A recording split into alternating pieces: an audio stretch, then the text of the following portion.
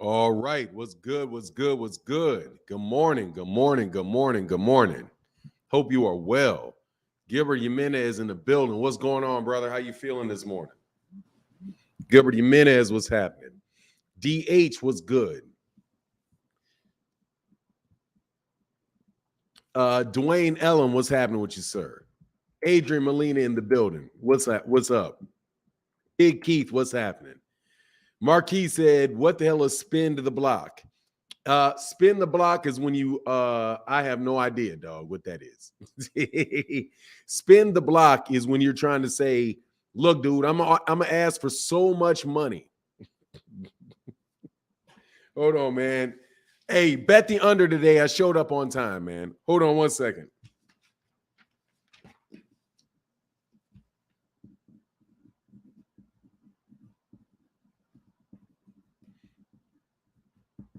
That's what you call that's called a Freudian slip, bro. Marquis. That's called a Freudian slip. What he meant was, I'm going to ask for like 9 million. I'm going to ask for $90 million for this fight and not make it again. The situation got worked, man. Nah, spin the block. He said spend the block. Nah, we know what spin the block is, but he didn't say spin the block. He said spend the block. Whatever, though, really. Because honestly, man, you know what it is.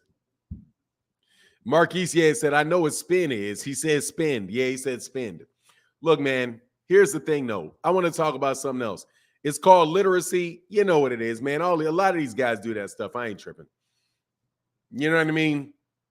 Like Errol Spence Jr. said, man, you ain't got to go to school to fight. Okay? So, you know what he meant. Spin the block. But I think it is a Freudian slip, though. I think it is a Freudian slip. Because why not do the same thing again, man? If what they said was true. Look, man, but 10 what? Bud in 10 years, LR.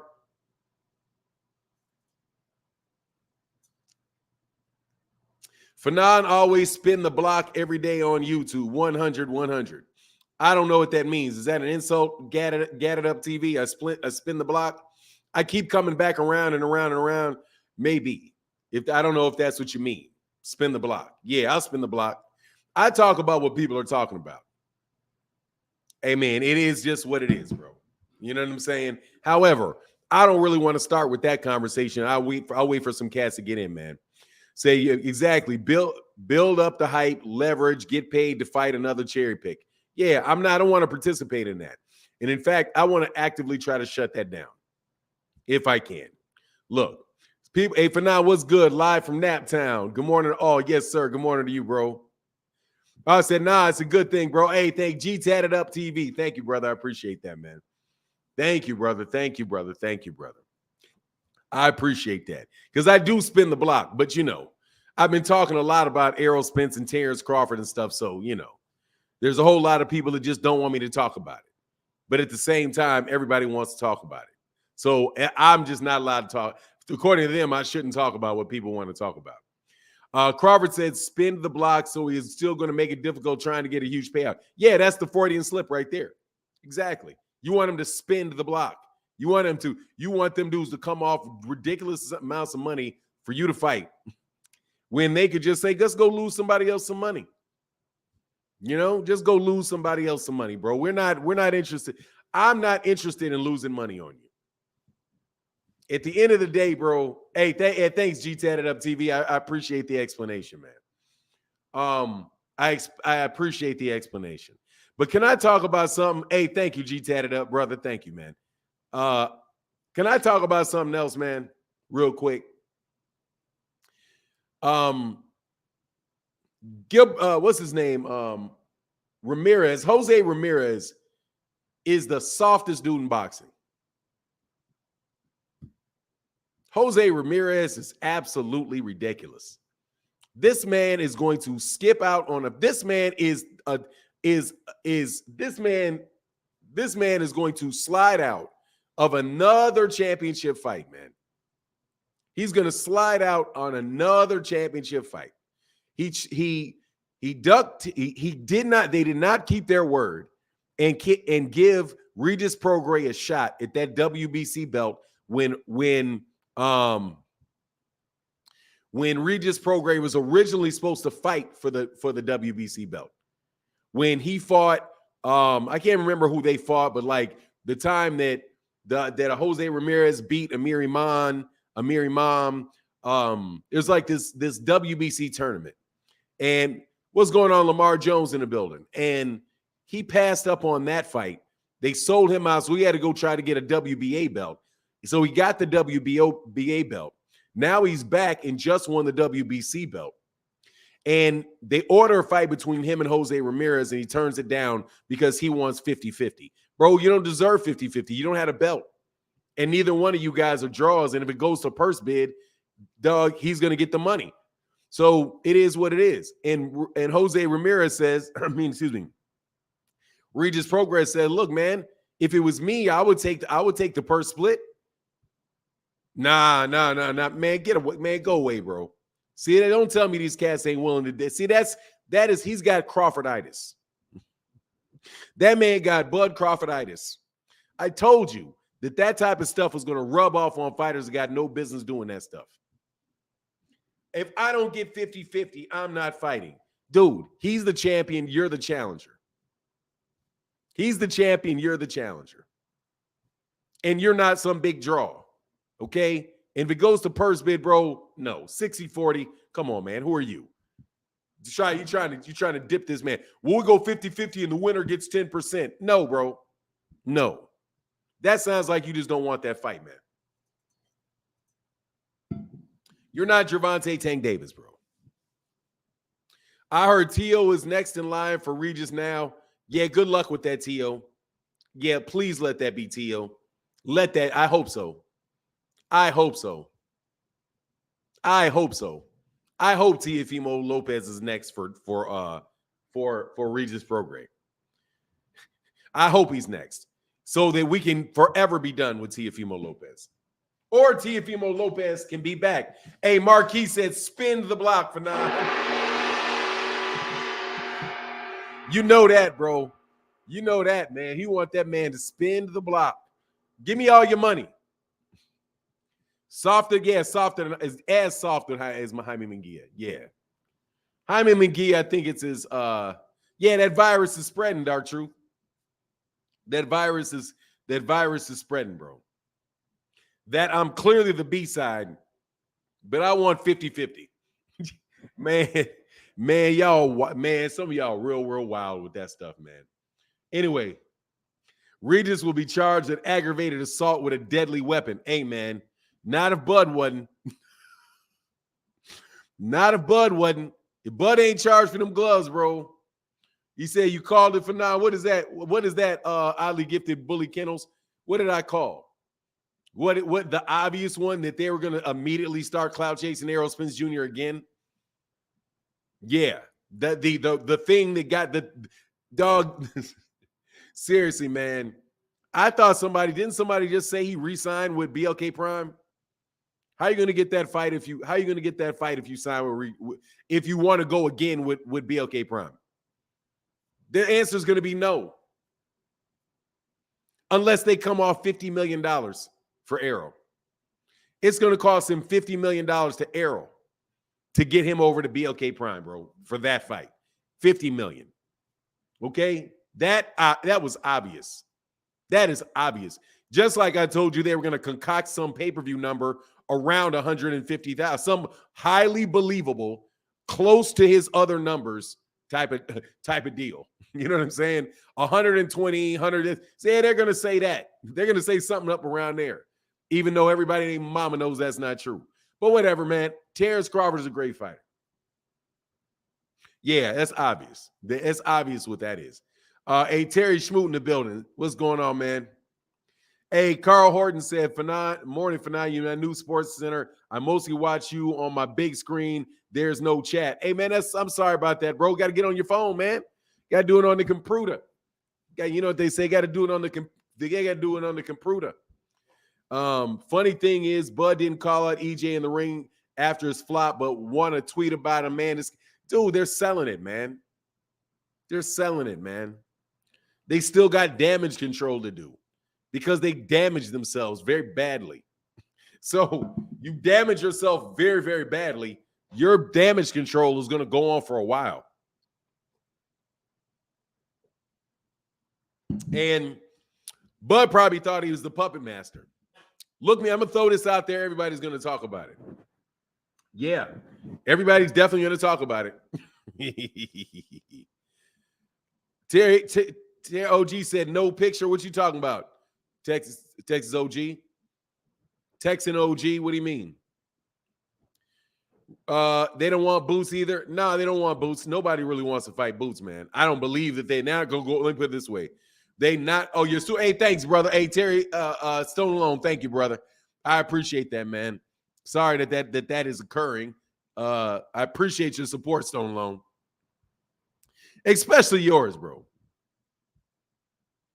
Because you know Stone Alone, I try to avert the conflict to the extent that I try to divert. See, that's why I don't make fun. I don't want to make fun of you for saying spin the block. Because I will twist some stuff up too, without a doubt. Now I wouldn't make that mistake, but you know, other ones, yeah. Yeah, nobody wants Boots. Yeah, no. Why don't Haney fight Shakur? Man, come on, man. Haney is in the weight class and not in the weight class at the same time. Yeah, he's in the weight class and not in the weight class at the same time. So, you know, I don't know, man. That's that stuff, bro. He said, major facts for man, a lot of crow gonna be eaten. Yeah. So he's gotta do it. You have to do it, bro. You have to do it. He's gonna have to do things like that. They're gonna have to now, they have to find a way to hype another fight. Because Errol is not fighting him next, bro. And more than likely that fight's not gonna happen in 2024. We're gonna run into the same problem. You're gonna run into the same problem. Because Errol is gonna fight say Errol fights in June. Right? Then when are the negotiations going to start? When are the negotiations going to start, bro? Chris Brooks, bro, I be seeing you, bro. Chris Brooks, I like you, dude. But you be saying some borderline delusional stuff, bro. And trust me, I know about delusions. You on some borderline delusional stuff, Chris Brooks. But you my brother, and it's all good because guess what? It's just boxing talk. That's all it is, man. You don't think we'll get that fight in 2023? No, I do not. No, I do not. I do not. Let me put it this way. I don't know that we won't, but I doubt very much that we do. Errol is going to fight Keith Thurman. More than likely, he's going to fight Keith Thurman. And more than likely, it's going to happen somewhere in the June timeframe. April, probably not May, because you're going to have Canelo with a tin can fight. Canelo's going to take a tin can in May. So you're going to have Errol in June, which is over a year out of the ring for Errol. Once again, Errol will be out of the ring for over a year coming back. All right? Over a year. Which I don't think is completely missed on Terence Crawford. I know, Chris Brooks, you're all good. You're all good with me, brother. I just want to let you know you're all good with me. You know. So now the call is, should Errol let's have Errol fight Terence instead of Keith Thurman.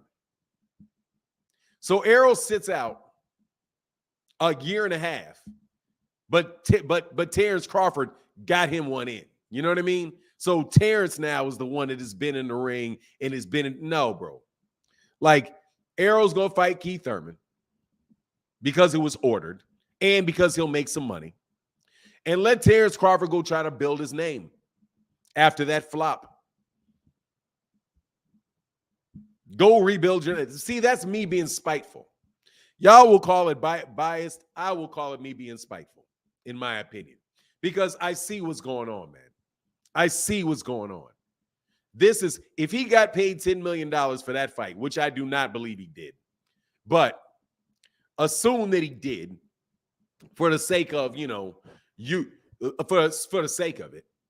He builds his name up off of Errol Spence Jr. for a year, leaves Errol Spence Jr. high and dry, leaves boxing fans high and dry, right? And now it's, hey, I'm ready to go again. Let's do the same thing again. Let's all start arguing and talking about the fight and whether or not he's ducking me, because you see I called him out. So since I called him out and he's not fighting me, he's ducking me. Oh, Errol's ducking, and you're going to do the same thing. Frame a man for a duck. Frame a man for a duck, frame a man for a duck, frame a man for a duck. Rinse and repeat. Frame a man for a duck, frame a man for a duck, frame a man for a duck. Again. It's over and over and over again, bro. Framing people for ducks. You know this man just had a car accident, just said, hey, man, got some nicks and bruises, and then, I was about to announce a fight. So the man has got a fight. He's already got a fight. He said he had another fight. No, he's not going to fight till June. But hey, just so you know, wink, wink, when you're ready, I'm here. Ready here to do what? Do what Bomac said, which is if the money ain't right, you ain't going to fight. Brother, the money ain't going to be right, bro. I'm going to tell you right now, the money ain't going to be right. Terry Schmoot, that's a lie. They gave him a $10 million guarantee. He didn't want it. And they would have done a lot more than 120K pay-per-view.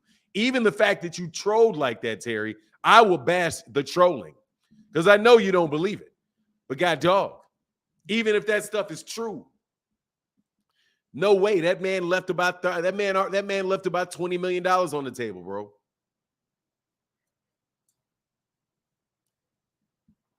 That man lost about $20 million on the table, wasted a lot of people's time, bro. And now it's let's do it again. Nah, brother, I'm going to ridicule you. I don't believe you. Before I was the first time around this block, I was actually like, yeah, let's do it. Terence is not going to duck. Terence is not going to duck. Terence, now you got me out here looking bad. With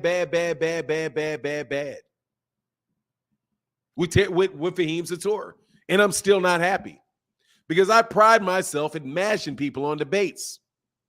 But I got to admit that I never really had that much confidence in it because I didn't bet Terry $50.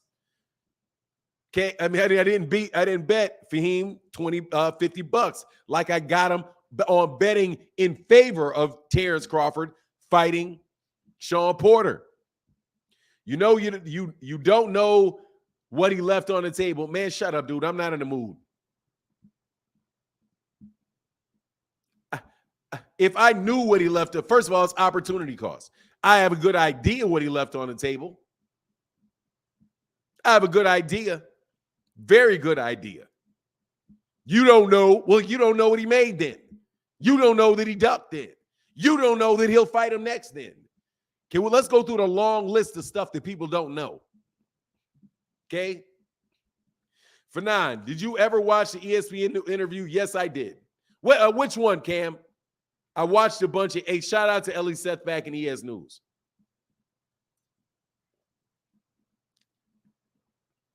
That's because he didn't say that, Kurt Williams. That's somebody lying to you and rephrasing it. He never said that.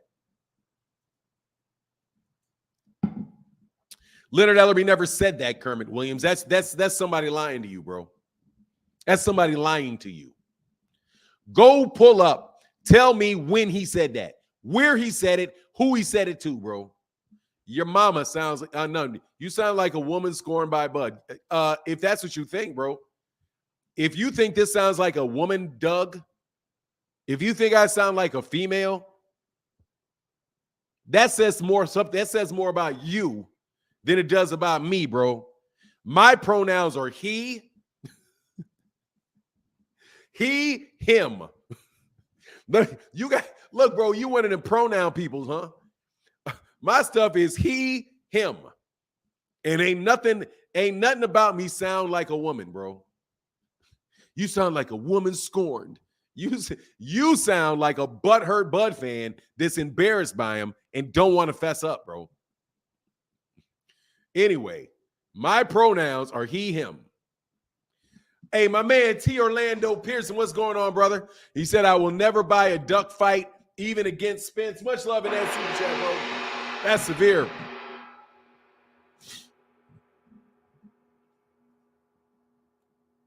It's he, him, brother. I'm he, him. Okay?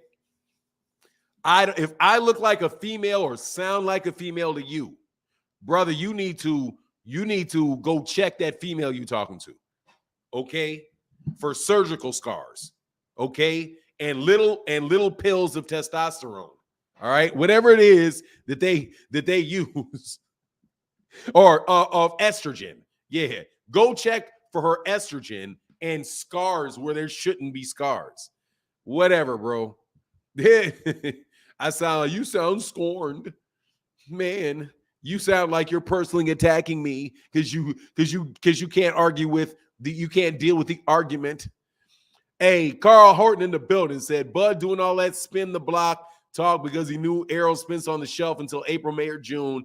He trying to keep his mind busy while those white coats check out those worn gloves. Errol Spence Jr. all the way, bro. Rachel Donaire did an interview saying she heard the offer had a guarantee. Of course it did, bro. Of course there was. He didn't want it. Come on, man. We paid attention to that stuff the whole time, bro. Hey, man, and much love in that super chat, brother. Mr. Horton, thank you, brother. That's big. Thank you, bro. Hold on one second.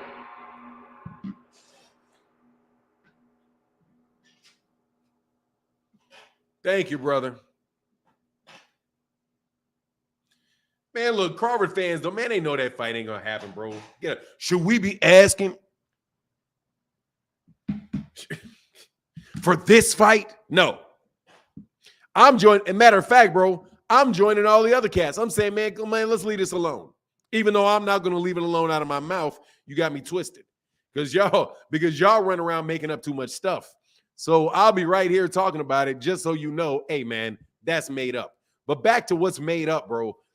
They never said that fight was never going to happen. And Floyd Mayweather Jr. never said the fight was not going to happen in 2022. He said the fight was not going to happen on November 19th. Is what he said. So the same people that told you it was guaranteed the fight was going to happen on 19th, then take what Floyd says and then make it like, oh, you know, Floyd admitted this. No, Floyd said you were a liar is what Floyd said. No, what Floyd said was, y'all are lying. He never said the fight was not going to happen. He never said, oh, it's not going to happen until 2020. He never said that. What he said was that date was not true. And that's all he said. You're lying on Floyd. And don't tell me I don't do my research because I do a video about everything. So that when you say I don't do my research, I can point you to my video that I did when it came out. Get out of my face. Floyd never said that fight wasn't going to happen. Leonard Ellerbe never said that fight was not going to happen. And more importantly than that, Floyd Mayweather Jr. is not Al Heyman. Floyd Mayweather Jr. is not Errol Spence. Leonard Ellerbe is not Floyd Mayweather, and Leonard Ellerbe is not Errol Spence. All they said, though, was that the November 10th, the November 19th date that y'all reported was BS. And guess what? It was BS. And then he said the November 19th date that you all reported as being true was BS. So I want to know how you can take the word of somebody that all they did was say that you were full of shit and say it proves your point. You guys are man, y'all are so full of it. Man, y'all are so full of it, bro. I wish I could drop the subject. Y'all so full of it. A man can literally, a dude, how full of it you got to be, do you have to be to do this? Where somebody busts you out, busts you out, and then you turn around and take what they said, which exposed you, as some way to expose them. You took, and I've seen y'all do it. You will literally take somebody's argument because you're so full of it. You will take somebody else's argument and then adopt it and then try to throw their own argument back at them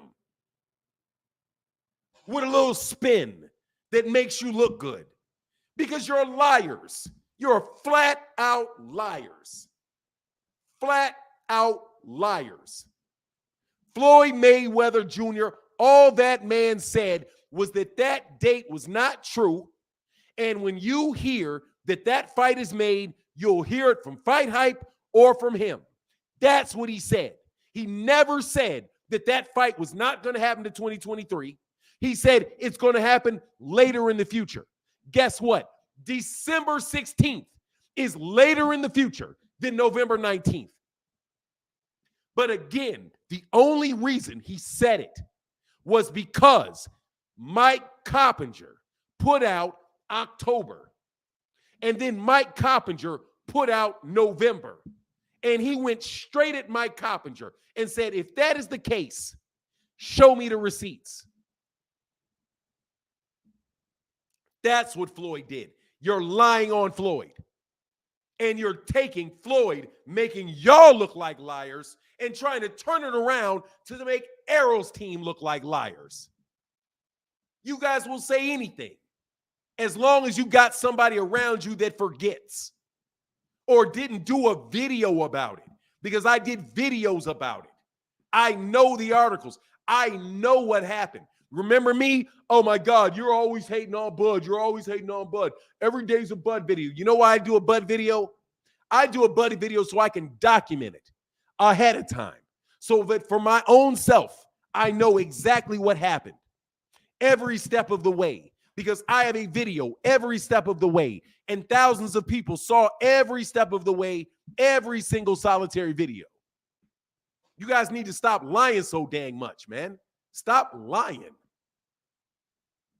You're lying. You then lying, you act like it's right. You just be like, whoa, what happened? You just act like it's right. You act like you're telling the truth. Acting like telling the truth ain't the same thing as telling the truth. Giving somebody half a truth when you know that it is not a full truth is misleading people. Constantly, y'all do this.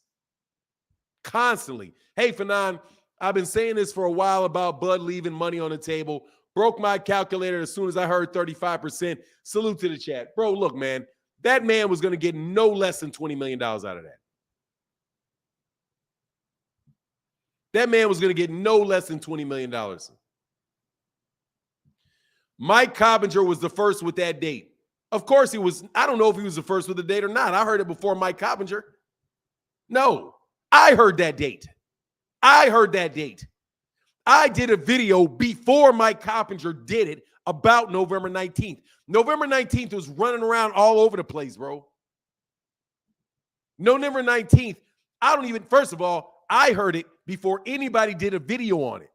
There's a bunch of people that did the video the same time because it was running around all over Twitter. Matter of fact, you know who I think I heard November 19th first from? I think I heard it from Chicken Talk. I'm almost positive I heard it from that dude on Chicken Talk. Dude, y'all, people think that if you don't watch Twitter, if you're not on Twitter, you think all the news busts on YouTube. It doesn't. Most of the boxing news busts on Twitter. And then people will take what somebody's saying in Twitter and learn about what somebody said on Twitter, and then they will put up a YouTube video about it. That's why I always credit Chicken Talk. The first time that I heard, I'm almost positive that the first time I heard November 19th was from Lefty of Chicken Talk. And the guys, because Chicken Talk has about, man, those dudes, I don't know how many guys they got on that thing, like 30 dudes. You got a guy on Chicken Talk, the guy that on Chicken Talk, a regular on Chicken Talk, was the guy that broke the story about Terence Crawford fighting, Gervonta Davis fighting Hector Garcia. Nah, bro, cats will get news. I'm telling you, I do this. You get your news from Twitter, and then you say it on YouTube. It's a completely different crowd of people. Y'all, how many of y'all are listening and watching Twitter? Man, I ain't trying, man, I'll bust out every con job, bro. Most of that stuff, most of that boxing news, bro. What's his exact words? That the fight is not happening this year?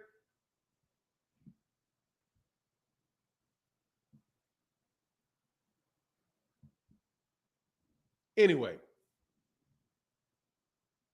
like I said, the first person that I'm pretty sure the first person that I heard that from was on Chicken Talk.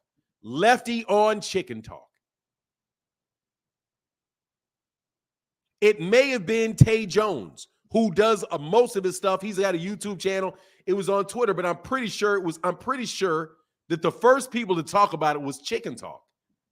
It wasn't anybody on YouTube. It was Chicken Talk. Chicken Talk has the source, just so you know.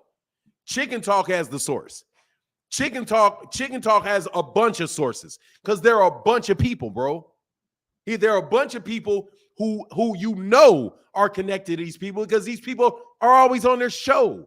Leonard Ellerby is a regular guest on there, not a regular, but he comes on that show. Steven Espinosa comes on that show in them spaces. Matchup, Dwayne said, hold on one second, I get that. He said, Errol Spence Jr. fan, and it's bad when we think Thurman deserves a fight over Bud. If Errol treats him how they treated him, he should ignore both fights. Hey, bro, it got ordered. Man, I just get tired of the lies, bro. I get tired of the manipulation. I get tired of the lies. I'm sorry, bro. I'm a boxing fan, bro. I get tired of it, man. I like, dude, seriously. Because y'all always bring that crap to me. You bring that crap to me, then I got to sit and make you look stupid. Because, bro, because you're just, Floyd said it's not happening. He was past ESPN, spoke of the fight. Bro, stop. He never said that fight was not going to happen. He didn't say that, Chris Brooks. He didn't say that. That's not what he communicated. Let me put it this way. That's not what he communicated. What he communicated, Chris Brooks, was that the dates that they gave are not right. That he knows he talks to Al Heyman every day, and that date is not right. That's what he said. That's what he communicated. All right, man, you ain't got to stop. Because if you say that's the case, then you're saying Errol's lying. Think about what you're saying. You're saying that you're just trying to protect Bud, man. Stop. How about Bud said the fight was never going to happen? What about that? How about this? How about the only person that I know for sure said the fight was never going to happen was Bud? Much love in this super chat. But don't you think it's a little funny how somebody who's not connected to the fight in Floyd Mayweather Jr. can say that fight's not going to happen and you believe it and blame him. But the guy who actually walked away from the fight said that that fight is not going to happen. You don't want to believe him. Bud said the fight was not going to happen. He doesn't see it happening. He said it multiple times. But you want to ignore that. And then, in my opinion, twist the words of Floyd Mayweather Jr., or at the very least, ignore his meaning and the context in which he said it, and then say that is proof that Al Heyman blocked the fight. Even though Floyd never said Al Heyman doesn't want this fight, he did not say that the fight will never happen. He said the fight will happen later in the future, is what he said. Multiple times. He said, you will be, when the fight is finalized, you will hear it from me or you will hear it from Fight Hype, is what that man said.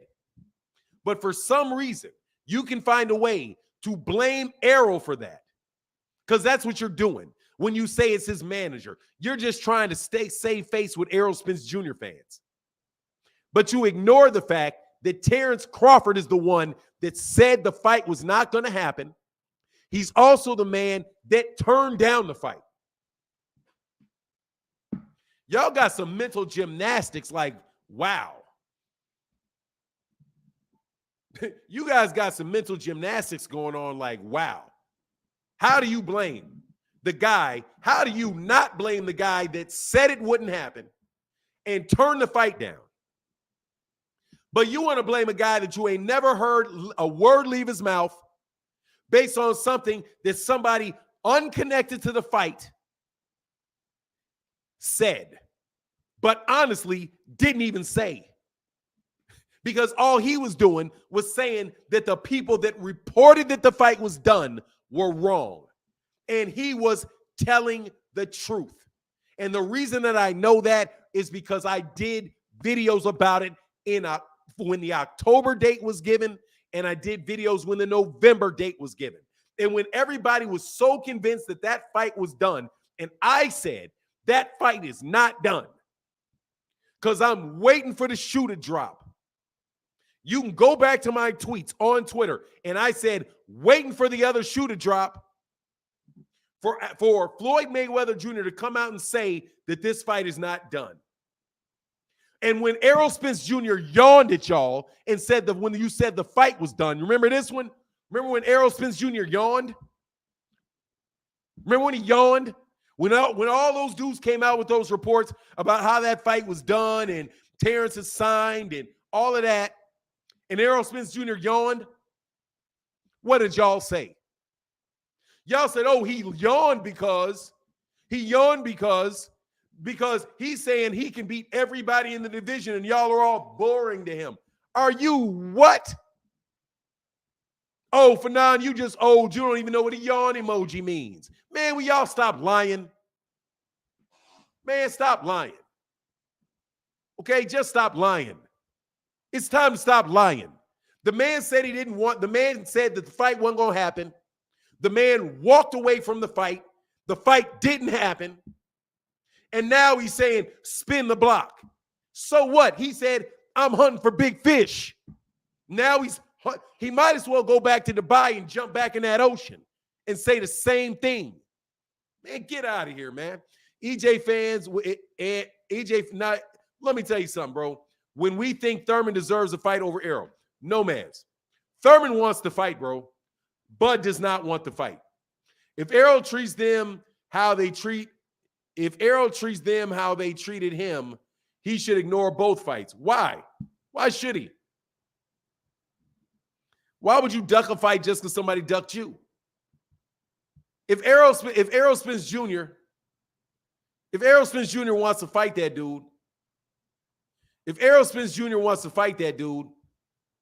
then he can fight that dude. What? Terence Crawford never walked away. Keith Thurman never walked away from that belt. If Errol Spence Jr. wants to fight Keith Thurman, he can fight Keith Thurman. He can fight Terence Crawford. Period.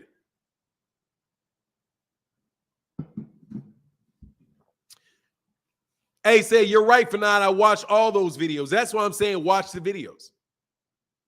Watch the videos. You don't need somebody to tell you what's going on.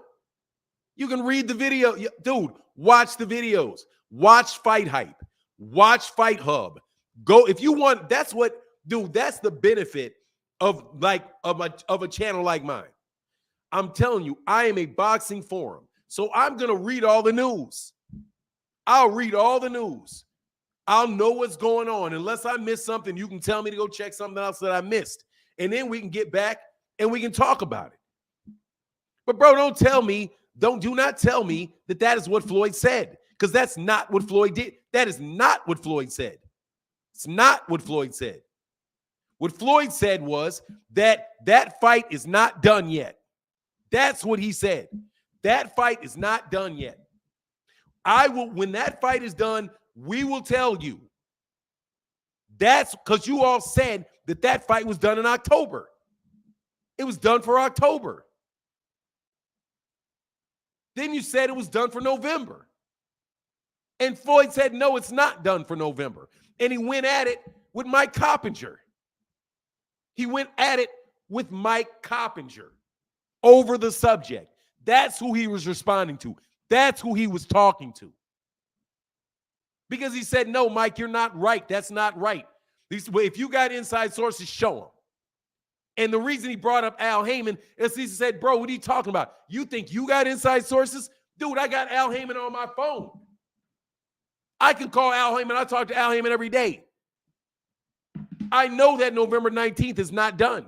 I know it's not because I talk to Al every day. That's what he said.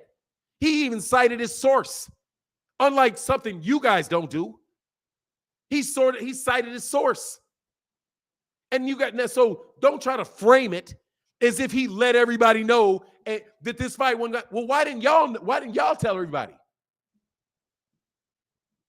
If that's what he said, then why didn't y'all say that then?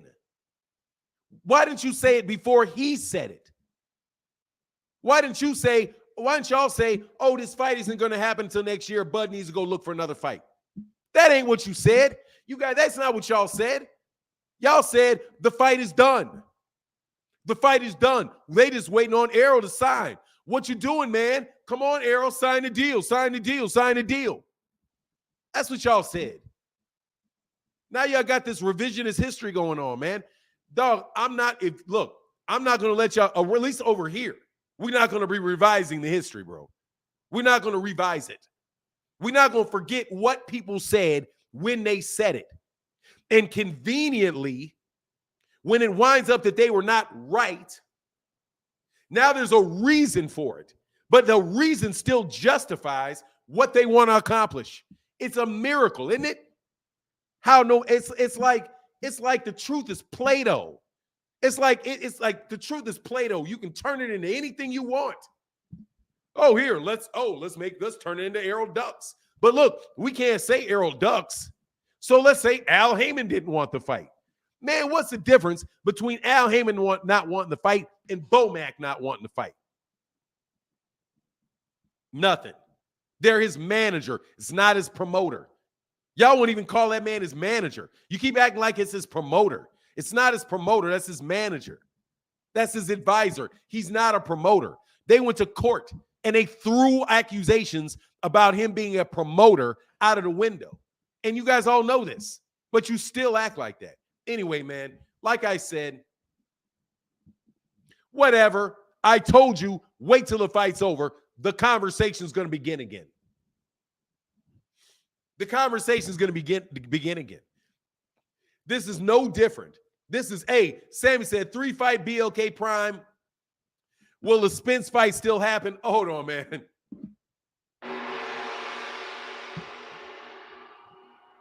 If he has a 3-fight deal with BLK Prime, I don't know if that's true or not.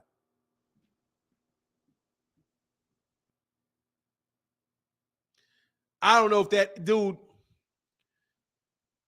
Let me tell you something. Since Steven Espinoza, Mambi, and Terence, watch this. Since Floyd Mayweather Jr. and Leonard Ellerbe are not the same person, that's not a contradiction.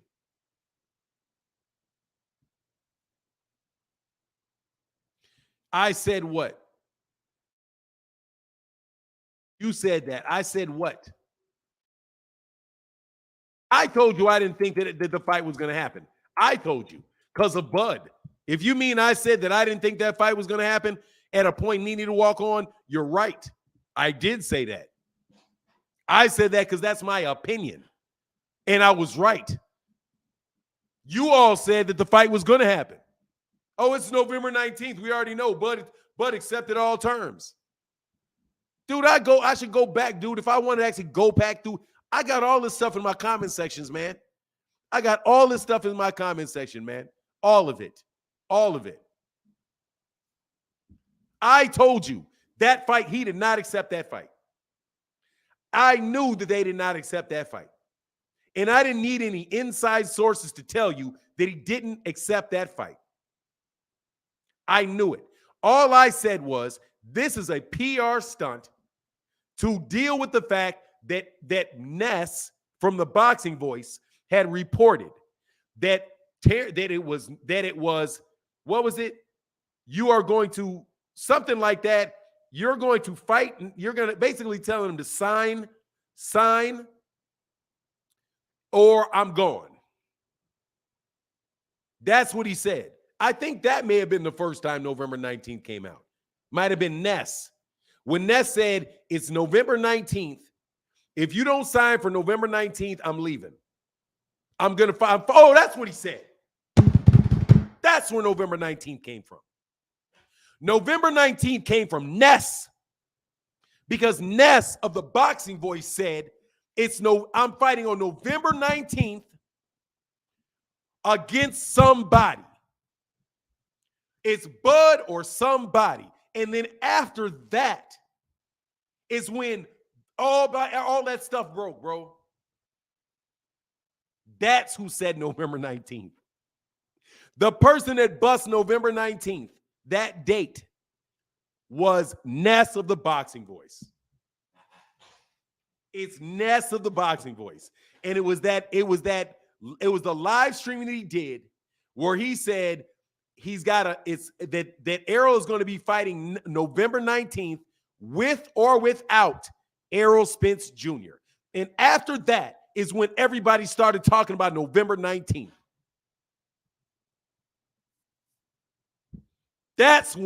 You want to know who came out with November 19th first? Ness of the Boxing Voice.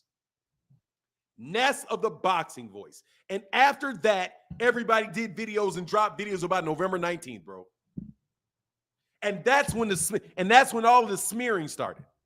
That's when all of the, I accepted the deal, I signed the contract. That's when all that bull crap started. After Ness of the Boxing Voice said Errol Spence Jr. is going to fight November 19th with or without Terence Crawford. That's who did it.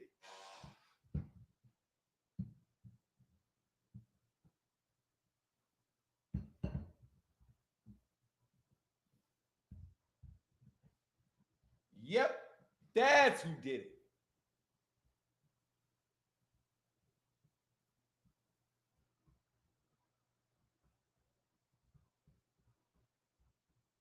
I hate going I don't want to have to go all the way back. Oh, search.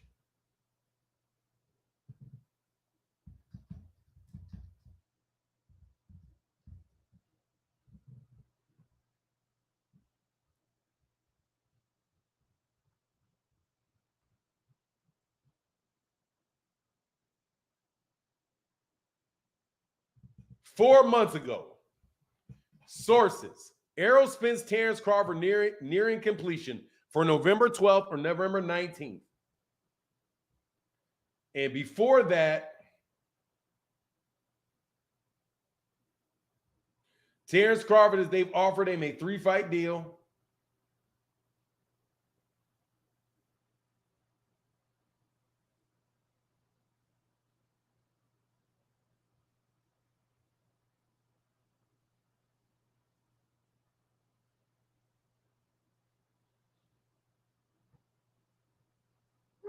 Oh, it's mixed up because they got like 2 months, 3 months.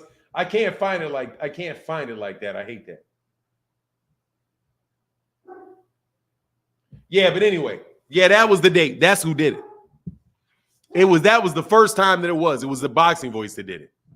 Boxing Voice said that they were going to be fighting on November 9th, that Errol was going to be fighting in November with or without Terence Crawford.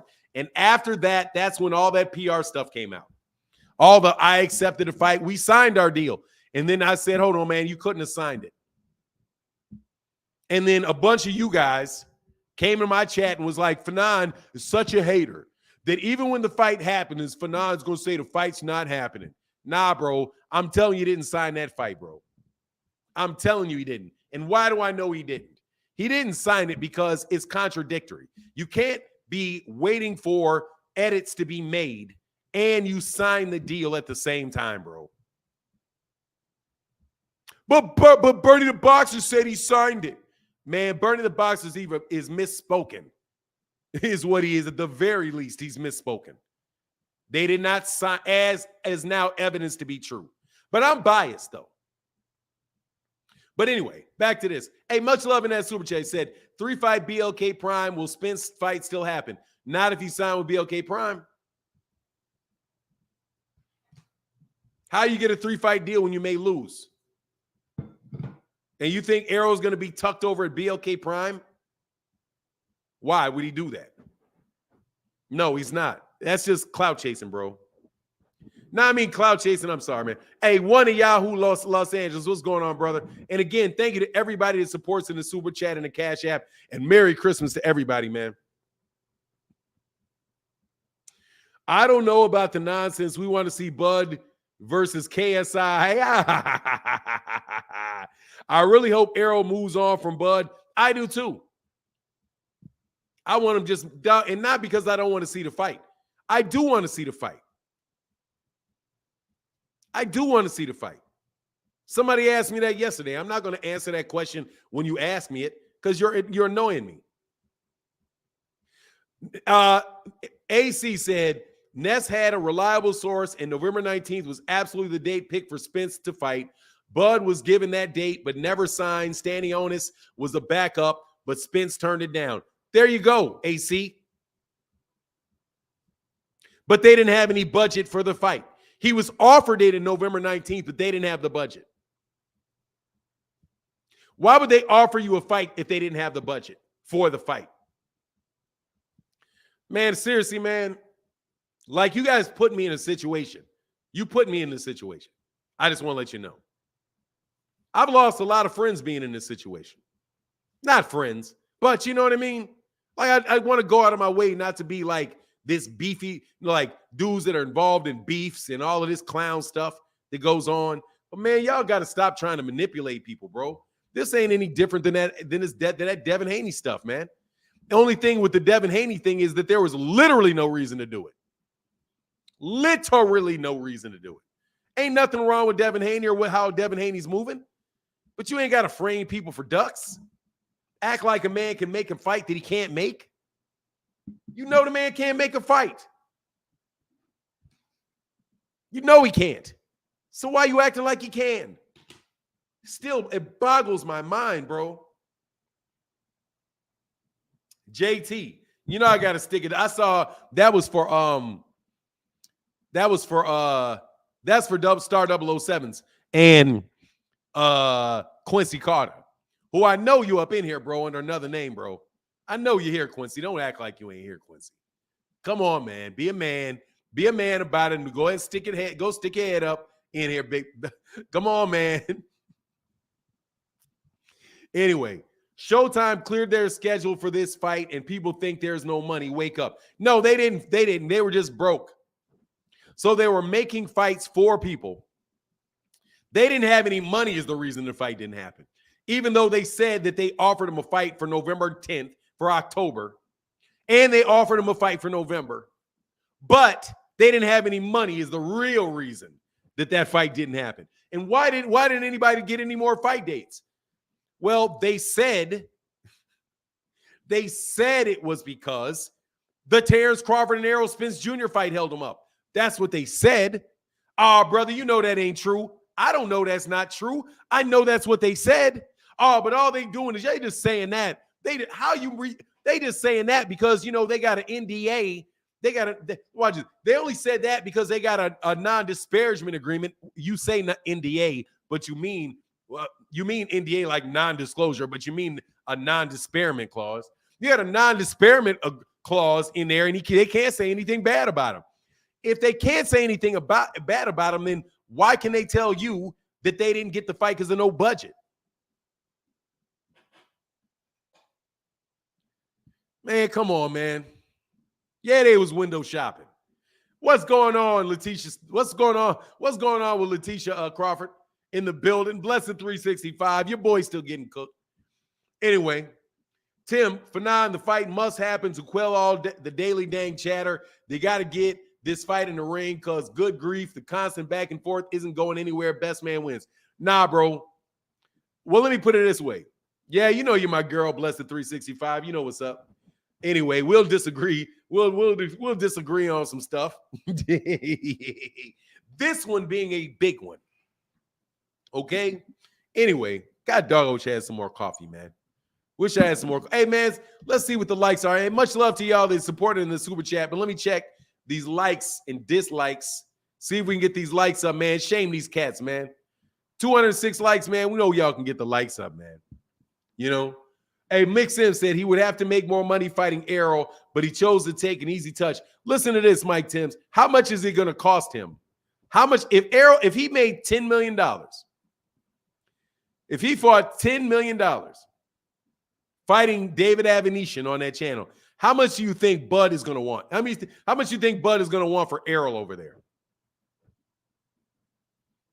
How much you think that they're going to get from he's going to want for Errol? Give me the number. How much do you think? And I need Blessed 365, his sister / manager, to tell me how much money you think he'll want for that fight.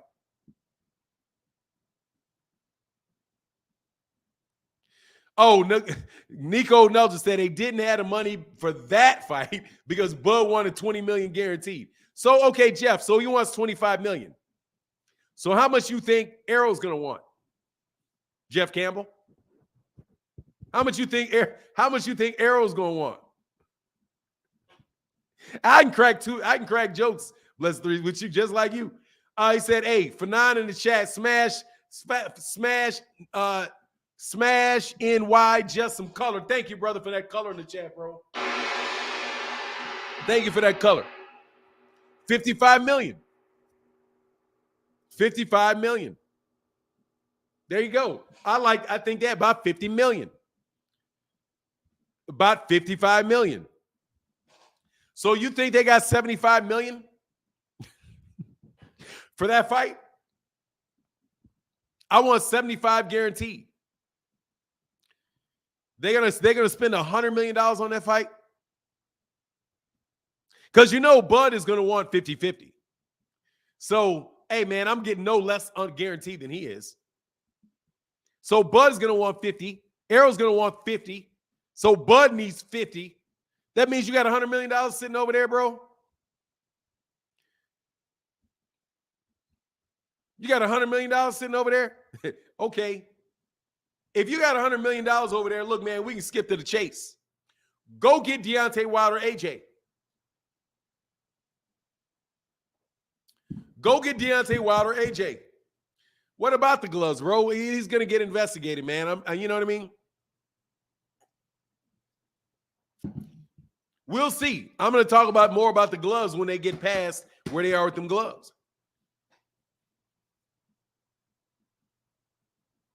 Why am I pocket watching BLK Prime? BLK Prime is a public entity. You might as well ask me, why am I pocket watching? Hey, man, why y'all pocket watching Showtime?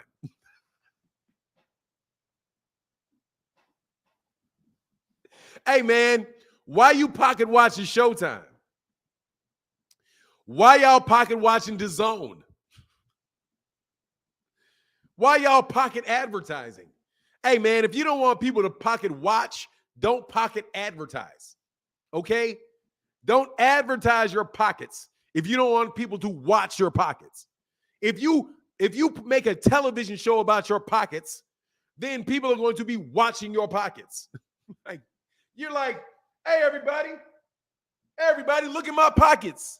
Stop looking at my pockets, but watch my pockets. Man, come on, man. Pocket watching. Y'all need to go put, man, I got something for y'all to watch. Anyway, Paul Batal said, even if Spence agreed to bare knuckles over in the UK under BLK Prime, he ain't signing. Look, bro, let me tell you, man, Bud don't want that fight. At the end of the day, Bud said he don't want the fight. I believe Bud. Bud said he doesn't need the fight. He doesn't ever see it happening. I believe Bud. Bud's already in the Hall of Fame. He don't need it. I believe Bud. Why won't y'all believe Bud is what I want to know. Y'all will believe everybody but what Bud says. Stop pocket watching the pocket watchers. Exactly. Stop pocket watching. Hey, man, why you... Bud don't sell. He won 20. Hey, man, it is what it is, bro. Y'all just some wild boys, man. Y'all some wild boy. Look, man, I ain't hating on Bud at all. I'm hating on y'all. I'm just telling you very, very honestly. I admit it. I'm hating on y'all. I'm not. I don't hate that Bud got. Honestly, I don't hate Bud for not taking the fight. Hey, say tell Bill stop pocket watching. That's real pocket watching. Bro, let me tell you. Let's get on Gervonta for a second. Because I can't resist.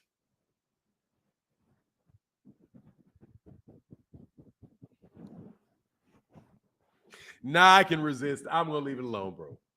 I don't need to start too much stuff, bro.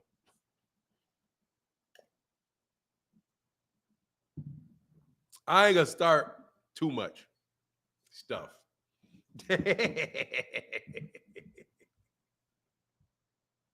I don't want to start too much stuff, bro. Hey, Fanon, I had to rant on one of your videos last night. I wish Bud fans would at least use sensible argument. Some of the trash is brain damaging. Let me tell you, brain draining. Hey, look, bro. They want it and they don't want it at the same time, bro. They want it and they don't want it at the same time, man. It don't matter what you say. Because at this point in time, it's 100% pure. It's 100% stirring up. You're what do you call it? All you're doing is you're just putting on a show at this point. It's just a show at this point. Nah, I don't want to speak my truth, bro, because honestly, man, it's like whatever. Really? I mean, it's just, look, man. It's marketing. It's marketing. It's just marketing. It really is. That's all it is. BH is say he's starting a podcast. Hey, good for him, bro. He'd be really good at it, too. He'd be real good at us. He'd be very, very good at it. Hey, what's going on, Olivoso? Hey, again, brother, thank you for that support in the super chat, bro. I don't think there's any cash ask, but thank you, man. And I understand it's Christmas time, so we still keep it chopping up, brother. Thank y'all for all your support throughout this great year of boxing, bro. It's been a good year for me, bro. It sucks the year sucks for most boxing fans, but it was a good year for me. It's a good year so far. Robert can't count your chickens before they hatch, so we got to cross that New Year's line. But you know what I mean. You know what's funny to me, man? That you think you're smart. All of your stuff is Bud hate. Yeah, I got you. All of my stuff is Bud hate. Then why are you coming around, bro? Let me help you leave. Let me help you leave, okay? Let me help you leave. If it's all Bud hate, let me let you leave. No worries. All right, though. They said, Raj Potts great. Oh, man, God dang it, man. Raj, y'all need to do some earlier shows, bro.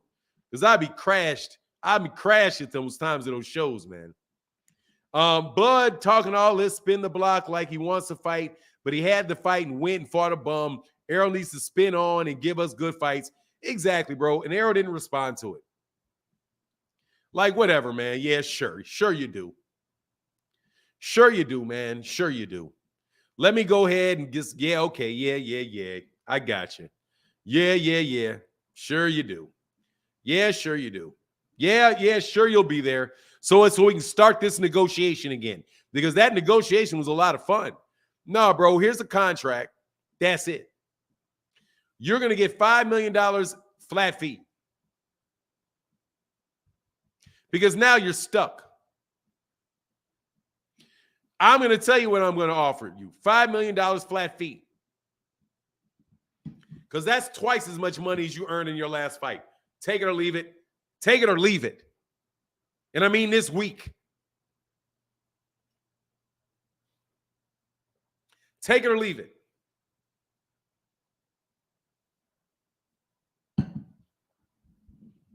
Take it or leave it. I don't care how much they paid you. I care how much your fight earned. I will give you the entire revenue produced by your last fight. The entire revenue of it. Your pay-per-view plus your gate will be your guaranteed money. That's what I would say. I will give you a great deal. However much money your fight earned, That's how much I will give you in a guarantee. So let's pull out the calculator. Time for the calculator. You know the Chicago people. You know it's time for the percolator. This is your guarantee. And you tell me this is not fair. One of you Bud fans tell me this is not fair. Then I will give you your entire revenue from your last fight in a guarantee. And let's take the $120,000 lie. Because I'm going to take that as a $120,000 purchase lie. However, sure, let's take it. And go to this. $120,000. And I'm not even going to charge you taxes. Or decrease any costs. Because what good would that do? You'd owe me money if I took the costs out. Because you lost money. But anyway, times 40. I'm a hater. If this feels like hate to you, it's not. It's I'm sick of you. Plus 1 million.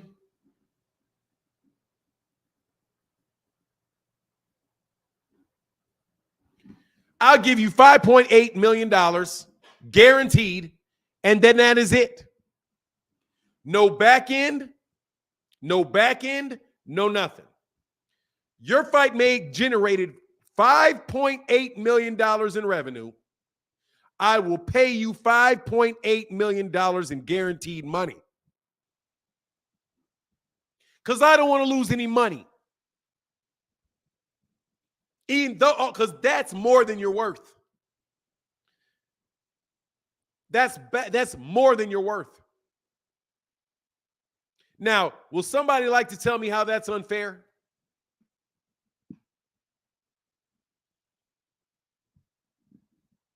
Oops. Oops.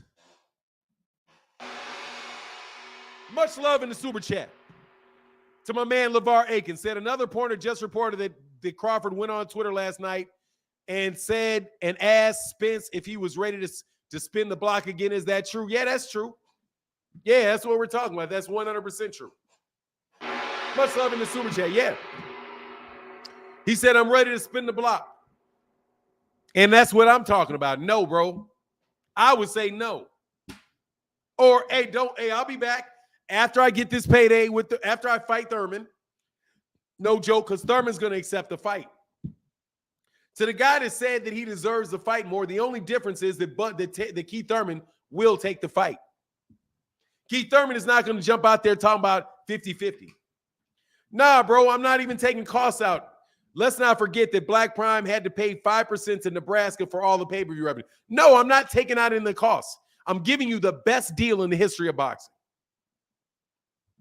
I would offer Bud Crawford the best deal in the history of boxing.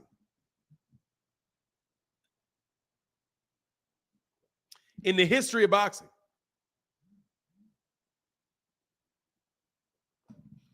It's better. Watch this. It is, oh my God, is it?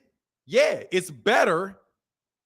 I do believe it's better than the offer he got for Sean Porter. It's better. It is. It's better than the offer that he got from BLK Prime.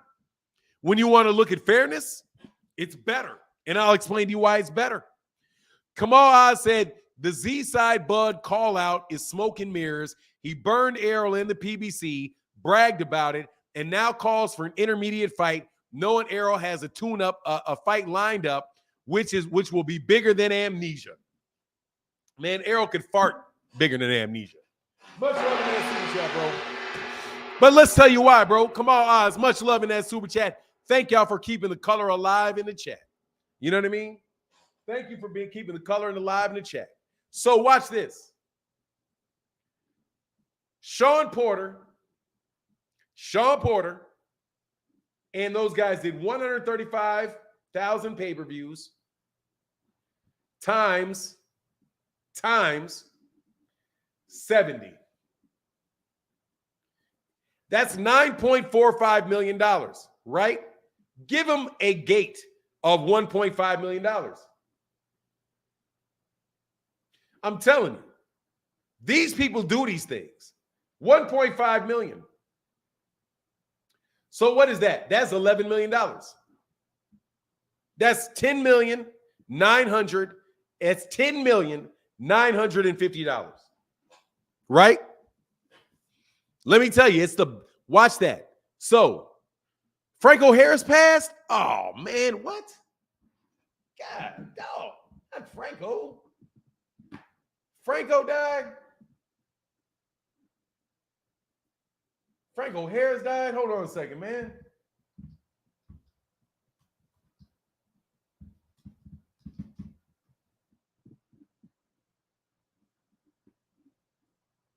Oh man, rest in peace, Franco Harris.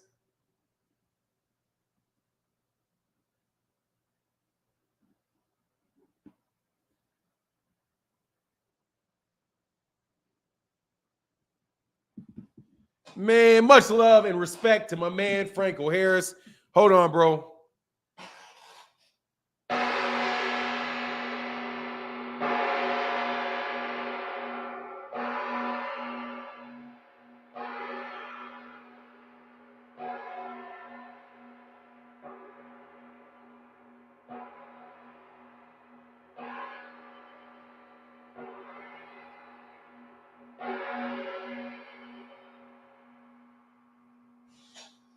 Rest in peace, Franco Harris, man. My second favorite football team ever.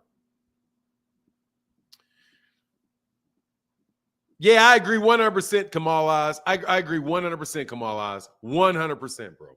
100%. Thank y'all for keeping the color alive in the chat too, brother. Thank you. All right, so let me get back to this, bro. Also, rest in peace, strap season. Bud has killed strap season.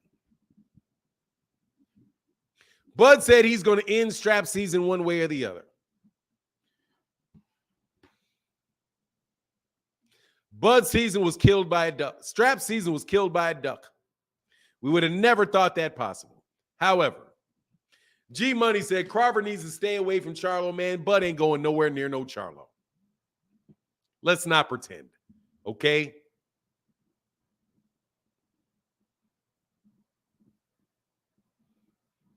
How did he pass? And that'll tell you why.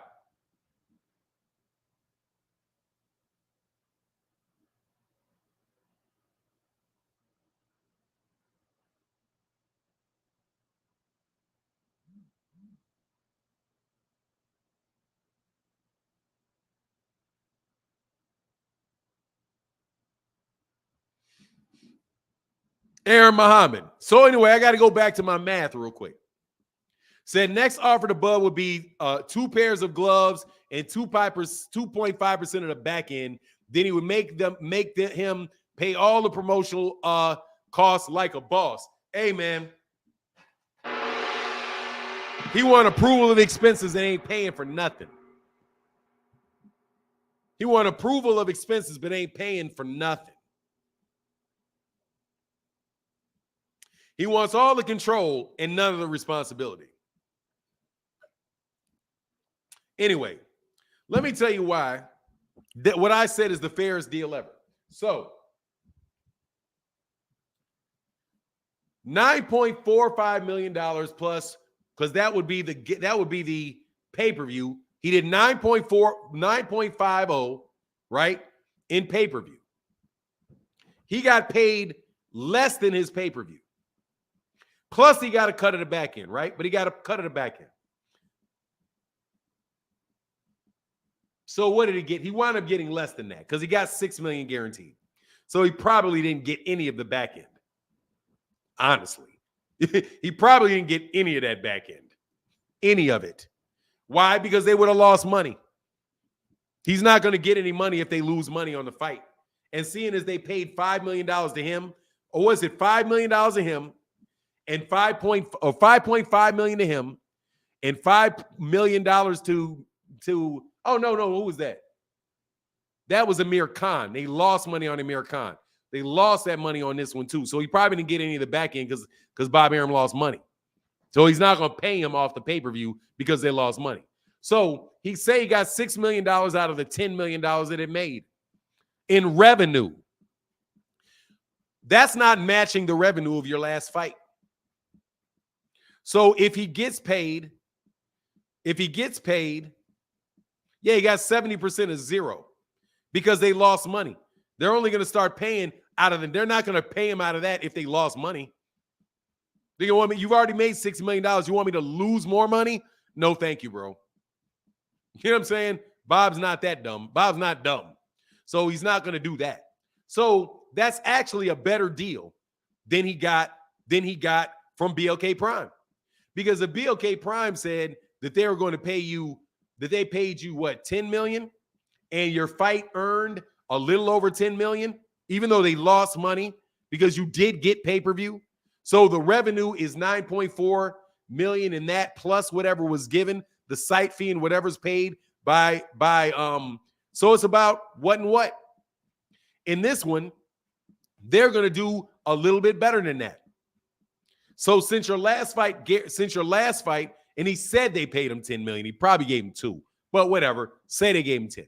So, but we're going to give him, since you know he probably only did about 20,000 pay-per-view buys, and the real number is somewhere around $3 million in revenue that they brought in. If you give him $5 million on that 3, you're paying him way more. You may be paying him 20% more than his fight earned. That is fair, bro. That is a fair offer. And not only is it a fair offer, it's a great offer. And if Errol's going to go over to BLK Prime, that's why he's going to say it, bro, get out of here, man. Without me, we know what you're going to sell. Without me. Bud just wants to sell his O for $1 billion. Much love in that super chat, bro. You know what he's doing, bro. Hold on one second. Much love in that cash app, brother. Thank you for that support, man. Nah, hey, OG Fresh. Now, what he's doing is this. He's trying to have another fight for whatever money he got against somebody he can beat easily. That's it. He's doing Floyd Mayweather Jr. Except for he's not admitting that he's retired. That's it. He's doing exhibition fights, bro. He wants to get $1 million exhibition fights. That's it. Because David Avanesyan is pretty much the same thing as him fighting is Floyd Mayweather Jr. fighting Conor McGregor, or his sparring partner. What's the difference? He's following Floyd's retirement blueprint, except for he's doing it as an active champion with a major belt. That's what it looks like he's doing. Right? If he fights David Avanesyan, let's see who he fights next. That's why I just want to see him. I want to see him fight Boots. I'll be full on board supporting him fighting Boots, man. 100%.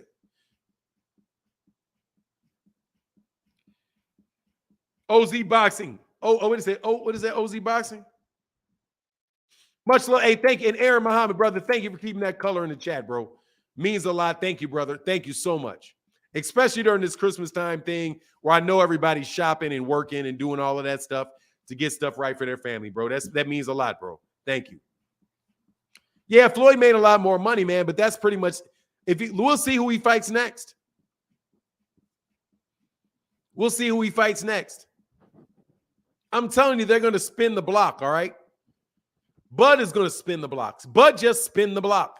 Oh, we're going to go right back and get in this negotiation table. He said, hopefully we can get back to this negotiation table. What negotiation table? You accepted a deal.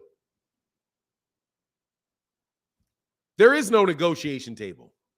For what? Why do you need to go to a negotiation table? Why do you need to negotiate? What is there to negotiate? You accepted the deal. Right? The only question is whether or not your deal is still there. Or because, you know what it is, you flopped, they're going to take away something out of that offer. There's no reason to negotiate. You already accepted the deal, right? You also turned around and said, Hey, well, we can just turn around and still take that deal for February 4th. Well, February 4th is out the window. And that percentage cut is out the window. But you said you didn't want no guarantee, so you said I don't need no guarantee, so you don't need it. And I believe no Nito Donaire, bro. Yeah, exactly. Now they want to. He didn't call for the fight. He called for a negotiation. Listen to what people say, man. They didn't say let's fight. They say let's negotiate. I can't wait to negotiate with you. Yeah, because you guys came out like a fat rat in that negotiation, huh?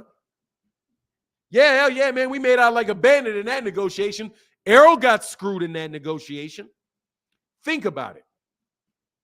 If Bud made $4 million, how much did Errol make? None.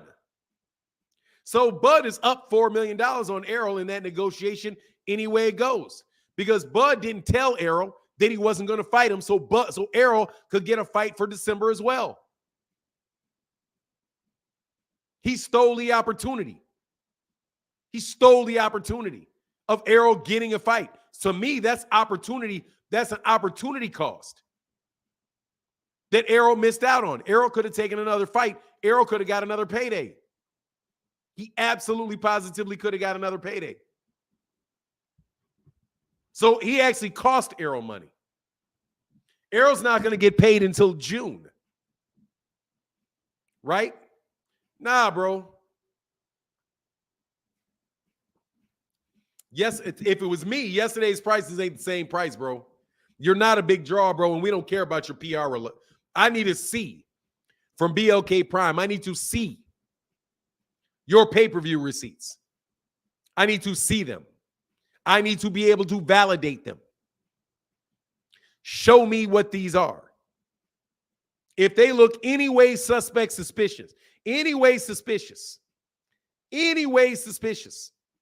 I'm not going to believe them, bro. I'm just telling you. That's me. Anyway, who was Errol going to fight, though? Whoever he wanted to fight.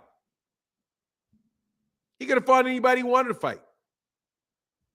He could have fought Keith Thurman. He could have fought Stanionis. He could have fought Jerron Ennis. He could have fought anybody he wanted to. He's got 3 belts, and he is a major draw. He can fight whoever he wants to. But I'm going to tell you exactly who he did get to fight. Nobody, because Bud didn't tell him. Bud did not tell him that he didn't want to fight. And I have a suspicion, this is just my suspicion, I have a suspicion he was the only one that on that team that probably did want to fight. Because, dude, after 6 months of nonsense, somebody had to be looking up like, man, come on, man, this dude ain't trying to make this fight. And you know how I know that? Because Errol said, look, bro, if this fight doesn't get made, it's not me. Derek James said, man, if this fight does not get made, it is not me. Yeah, I'm 100% confident we can get it done. We're going to get it done. But let me tell you, if it doesn't happen, it ain't me.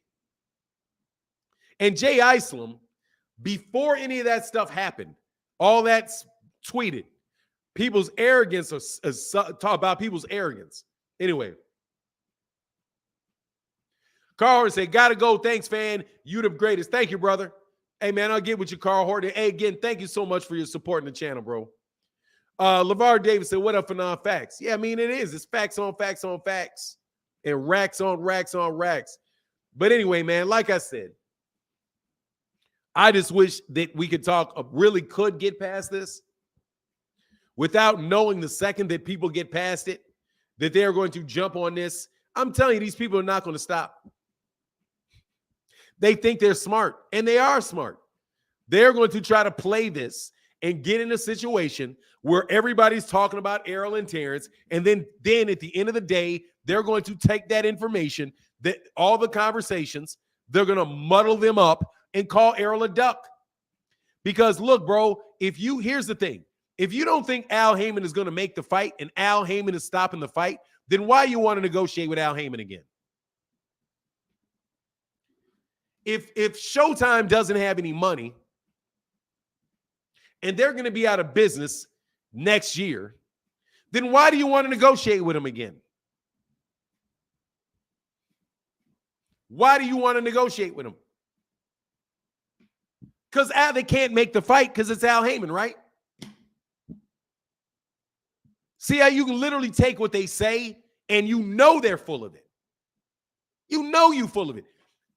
You don't want, if Errol Spence Jr., you want Errol to leave Al Heyman?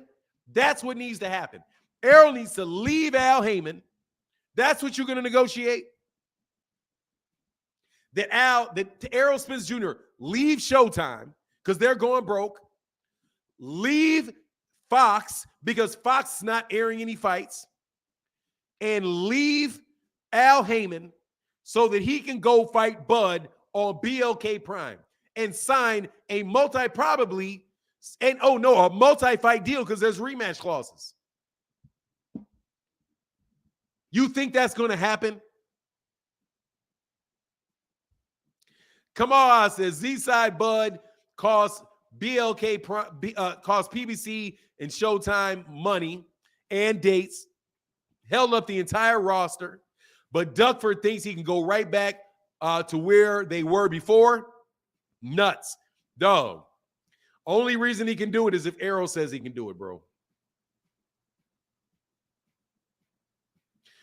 Delano C says simpler. If y'all ignore purses and splits and look at what the total money Errol Spence Jr. fight makes versus Bud, dude, it's like, dude, that is what you have to look at.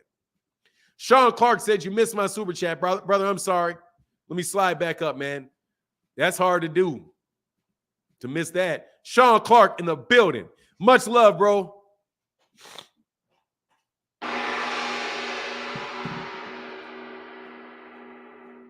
He said, funny how Bud get them tweeting when it's not time to fight. He was tweeting Errol when EJ got the Pac fight, Ugas fight, and now. Boy, he don't want that fight, bro.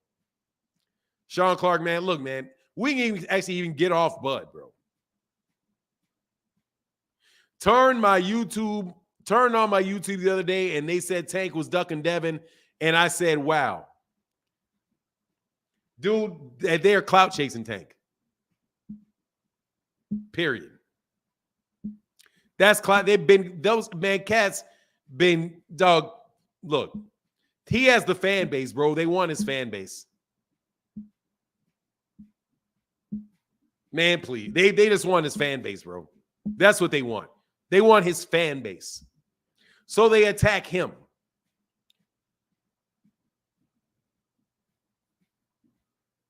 Yeah, I mean, that's what it boils down to. Terence, the man already has fights scheduled, and he cannot make that weight class anymore, according to them. Because when it's time to talk Shakur, the man can't make the weight class. When it's time for Gervonta, he can make the weight class.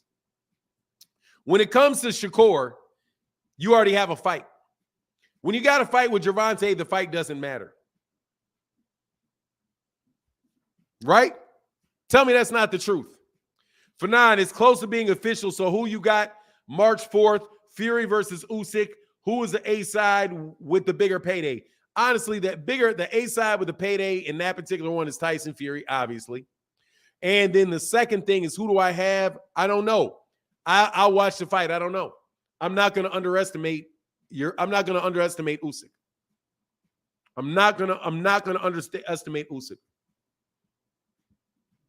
At all. I think Usyk is a very, very good fighter, bro. I'm not gonna underestimate him. Valley said Haney logic. Now look, dude, it's funny that how the Haney logic is the same as the Terence Crawford logic, isn't it?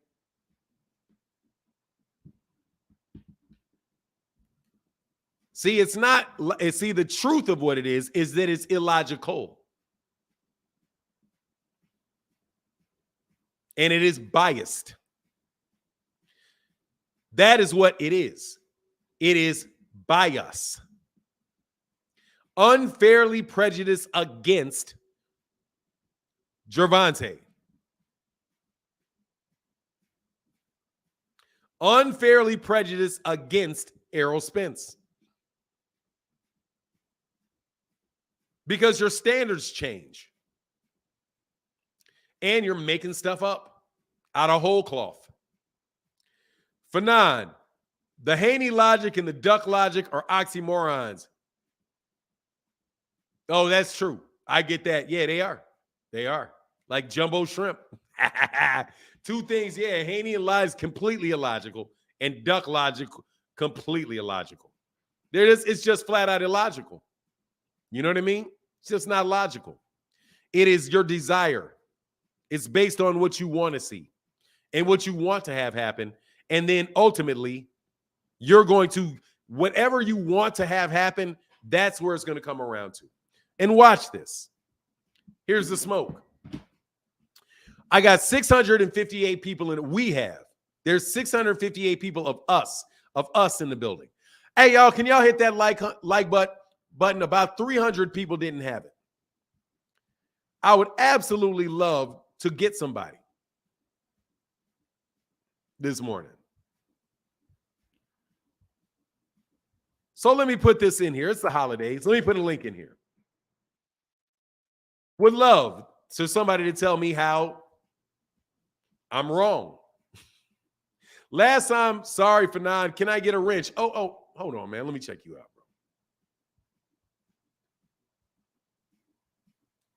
bro. Hold on, brother. OZ Boxing Talk 22. Yes, you can. OZ Boxing Talk, yes, you can. Because you have been around for 12 years and you're here every day, I do believe. So I will give you a wrench, brother. But let me tell you, if something funny happens, bro, I am going to light that up real quick. Okay, please do not do that. OZ Boxing Talk 22. Oh, let me do it. I'll do it. Let me do it. Why are you taking out WMD Mills? What did MD Mills do? Y'all timing our cats and I can't see it. What did he say? Now y'all whining and don't want Spence and Crawford. Is that what seeing here? Bro, I don't want to believe. Let me tell you something. No, that's not what you see. No, that's not what you're seeing. What you're hearing is people not believing him. It's the boy that cried wolf. Let me tell you about the story, the boy that cried wolf. Now, look, if you hire a little kid and you're in a village and you hire him to go sit on top, go sit at a lookout post, right? And I need for you to cry loud and ring a bell every time you see a wolf, because we don't want the wolves coming to eat our flock. So I need for you to ring the bell when the wolves come so we can come out and get rid of the wolves. Now, do you want him to ring the bell? Yes, you do.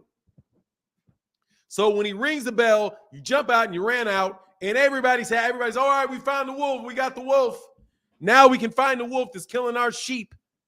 They're all excited because they come out getting ready to get the wolf, right? You do that 5 times, and everybody knows, and then you get out there and they laugh at you. Ha, ha, ha, ha. Ha, ha, I just wanted to see everybody jump out here. Eventually, bro, they ring that bell and you sit right where you are, bro. Man, I ain't going out here. That clown is out here playing jokes again. That's where I am. No, I do not have an inexhaustible desire to see Bud, to listen to Bud talk about fighting Errol Spence Jr. I do not have an inexhaustible support mechanism, a support battery for the notion that they're going to fight. At a certain point in time, if I do not believe that they're going to fight, it's like you're just talking smack. That's what you're doing. You're just talking smack. You know that fight's, dude, you're 6 months out, 8 months out from a fight, even being able to be made. And you know it. So why are you saying it? No, I do not. Do I want to see the fight? Man, yes. If the fight is announced, I'll say, okay, yeah. I'm happy to see this fight. Yes. But do I believe that a man that said he does not want the fight? Powerhouse Watson, what's going on, brother? I'm doing well. Do I believe that he wants to fight? No, I don't. And why would I? And all y'all are asking for is a negotiation. Oh, so let's get, and watch this. literally asking for him to have a negotiation instead of Keith Thurman. So you want, say he's going to fight Keith Thurman. Say they already got a deal worked out for Keith Thurman. Say they already have a deal worked out for Keith Thurman. You want Errol to say no, Keith Thurman, and hey, WBC, I need to pass on my mandatory, and I'm going to turn down a fight that I already have set so that I can start talking to you again.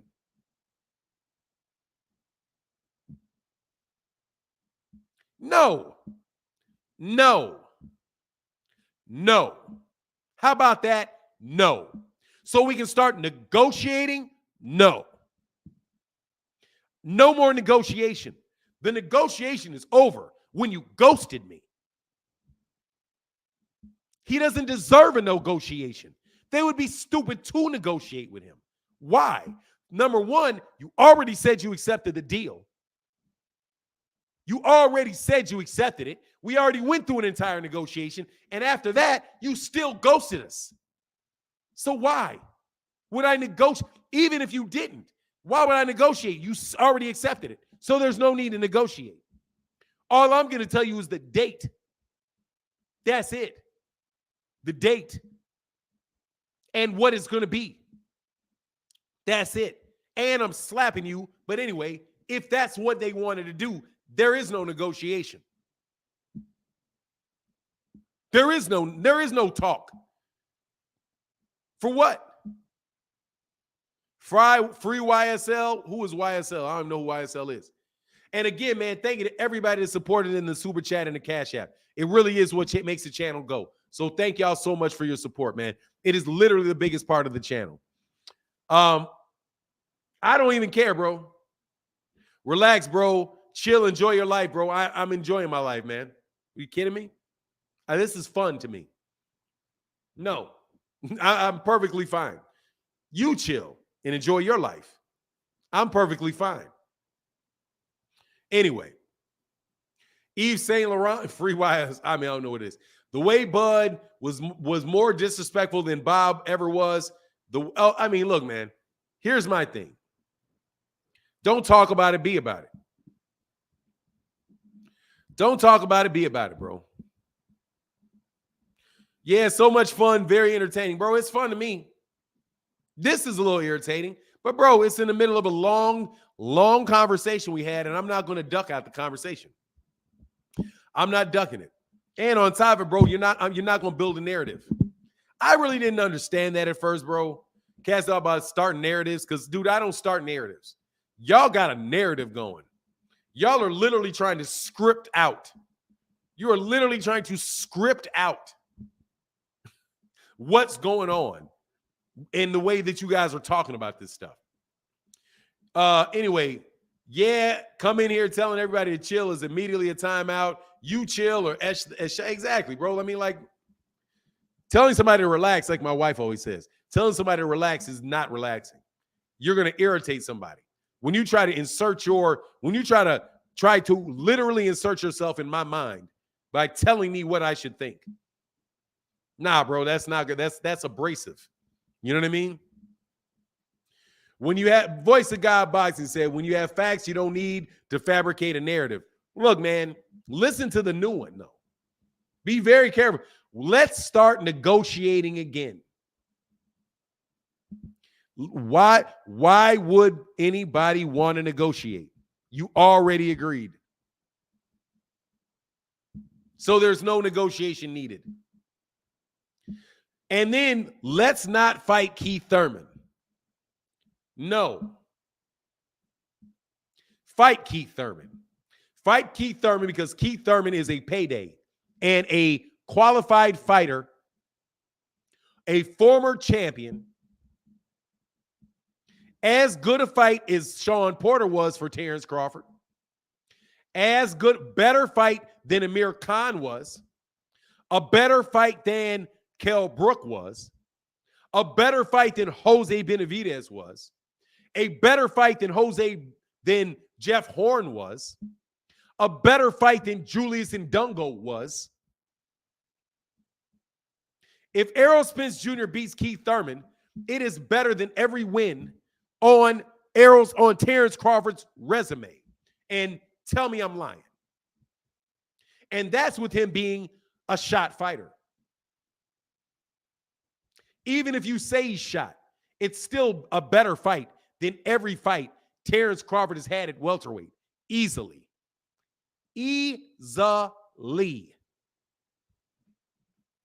Lonzo Turner said, if Bud fights EJ and loses, his excuse will be age. Dog, dude, if it's me, he's going to fight him at 38. At 154. With year-long blood and urine testing. And gloves that I name. Cry if you want. I'm trying to tell you, bro. No. Try to send 50 to the chat, but every time it said, I check send, nothing clicks. Tammy Smith. There's Cash App right there, though. Appreciate you, brother. Thank you. I don't know what's going on, man. I don't know what's going on with it. It's working for other people. You might want to just close it and get out. Just get out and come back in. But thank you, Tammy Smith. That would be great. Even the thought of sending $50 is greatly appreciated, bro. Not true. It depends. No, it's better. It doesn't matter how he beats him. Because we're not talking about how he beats him. We're talking about if he fights him.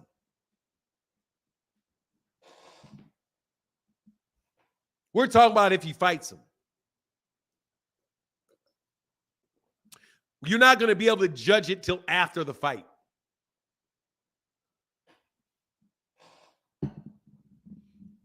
Because if he knocks him out, you're going to say he's shot. If he beats him up and goes the distance, you're going to say, oh, that's not a good win. No. Keith Thurman is a better win than any of those dudes. Any of them. Sean Porter was a shot fighter, for sure. But Errol already beat him. As did Keith Thurman. Already beat him. Already beat that man. Hey, man, Rick, come on, man. You ain't trying to get no smoke, Rick. You not somebody I can give no smoke to. Hey, man, check it out. I chimed in briefly to share something with you right quick, man. Yes, sir. Dude, man, yes. At this point, for none, give Bud, give Errol 90, give Bud 10. Let's do it in Cowgirl Stadium. Hey, man, whatever it takes, check it out. Out of everything that's been said and done, for none, I'm finna tell you why Bud still gonna win the fight. Okay? And I will tell you why he won't win the fight. All right, look. Okay, good. I'm finna tell you why he will win it. He will win the fight solely because upsets are possible. They do happen. Okay? He has the talent to do it. Do he have the mindset to do it? And the reason why I say he can pull off the upset because January 4th, 2006, you know what happened on that day, Fanon? What was the date again?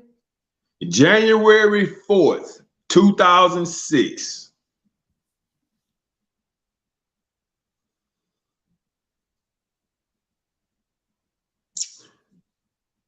No, what happened?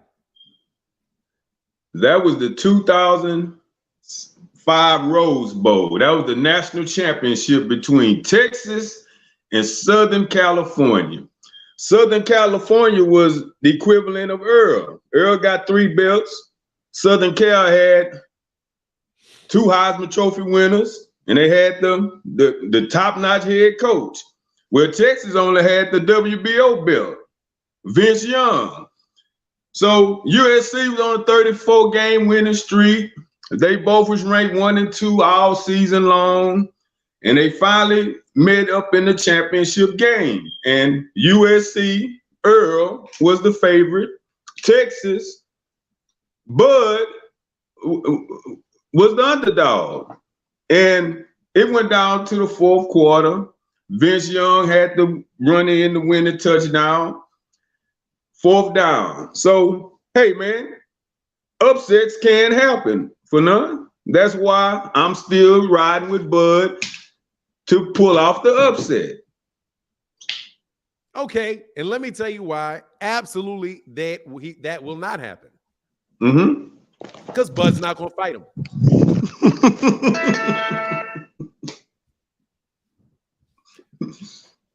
Hey, man, the man can't win. He didn't call his name after David Attenborough fight. The man finally calling the man name, and he's still getting blasted. Why?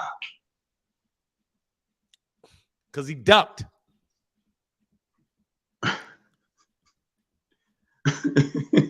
Is that tweet from yesterday? Is that still ducking? Saying, "Hey Earl, I'm ready when you're ready." That's still ducking.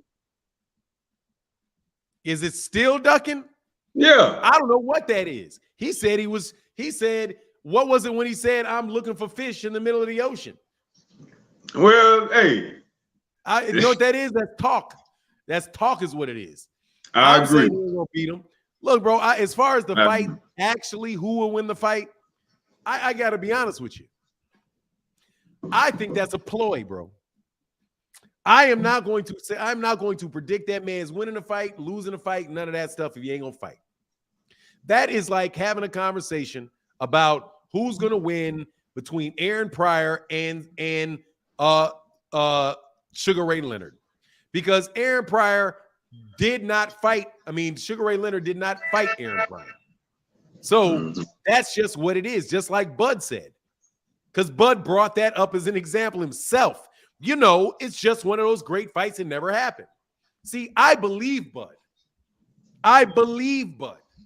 When Bud says, I'm never fighting him. I'm past that fight. You could give 50-50 and I still won't make that fight. But I do believe that he is now his own boss in that he is his own promotional guy, that he has to promote his fights. So he is going to do what a promoter does and promote his fight by saying what he has to say.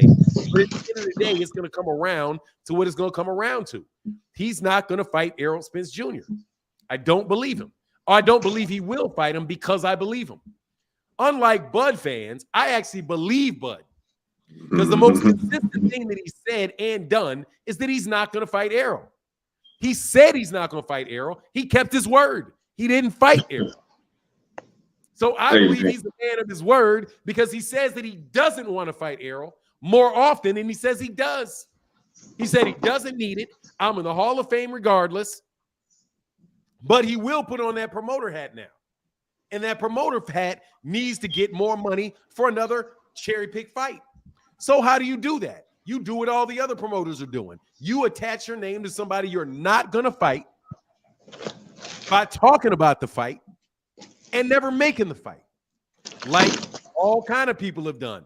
Like Devin Haney and Gervonta Davis. Like whole bunch of people do in boxing. Say, hey, yeah, I want that fight, but they don't really want that fight. They just want to be connected to the fight. They just want, when you say Gervonta, you must think Devin. When you think to Errol, you're going to think Terence. So anything that Errol does, every time he fights, when he announces it, it's going to be a lot of press for Bud. So I believe they are absolutely taking that route because it's not reasonable to assume that this man, first of all, he said, let's go back to the negotiation table. There's no reason to go back to a negotiation table. You already agreed to the fight. You already accepted all their terms, is what you said. So why do you need to negotiate? And why is Bomac saying the money got to be right? Right? Now, Bomac, like Al Heyman, is a party to the negotiation. So he says, the money needs to be right. Come with the money. Come make sure that money's right. Bro, that money going to be wrong. Bro, that money's going to be wrong. You know what I mean? That money going to be real wrong because your money real wrong. I don't care how much some I don't know, not fantasy, some you know, what do you call it? Anonymous hedge fund that footed the bill in your. I don't care how much they footed the bill for. I care how much money the fight made. I care how much the fight made because he's a Schultz, he's a PBC fighter. That man is on the. Check it out. Hold on 1 second. Okay. Hold on real quick. Bud could have contacted PBC privately. Is theater? Yes, absolutely could have. It's just, dog, please. It's to get this going, is what it is. It's to get this doing. To get this going. I'll do links for a little while, bro, but not a lot. Not a lot. Because I know All some right, idiots good. on here. Not you, though, bro. I'm talking to Castro 447. Not you. Not you, Tim. Well, I'm gonna get out the way, but check it out, man. Everything you said can't be disputed, and I'm not even gonna try because I don't try, care. though. You tried to change the subject, and I like that. Man, listen. I won't try. I won't try because I don't care. I don't give a damn about the pay-per-view numbers. I don't give a damn what Errol making. I don't give a damn what Bud making. If we can't get Errol, if we can't get Errol next, give us boots. I just want Bud in the ring with some real smoke next. That's it. So we'll see what's up. Hey, bro. Right, and don't jump off. And I appreciate you. And I know that's the truth with you, Rick. When I said you're trying to change the subject, I know that that's the truth, bro. With you, you're a straight shooter. I don't want to seem, I don't want to seem funky with you at all, brother. You my dude. I'm gonna put in a link for one more dude though, bro. But we got time today. I got a little time today. All right, brother. All right. I'll holler at you, Rick. Peace. All right, here's a link for one more link. Doug don't want any smoke. Hey, man, it is what it is, man. Like, a lot of cats want a lot of stuff, man. I just don't want this stuff to turn into what it's going to turn into in a second. It's going to turn into how it's all Errol's fault again. What you going to say? Errol's ducking. That's what it's going to turn into in a minute. Because you're going to shift from let's start the negotiation to, oh, you see Errol trying to duck again. And what it really does is it proved that he was ducking last time. Dog, we've been around this block several times, bro. We've been around the block several times, man. I know how this is going to go. Let's start the negotiation. You need to start the negotiation. Let's demand a negotiation. No, I'm not going to do it. Oh, you trying to tell me you don't want to see the fight? No, I'm not trying to tell you that. I'm telling you I don't believe Bud wants a fight. So he can talk all he wants about wanting to fight. I don't think he's going to take the fight. So why would I talk about why am I going to get on any type of conversation that leads into what he should get out of Errol and what network it should be on and all of that stuff? Nah. Anytime y'all bring that around, I'm going to be just like this. Dude, he don't want that fight. He said he don't want that fight. But Bud don't mean it, right? He don't mean what he said, even though he did what he said. Hey, John Boy said, driving through blizzard, can't chat. Shout out everybody. Hey, man, don't be texting in the middle of no blizzard, bro. Much love in that super chat. Dog, that is not your name, bro. Please, God, dog, please. RuPaul, man, God, dog, bro. Show me your face, bro. Show me your face, bro. Before you just try to get on here and try to insult me. Oh, God. All right, here you go. You and BFTB are lying morons. Both of y'all lie on Bud Crawford every single day. You sit on this platform and lie to all your delusional fans in your chat who believe you're fake liar bullshit. I'm a fucking lawyer. I know what I'm talking about. You gonna cry, bro. Present. Of all the times I've heard your whack self up here, bro. Keep presenting your fake facts. As much as I've heard you talk, bro, I ain't never heard you like you wanted to cry, bro. Boy, you about to cry. Are you okay? You literally, your voice is cracking up, bro, and you about to cry. Man, you have got to, and I mean this, and I'm meaning this like I'm not talking to the rest of these people, bro. You've got to go seek some help, man. You got to go seek some help, bro. I don't know what you're doing where you are, bro. And I'm saying this I'm telling you honestly, bro. You literally are, I can hear it in your voice that you're crying. You're that mad. You're that upset, man. Dude, YouTube is not that important, man. YouTube is not that important, bro. And please don't nobody laugh at this dude. I'm meaning it very seriously, man. You need to go see somebody. You need to go see a therapist, man. Sit down and whatever you're going through, bro, talk through it with them. They'll give you different tools and things to allow you to cope with things, man. Really. You're about to cry, man. Because people are ridiculing you and making fun of you. But, bro, you keep getting out there for them to do it, man. You just got to go somewhere else, man. I'm not going to make fun of you, brother. I'm telling you, seriously. You need to go talk to somebody and you need to go work that out, man. For real.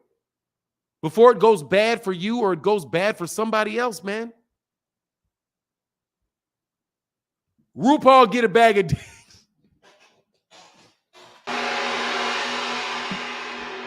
Now I'm laughing at that because it's funny, RuPaul. I'm sorry. But at the same time, bro, no joke, man. Hey, much love, John Bowie. Thank you for that support. Said RuPaul is the most consistent troll I've ever seen. Bro, you're not well. He's not well. He's not well, bro. You're a young man, bro. You can fix it, man. You can fix it, man. You can fix it, bro. You're about to cry out here, man. You literally out here crying. I'm like, dude, the reason I wasn't even mad listening to you, bro.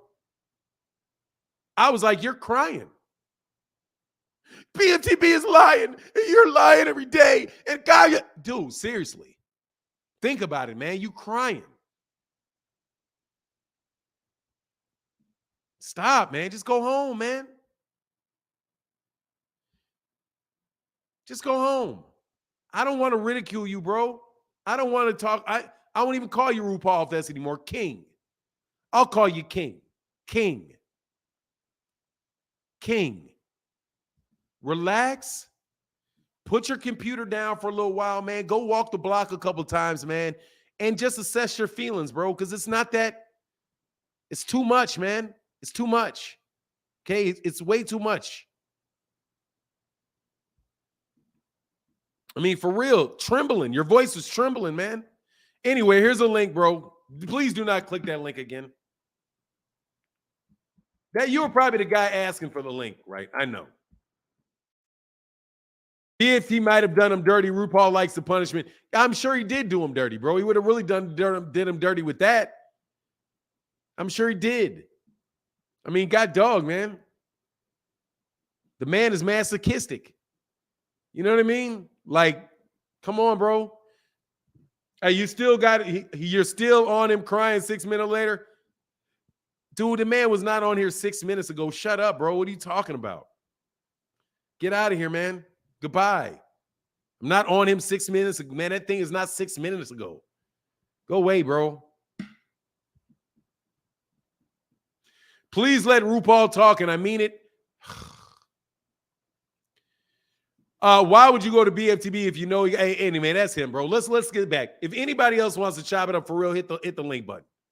Okay, just hit the link button, man. I mean, come on, man. King, that's a backhand. Look, like, dude, man, leave me alone, bro. I don't know what kind of person you think I am, but man, if somebody is legitimately distressed, I'm not going to be on somebody's legitimately distressed. Okay? Come on, man.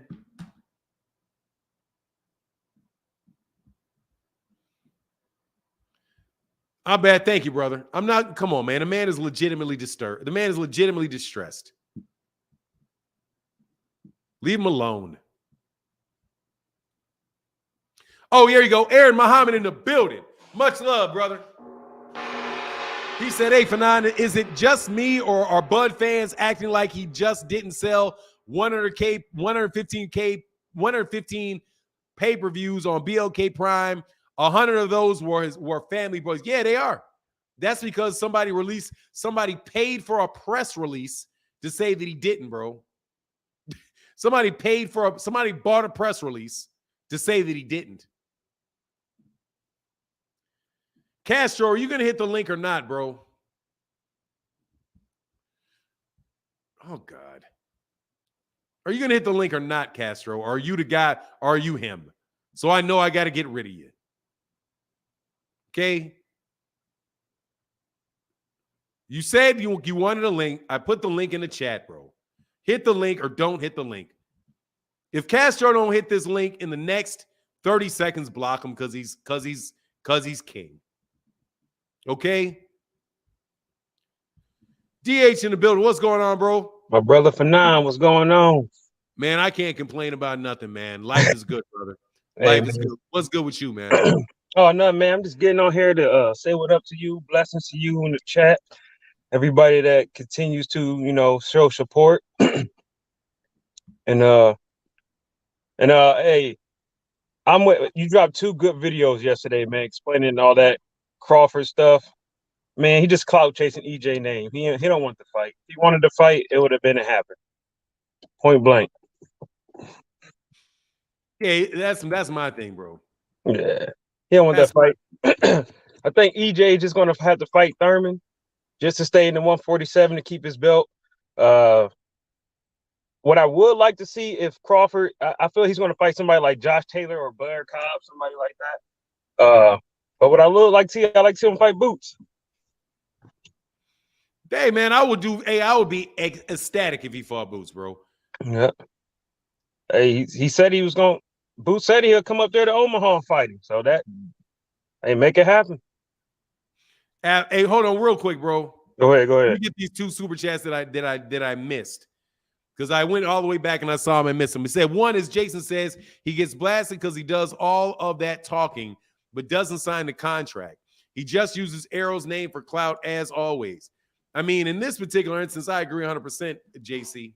I mean, I would not necessarily say as always, but at this particular situation, it is.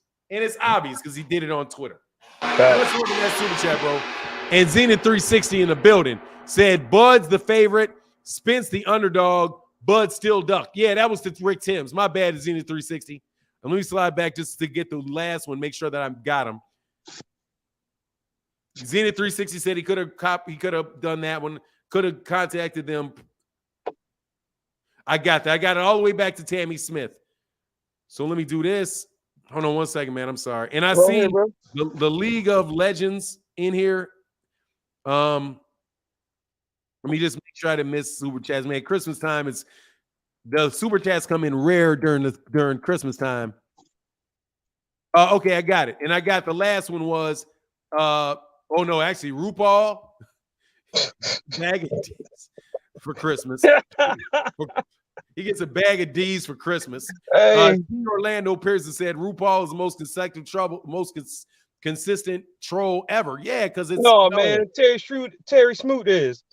That's Terry's title. Yeah, I don't even think he's trolling. I think this dude is dead serious. Yeah, man, that dude was. You can hear in his voice he was crying. Like Crawford won't give him a date, won't respond to him. Yeah, he's going through it. He won't give him a date, man. He won't take him out. Yeah, that's something there. Hey, by the way, Zenith 360. I'm not Zenith 360. I caught up to the chats, bro. So yeah, so what else is up, man? What else is up, DH? Man, I'm just chilling, man. I got 2 more days off. I got 2 more days until I'm off work for a week, and I'm hitting the gym. I'm doing 2 a days, trying to get this weight off. I'm trying to get back down to 180, man. That's the goal. Oh, geez, I'm trying to get back down to 182. I'm way up off that. I'm just trying to be consistent with it, though. But all right, brother. Always good to see you, DH. Make sure y'all here Saturday when Saturday, which is what is that? The 4th. We're still on the 4th. I'm gonna go every day but Christmas and may go on Christmas. Hey, we real boxing fans, man. We here. You know what it is. All right, brother. All right, blessings. Blessings.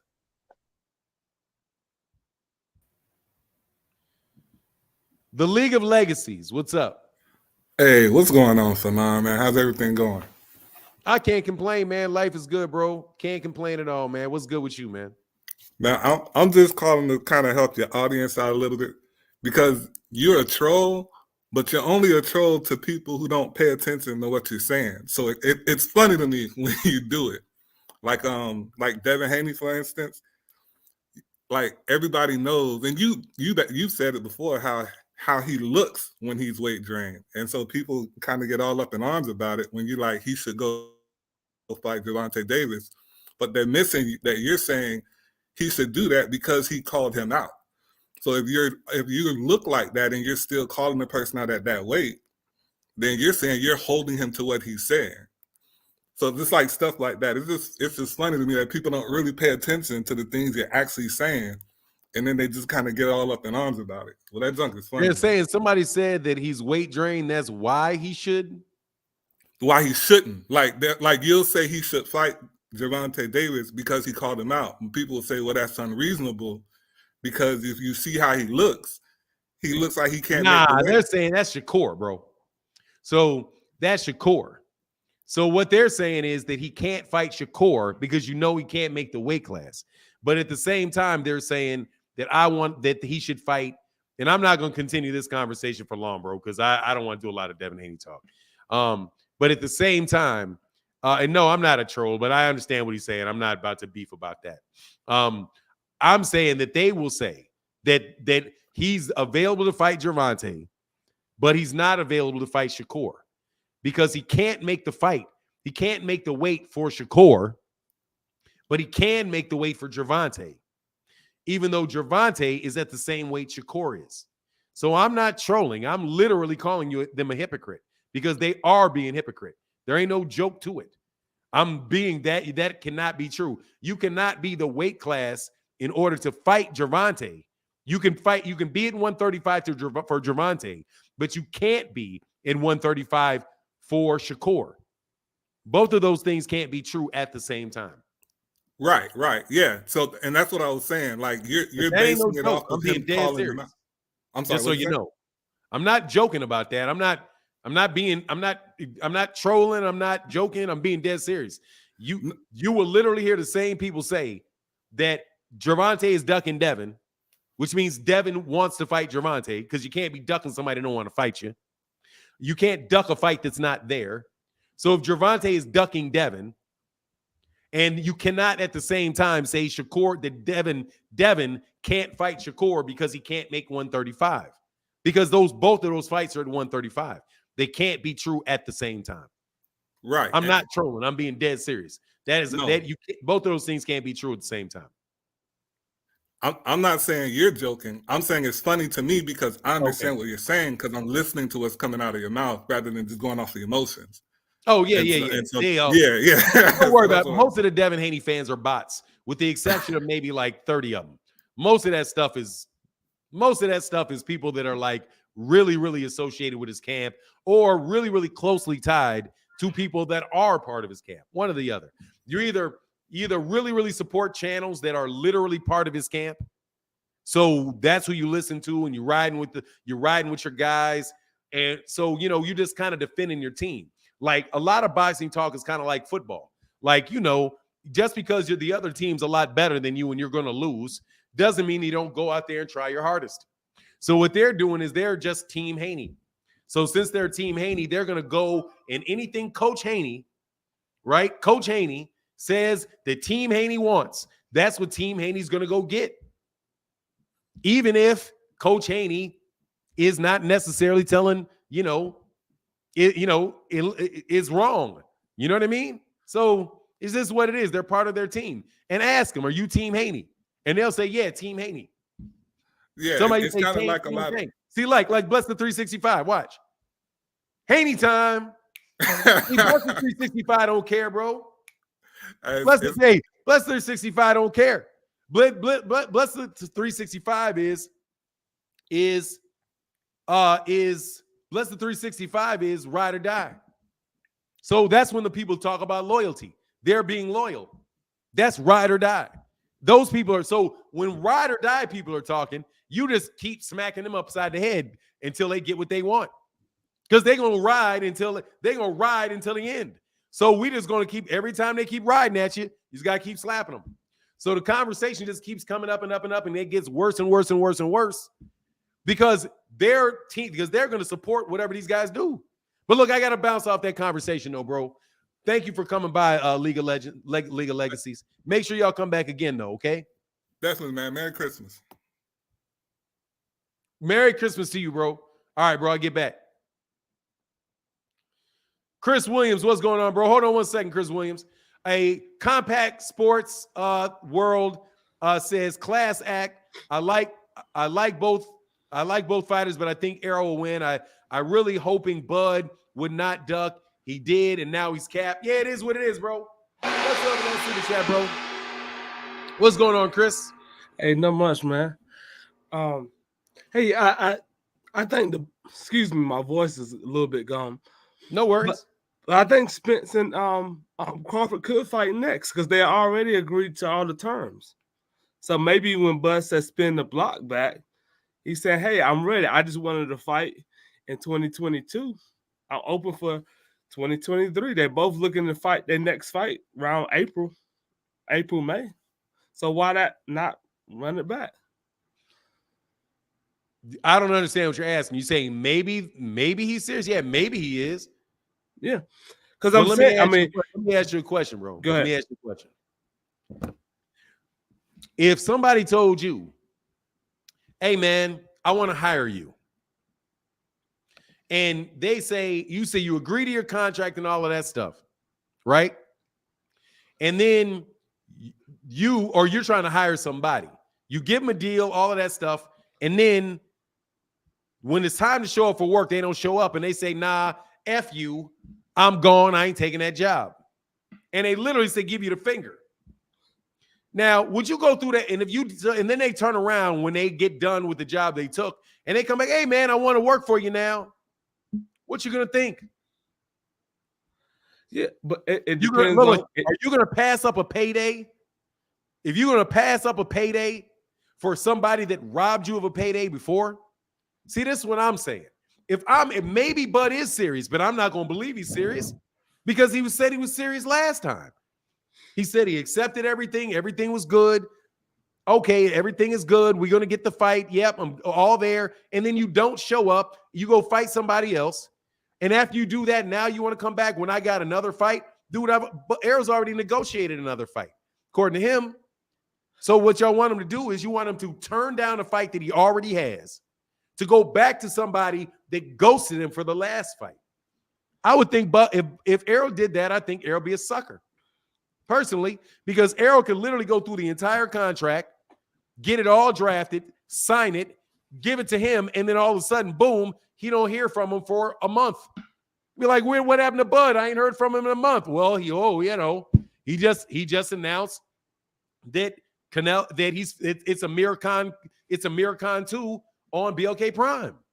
So yes, he could do that, but judging on his past actions, I wouldn't assume that he would do that, you know?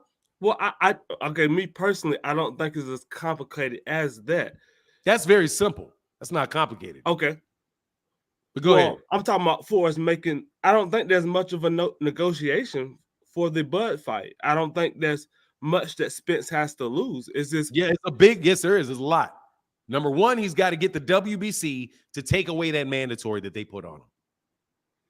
Because the WBC mandated a fight between him and Keith Thurman. So in order to fight Bud, he's got to go to the Keith Thurman. He's either got to pay Keith Thurman step-aside money, or he has to actually go and pay and petition the WBC to allow him to happen. Allow that to happen. That is what has to happen. He has to pay Keith Thurman. At this point, he would have to keep the WBC belt. He has to pay Keith Thurman step-aside money to fight Terence Crawford. And if he paid him the step-aside money to get the fight, and then Bud don't show up, then what? But I didn't think he would have the pay step because this is a unification bout. It's a WBC mandatory. It's a unification. It was a unification fight for Yordanis Ugas versus Errol Spence Jr., and he still had to pay Stanionis step-aside money because the fight was ordered. They ordered the fight. The WBC ordered it. They mandated the fight. He is the mandatory because they informed both parties. And I do believe that they must have already negotiated the deal because when you order the fight, you only have a certain amount of time to do it before they announce a purse bid. And they did it a month ago. So you're either going to hear about a purse bid taking place for a fight with the same promotional company, or you're going to hear that they've petitioned to extend it. But no, that's a big deal to have to, because the reason, got to remember, he's not fighting Keith Thurman because he wants to fight. If he does fight Keith Thurman, he's not fighting Keith Thurman because he wants to. He's fighting because the WBC says he has to. So anybody is saying, oh, well, how about you just go to him and not him? So who's going to pay the step-aside money? Bud going to pay the step-aside money? And you know how much money Keith Thurman's going to want for step aside an Errol Spence Jr. fight? He may want $5-6 million in step-aside money. It's complicated, bro. Once that WBC mandated that fight. There's no guarantee that Keith Thurman want to fight. Because Keith Thurman had like he wanted to fight Errol. Yeah, there is. Yes, there is. Because he agreed to, because he is not dropped out of that negotiation. He doesn't have a belt. He's mandatory. If he didn't want that fight, he could just leave the WBC rankings. He'd be over there with the WBO. However, maybe he doesn't want the fight, but dude, he's mandated, and if he doesn't step away, he's got to fight. If he winds up and turns the fight down, then he turns the fight down and Errol's available. Yeah. Because I personally, I don't think that's going to happen. That Keith Thurman and Errol Spence, because Keith Thurman he said he wanted Crawford. Then he said he didn't want Crawford. Keith Thurman is more all over the place than Crawford. To me, no, Crawford, the biggest thing on Crawford, Crawford said he doesn't. No. Watch this. You cannot tell me one time that Keith Thurman lied about a fight. When Terence Crawford, when Keith Thurman did not want to fight Errol Spence Jr., he told him that. He said it flat out on TV. We're not doing that next. But I'm telling you, Keith Thurman never said he was going to fight Errol. He never started negotiations with Errol, said I signed a contract, I agreed to everything. Oh, I'm hunting, man. He didn't do that when he was the champion. He did the exact opposite. When he was sitting there right there on Showtime cards, and Errol Spence Jr. was sitting right next to him, he said, man, we're going to get to that later. Yeah, good job, kid. We'll get to that later. Everybody knew Keith Thurman said he wasn't fighting Errol Spence Jr. Keith Thurman, man, I don't know if he lied about no car accident. He said he in a car accident. People keep saying he lied about the. I don't know if he lied about it or not. Bro, he ain't never said he was going to fight Errol. Terence said he was going to fight Errol. Yeah, and I think Terence still want to fight Errol. Like, but you ain't got nothing to say. But did he want the last fight? Did he want it before? Did he want it before? He wanted to fight in 2022. You say that he thinks he did. You say that you think he still wants to fight, right? Yeah, I can't speak for the man. I don't know him personally. You say that, no, that's fair, right? You say you think he wants to fight. He said he wanted to fight. Spin the block. You think he wants to fight. Now let me ask. Go ahead. Do you think he wanted to fight in November? Do you think he wanted to fight Errol in November? Yeah. Okay, so he wanted that fight in November. Say he wants to fight in this year. He wanted the fight, but he still rejected it and walked away. So obviously, him wanting the fight ain't got nothing to do with it. But I thought he wanted it before, and he still didn't take it. Well, I could be wrong. My understanding is it was rejected once it wasn't going to happen in November. No, he never rejected it. He just walked away and didn't say anything.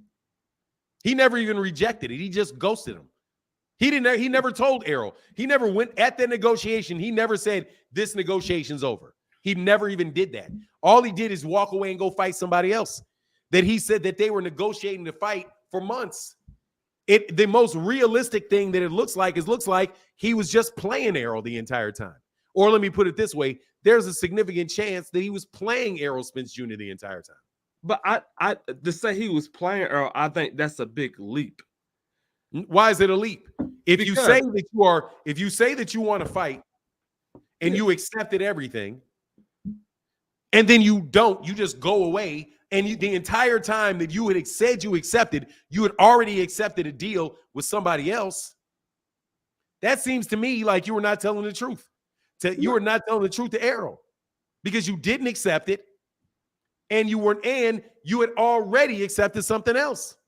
And then you never even told the man.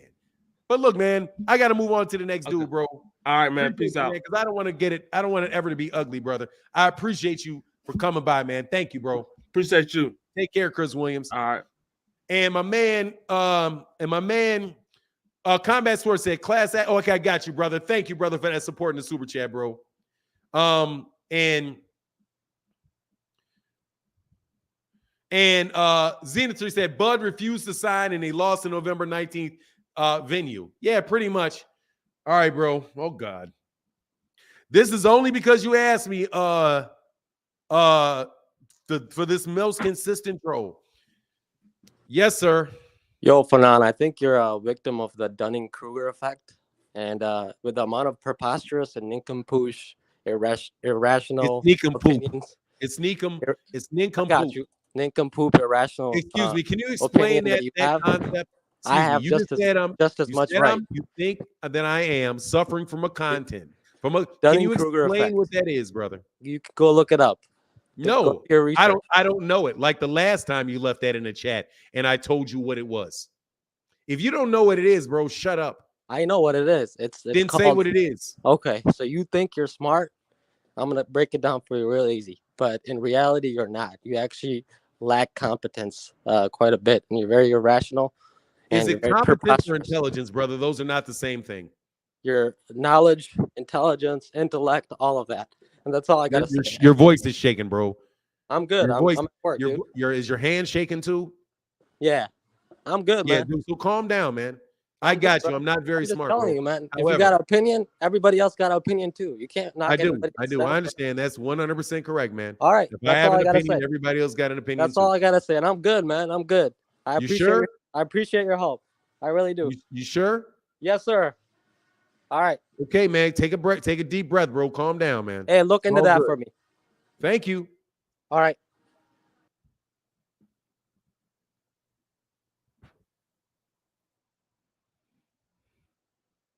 No, he's not trying to get clout, bro. He wants to be heard. He just wants to be heard. I heard you, brother. I'm not as smart as I think I am. I got that. Thank you, man. I appreciate you, bro. Make your own channel. Nah, bro. Just don't worry about it, man. Man, it's hard. Everybody wants to be heard, bro. Everybody wants a chance to be heard. Thank you for your input, brother. Thank you. I will definitely make sure that I keep an eye on trying to be smarter than I am. So what I'll do is I'll just completely stick to logic. If it doesn't make logical sense to me, I'm not going to believe it. Okay? And I appreciate you, man. And thank you for coming by the channel. Thank you for the super chats that you've left. Thank you. Okay? All right, man. Thank you. Look forward to talking to you again in the future. All of that good stuff, bro. And thank you for your input on the channel, man. Thank you. My man, B&B Boxing says, Bud B lying like an MF. Hey, it is what it is, bro. I wanted to get one more on here, though. RuPaul, am I smart as I think? Come on, man. It is what it is, man. Yeah, just want to talk, bro. It's all good, man. Look, man, we all want to be heard, man. We all want to be heard. All right? We all want to be heard, man. We all want to be heard. We all want to have our voice. We all want to have our opportunity to express ourselves and be taken seriously, and you know what I mean? And get what we want to get off our chest, bro.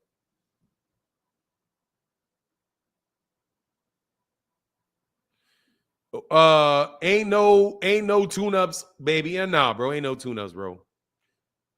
You know what I mean?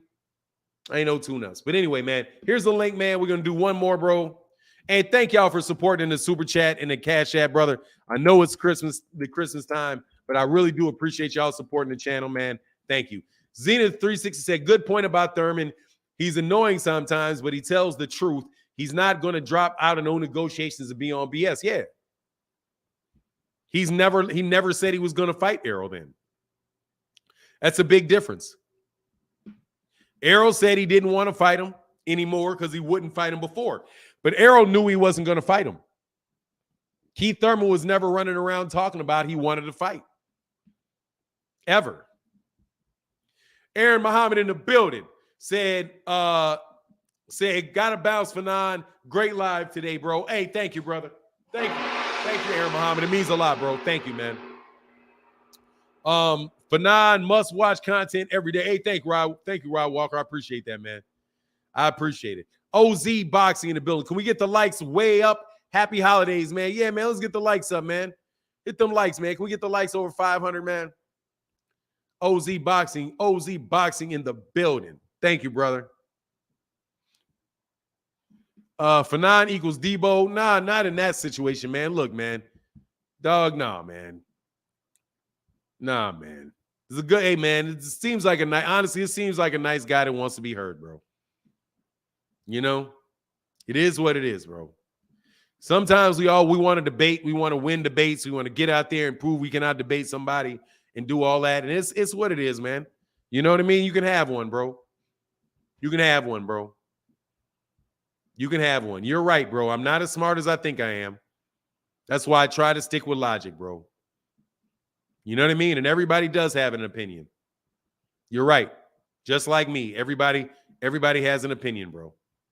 I agree 100% with what you said, King. 100%, man. Terry Morgan in the building. What's going on, man? Hey, what's going on, Fanon? I can't complain, brother. What's going on with you, man? Not a whole lot. Just getting ready for the holidays, and I thought I'd catch your channel. I usually working at this time, so I haven't been able to catch it recently. We chatted a little while back, but yeah, happy that I was able to. Man. Yeah, hey, happy that I'm able to catch you live today. Yes, sir. You are definitely pro Bud. We did the the very good conversation, brother. Yeah. So what's up, man? Let's cut to the chase, bro. Yeah, no. You know, the thing is, I'm pro Bud, but I'm also pro Errol. And I saw the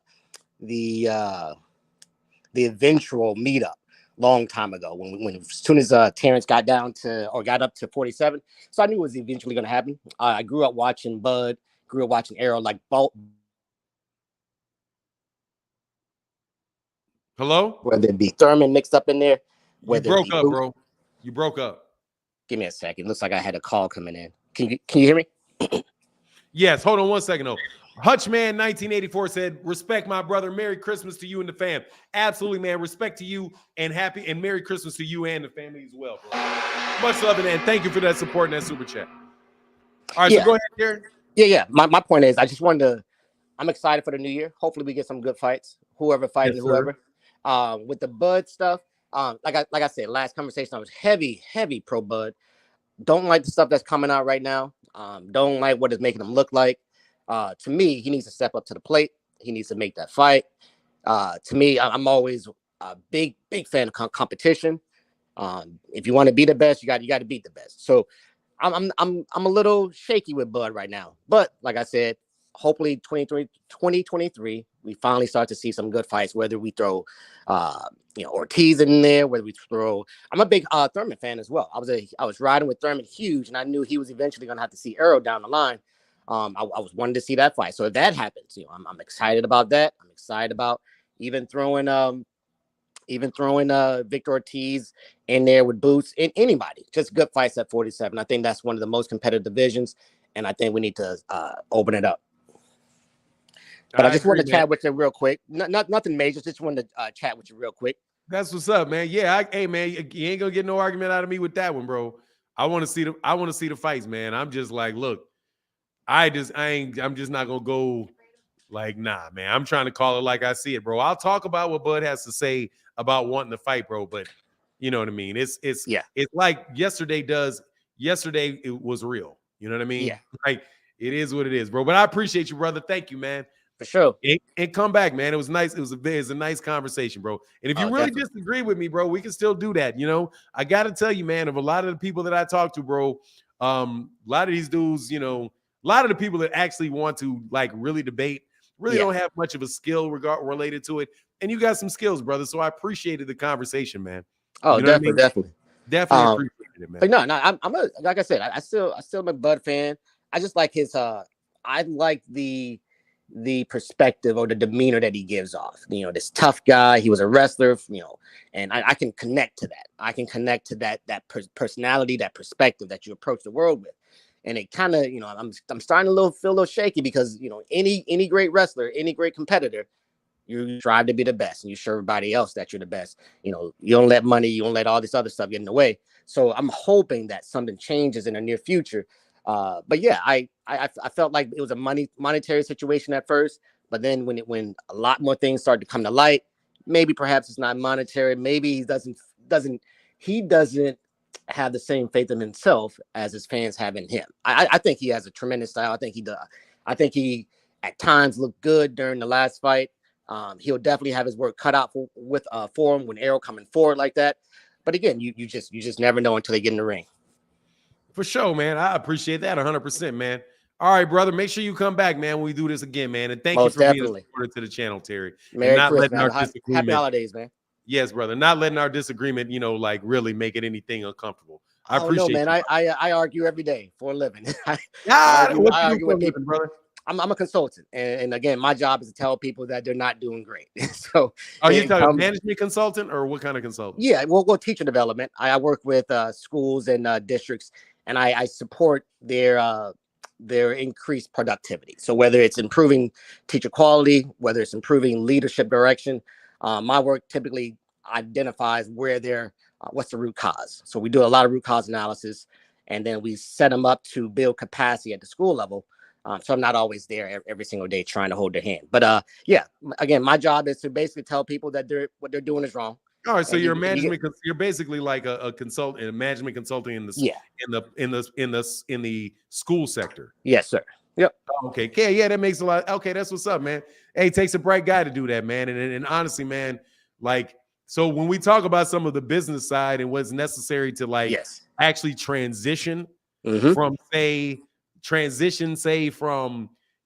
a standalone entity to it being absorbed by a big, you understand that? Absolutely. That's exactly the lane that I was just in.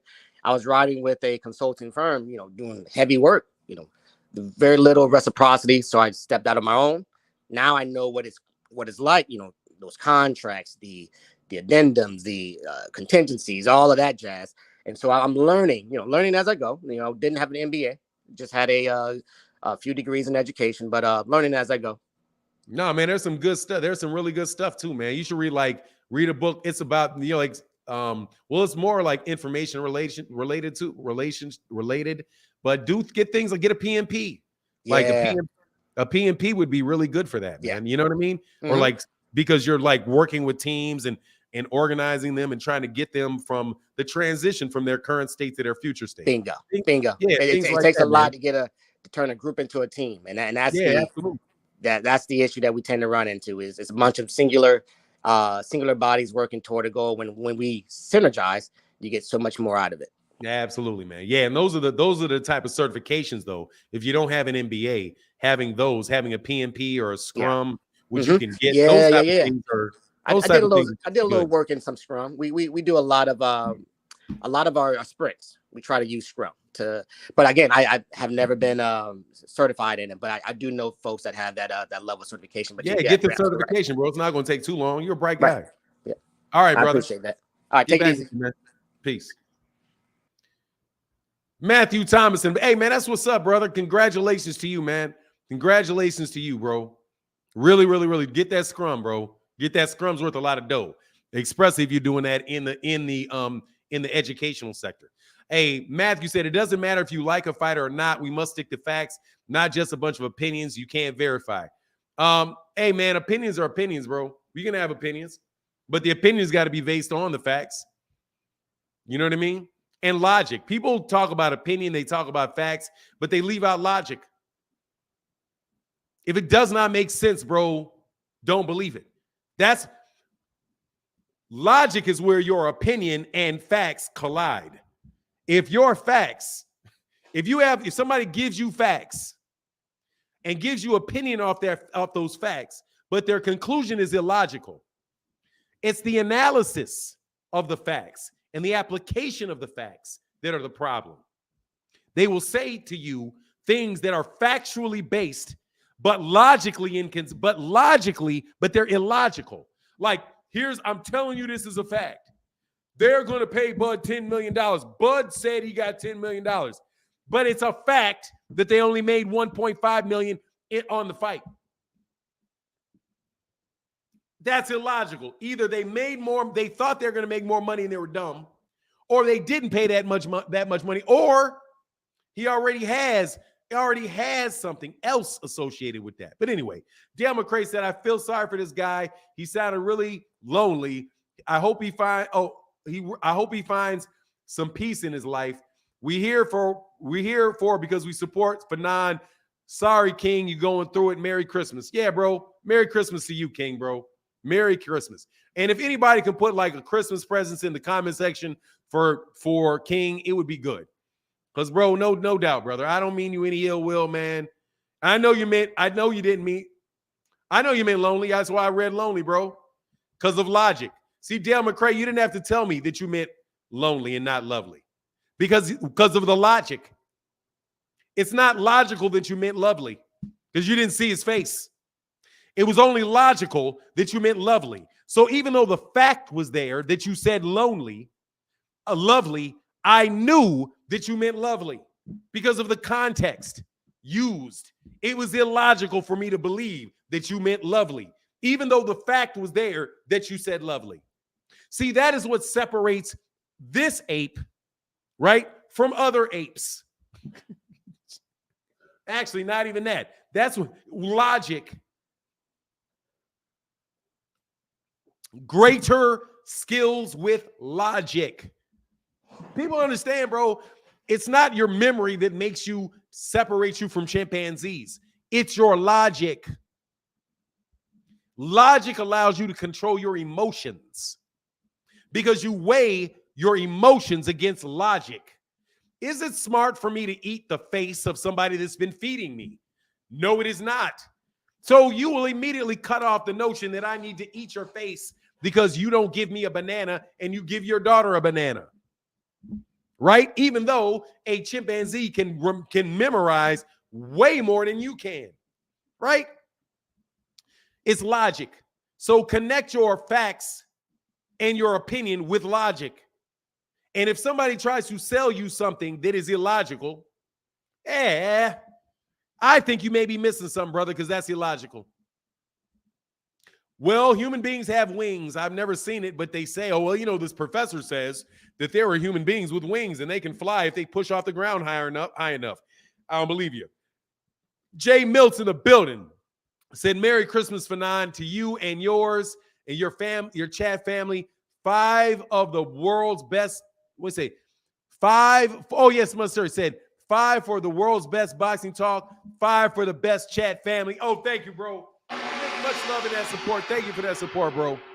Thank you for support. Thank you for that support, brother. And thank you for the Merry Christmas wishes. And Terry Morgan in the building said, happy holidays and keep the content coming.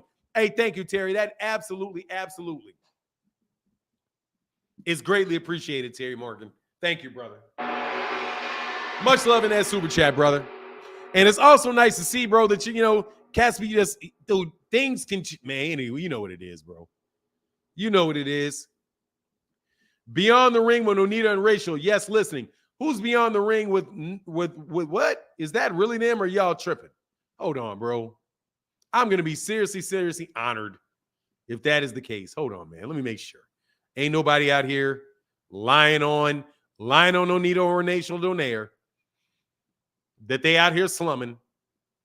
If they out here slumming, we're going to give you a big gong. Where'd it go? Where'd it go? Where'd it go? Hold on a second. Give me 1 second. Can't find it. I can't find it. That's what my daughter used to say when she's a baby. I can't find it. I can't find it. Oh, yeah, for sure. If I can find them in the chat. Can't find them in the chat. Yeah, because I can't be throwing them out. But anyway, man. So look, I'm going to give you one more, bro. If it don't make sense, there's a problem with it, okay? If you say, for example, Errol Spence Jr. and those guys never offered a guarantee to Terence Crawford, and it's true, why would that be the case? Hit that. I mean, if she wants to, or he or she wants to, it's cool. If not, I want to put you out. Sometimes cats just like to listen. It's all good. Don't feel no pressure. I ain't trying to interview you, sister. I'm not trying to interview you. You know what I mean? I ain't trying to interview you. I ain't trying to put you on the spot. None of that stuff. Hold on a second. I did definitely want to see for myself, though. Because definitely, she said she'll get on, but not cam up. I mean, if you want to, that's cool. I don't know what to ask you if you want to explain. I mean, I guess we can. Yeah, it'd be great. Here's a link if you want to get on. Because I guess I got questions, but like I said, I don't want to put you on the spot. You know what I mean? Because I definitely don't do interviews like that because I don't want to put boxers and their people and stuff like that on the chat, bro. Oh, Phil Sloan. I'm sorry. Phil Sloan in the building. Much love in that Cash App, bro. But come on, I would love to talk to you. There's the link right there. Where'd it go? There you go. There you go. Much love in that Cash App, brother. Thank you. Phil Sloan in the building. Everybody says Boots should fight Spence, but doesn't benefit Spence. It only helps Bud if he wins, and even if he loses, everyone can at least say he fought Spence, which is no bun on his resume. Nah, I don't agree with that. Him fighting. Hey Terry, drinking coffee with Rachel. That's what's up, man. That's really nice. That's what's nice. That's really nice. Absolutely, positively, two of the nicest people that you ever see in boxing, man. Not that I know you, and I'm sure y'all can cuss somebody out every now and then if you need to, but definitely nice people, man. Definitely nice people. See, I would be tempted to ask you about those Nonito Donaire gloves, bro. So that's why I'm saying, man, let me not do that to you. But I'm gonna wrench you up, brother, so nobody can copy you. That's what the wrench is for, because if you ever come by, I don't want anybody to be able to copy you. Big Snack in the building said, much love in that super chat, Big Snack. Thank you, brother. Fanon, will the IBF leapfrog in the WBC since he won that belt first? Will the IBF leapfrog the? No, I don't know, man. I think that's up to them. I don't know, man. I think that's what works out. I think it's whatever those guys will work out, honestly. Fanon, I'm saying since people should fight Boots if he doesn't, Spence should fight Boots if he doesn't fight Bud. You know what he should do? He should fight Keith Thurman. If the WBC orders that fight Keith Thurman. Why y'all want to rob Keith Thurman the benefit of the bargain, bro? Keith Thurman.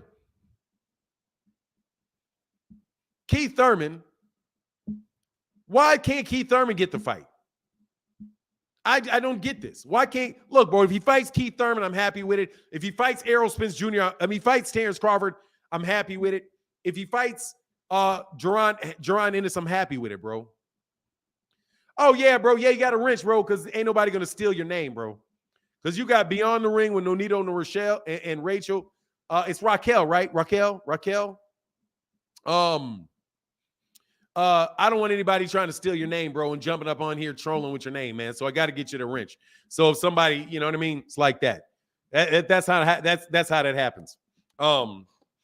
Because people, once they see you in here, they'll start going around with your name and doing all kind of stuff like that, man. Anyway, sarcasm with a straight. No, I'm being very serious. I would take any three of those fights for Errol Spence. Errol Spence Jr. There's no doubt that I have no doubt whatsoever that Errol Spence Jr. will fight any of those guys. I don't have any doubt in that myself. I don't doubt that. I don't doubt it. What I doubt is that Terence Crawford will. Keith Thurman just fought. And I don't care if he's got ring rust or not. I don't care. What's going on, man? Nonito and Raquel. It's Raquel, right? Or Rachel. It's Rachel. Sorry, I can't read. How you messed that one up? Raquel. And then I thought, Rachel, how are you doing? Good. Raquel is Regis's wife. So okay. Raquel. Oh, yeah. There you go. That's what it is. That's what it is. So look, we are. Hey, you do great job in the boxing world. We got somebody that really knows what they're talking about as far as being a manager and working with different promotional companies. It's an honor. It's an honor to speak with you. Yeah, it's nice to meet you. We had caught the content that you had done. I didn't notice how much people like are really interested in and like, the boxing contracts and how stuff works. So Yeah. me and Nonito talked about it that probably next month at, the beginning of the year, we'll either do it once a week on like we'll pick a day, and I'll start going over like the contracts that I've received from all these fighters, and then black them all out, and then start to talk about like educate the fighters and do kind of a master class on how these contracts are, they're either trapping or beneficial for the fighters, all the way up to promotionals and stuff like that. So Yeah, um you'd be surprised, man. Like I'm a lawyer by trade. Not I'm retired now, but that's what I did for a long time. But the thing that I really liked that you talked about, and you did it on the interview that you did with YSM, is uh-huh. that you said that you have to be able to, you have to have an attorney that has context. So Yes. you have to know what it is. Like if you explain what you mean by that. I don't want to put words in your mouth. Explain what you meant by it's important to hire somebody that has context or has experience in that industry specifically for as a lawyer. Well, there's a lot of legal jargon that goes into, entertainment and specifically boxing contracts. And just, I mean, a divorce attorney isn't really going to help you out when it comes to the twists and turns of mapping out how these contracts work. Of course, in the beginning of the contract, you have your terms, and then there's a lot of twists when it comes to, I think, item number 7, when it comes, there's conditions, right, on what the terms are agreed to, and extensions on those terms, and how you get yourself caught into those extension webs, where I've seen contracts that is a 4-year term basic, but then if you're rated number 1, a mandatory, or become a world champion within those 4, if you become a mandatory already, there's a +1, so now you're at 5 years. If you become a champion, now it's a +5, 5 fights on the back.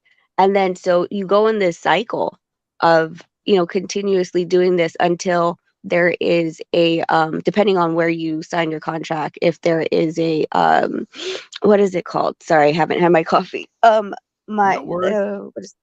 yeah, What's what's the the word function when, of it? What's the function of it? that it terminates based on the legality of the law of where the state that the contract is written.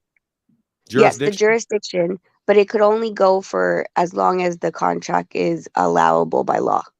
Right. That makes sense. Yeah. So I believe Florida is one of those ones that's one of those tricky states, but in other states it's like only maximum up to 7 years. So you could only do this cycle of +5, +1, +5, Huh. +1 for 7 years. But even at that, if you think about how long a boxer's career is, even if you sign him at the age of 18, like you're pulling out a huge chunk of his career already. And if you sign with the wrong person, you're kind of shit out of luck. Yeah, you can get bit with that one, especially if you have that. Now, the one question that I have though about it is the minimums. Like one thing that I've seen, and I don't know if this is like what you've experienced. It's like Mhm. if you have a minimum, because I've seen that a lot of fighters have. You have a minimum, say what I don't know what like with your husband. I'm sure the minimum is going to be higher than somebody that comes out, straight out of the Olympics, right? But they say, Mhm. okay, I'm going to pay you. The minimum I'm going to pay you is, $1,000 a fight, and you're gonna get 3 fights, right? Mhm.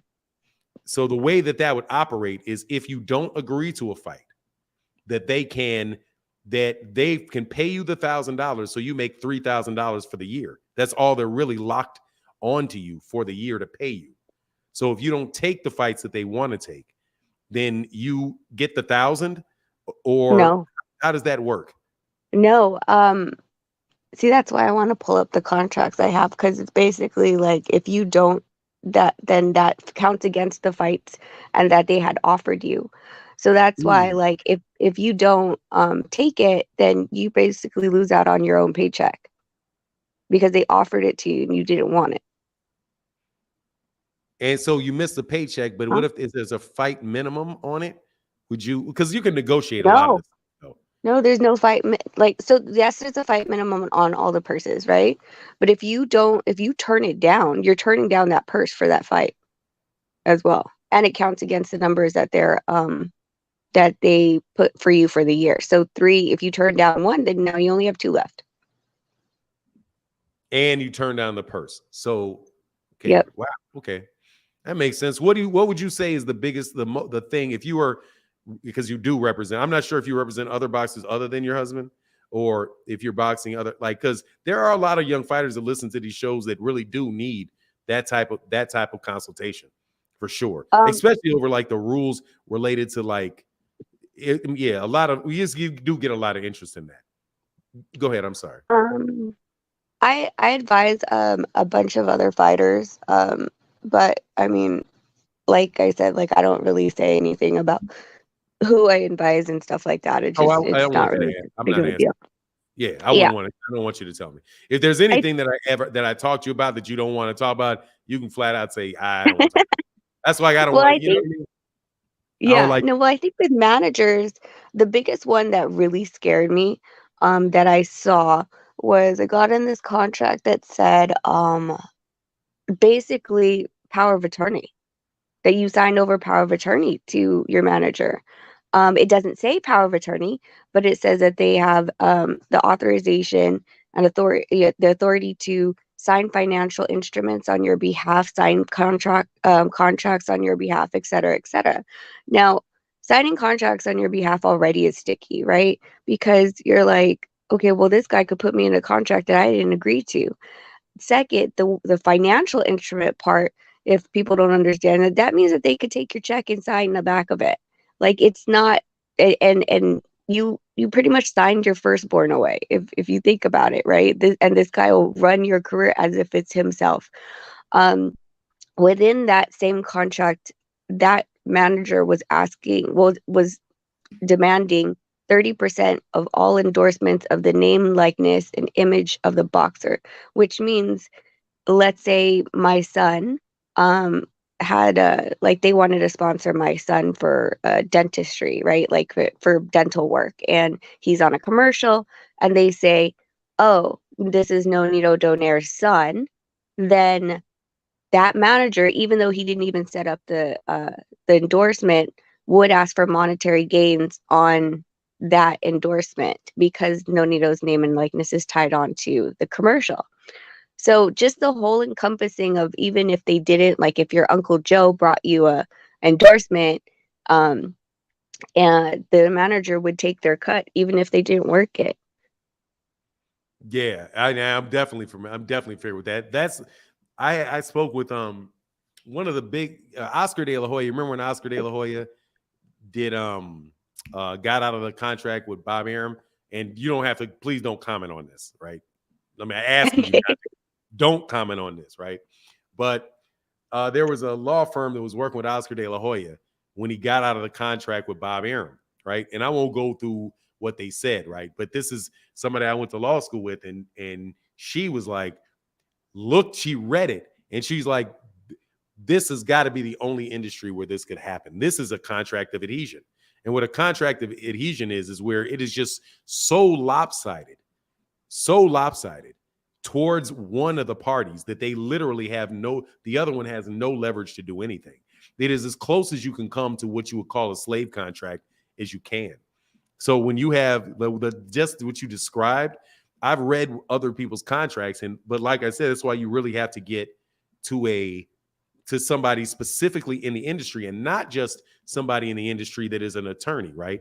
Because it's somebody that is actually a manager and also understands how the sanctioning bodies work and all of that. Now, I'm sure there's counsel that really knows both, right? But getting somebody that like advice, like from somebody like you in any type of capacity, I think would be a really great thing, because at the very least, what you do is you can point them to, this is the problem. This is a problem. This is a problem.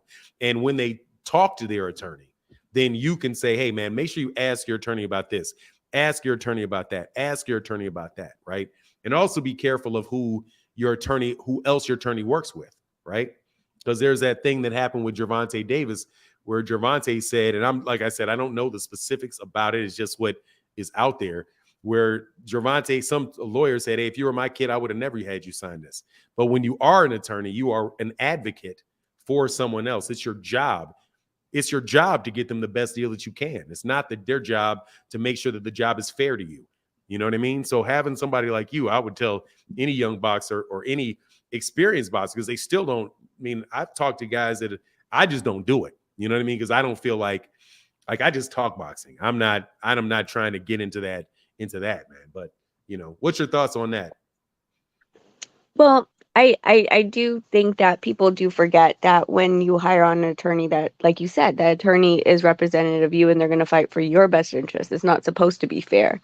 Most of these boxers, they either see a number, a signing bonus, and sometimes that signing bonus I've also seen is accountable throughout the contract. They take it in small chunks. So let's just say they give you a $25,000 signing bonus.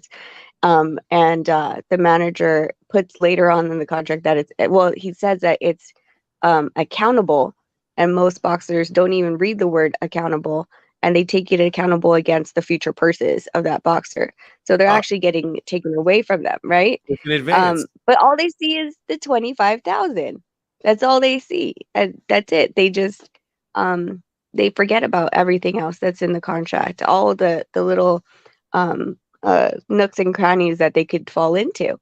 And that's the biggest thing. Like, they have to remember just real fast, because Aaron Muhammad, who's a music promoter, shout out to Aaron Muhammad. He may have left the chat, but just what you said. You said that you can have an advance, you can have a bonus, and the bonus is accountable for the remainder. I'm not sure the phrasing of it, right? However, what you're basically saying is that it is an advance, because it operates as an advance, because they give you the money, but they are going to pull it out of your future earnings over a course of time, right? Mm-hmm. Yep. Yeah. So that's a case where you can get an advance or a guarantee, but because people may use that interchangeably, right? If you have a guarantee, but your guarantee, even though it says guarantee, can really operate as an advance that you have to pay back over a period of time. And if you do not, now I haven't read the deal, but I'm going to assume that this could happen, that if you do not pay back that advance in the lifetime of the contract, that it is still due upon termination of the contract, which means that if you leave the contract, you'll have to pay them to get out of it. If it operates and mostly they have a personal guarantee on the back of that, correct? To make sure that they collect a personal guarantee. So if you don't, like you said, if you leave the contract, it's or you decide not to continue fighting, because most of these boxers are they don't sign under an LLC, right? So they're signing it as themselves personally, and they ask for a personal guarantee. So if you leave, or you decide to quit, you get injured, but you own a house. Well, that with a personal guarantee on the back to pay back the quote unquote loan that you had, the advance, they'll attach it and lean it onto your house. So let me explain to some people what you mean by that. So what you're saying is signing under an LLC. LLC is a limited liability corporation, and the purposes of an LLC is to protect is number one, taxes, and number two, to protect you from creditors. Where if you that's the purpose of a corporation, period. But an LLC, whether it's a limited LLC, or no, excuse me, a limited liability corporation, what it'll do is, depending on what type, because I'm not sure about the C, S corps, and all of that. If what she's saying is that if you sign under an LLC, you're not personally under a contract with them. The LLC is under a contract with him. So if you owe anything at the end of it, they have to sue the LLC. And because of the laws associated with LLCs, you're only going to have a certain amount of responsibility associated with that. And they can't come get your bank accounts. They can't come get your cars, because you own the cars. The LLC doesn't own the cars. And that also helps with the bankruptcy of the LLC, and that could be, and again, like I said, I don't want to get you in any messy stuff, but other conversations we've had where organizations will file bankruptcy, because in bankruptcy, right, if you go bankrupt, the bankruptcy is, the state, right, is going to cash out your assets. But if your LLC goes bankrupt, they're only going to try to snatch and divide up the assets of the LLC. So I hope that just Yeah, there you go. That's good. I like that explanation. Thank you. I just want to just kind of make it a little bit more. What do you call it? I just want to make sure I understood it.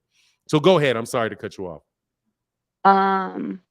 Well, yeah. So when they do that, then there's also like in that same contract, there was a clause that said that any monies requested from said manager um, is understood and acknowledged as an advance towards the next person will be deducted accordingly. So you go and ask Matt, the manager, hey bro, I need another $5,000 just to hold me over till the next fight, and he's like, sure, gives you the $5,000, and you're thinking, oh my god, he's such a nice guy, but when your purse comes, that's deducted, right? Like they don't see that. They see it as nice guy because there's only maybe 2 or 3 lines that even addresses any monies requested. So things like that are, the small things that people hold their managers up on a pedestal until it, when it comes to money time and they realize how much their purse is gone. But you're by that point, you're already in the contract. Yeah, that's it. That's tough. But again, if you understand it though, and that's what you decide to do, that's what you decide to do. I would suspect that a lot of boxers don't really have the financial wherewithal to really even negotiate it. Would you think? No, and actually, at I believe the last couple lines of the contract always states that you have had it legally reviewed, and so you sign off that you did that. So even if you go to a court of law, they'll be like, "But it says on this contract that you legally reviewed it and you signed it." So like there goes that defense, and that's the scary part. But then after that, then of course you sleep with another person, the promoter, and it's going to be that type of same way where you have to look at all those little intricacies as well.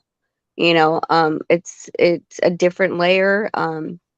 Again, a lot of the fights and what happens if you turn down a fight,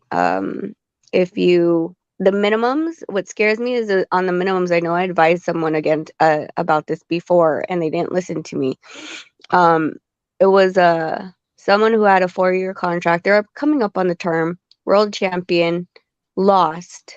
Oh, before he lost, I told him, I was like, where's your contract? And he's like, don't have it yet. And I was like, what do you mean? Like, you have 3 weeks for your fight. And I wasn't his manager. I was just helping advise. Right. And no contract yet. He didn't get his contract till fight week. At that point, there was no negotiation. Like, they weren't going to not fight, right? Because it was a title fight. I told him, at least make sure that if you lose, you have insurance on the back. And he's like, what are you talking about? And I was like, just that in case you lose this world title, that when you go back down, when you lose, like, you have a minimum when you lose. And that doesn't go all the way back to your 4-year, back 4 years ago, what your minimum was then. Of course, they didn't listen. So after the fight, I believe like his minimum was like $2,000 before or something, $2,000 or $5,000. After the fight, they called me and they're like, they're offering us to come back for $25,000. And I'm like, well, I told you that you should have at least negotiated to be like, you're not going to make less than like 75 or something, but you didn't get that insurance on the fight contract. So you kind of screwed yourself, thinking that they were going to protect you this entire time. Man, so okay, so I had a great question for question. God dog, what was the question, man? That's why I said I don't like to interview people, because so you say so many things that are interesting. As far as promoters bringing in guarantees, like, and if you're fighting and you're not, say you fight on somebody else's card, you said something in the interview about, in the interview about that that you did with YM Sports Media. Do you recall that? Yeah, if you're signed to a promoter and you fight on someone else's card, usually they take 20%, 30%, just depends on the contract. But it's from your purse.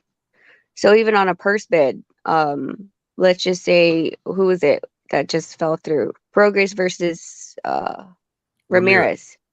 So if he was taking the 35%, from that fight, off of that top, I don't know what top rank and his contract says, but it's either 10, 20, or 30% that they would take from his purse, because if they weren't promoting it, if Top Rank didn't get the card. So if it was Probellum and Probellum had to pay out the 35%, they would have had to take from that 35%, they would have had to pay, Top Rank their accordance fee of their share. So if Jose Ramirez accepted the 35%, it's really, he's going to lose, I don't know, what is that? 35%. So you lose 35% of that 35% to Top Rank. Whatever their agreement is. Whoever won the purse bid. So if he was making 100,000, let's just say, make it round, 100,000, and depending on if it's 10, 20, or 30, his promoter Top Rank would shave off the top 30% already, so 70,000. Then his manager, then his trainer, then his cutman. They would pay that even if, and he has to pay the promotional fee even if Top Rank loses the purse bid. Correct. Still gets the promotional fee even though they're not promoting it. Correct. Wow. You have to have, in order to get around that stuff, you have to get a contract that thick. You would have to really go through almost every eventuality in all of these scenarios to say, well, okay, I will give you 35% of fights that you promote, in which you are the chief, in which you are the principal promoter, right? Well, if they're the principal promoter, then they wouldn't take anything off your purse. They just give you a guarantee, right? And they just leave it at that. But because they're not making money, and their argument will be that they have to, because normally in these contracts, what it also says is if it ever comes to a purse bid, that they are required to bid as well, right? And if they're required to bid, then, and they lose the bid, then you have to pay the 30%, whatever. But the thing is that when they do these purse bids, there is a fee to play. So they have to put, I don't know, whatever the fee is, like whether it's 5 or 10,000. I think it depends on like how much the fight is worth. And then they have to put up, the 10% within how many days of the purse bid. But there's a fee to play with the sanctioning bodies to bid on the purse. Hold on, man. Really? Yeah. So they charge you? Hold on. Not us. Wow. They charge the promoter to bid. So if the promoter wants to play, they have to pay the bid fee before they even play. Wow. So you have to pay a fee to bid, and then you have to pay a percentage of the bid to them.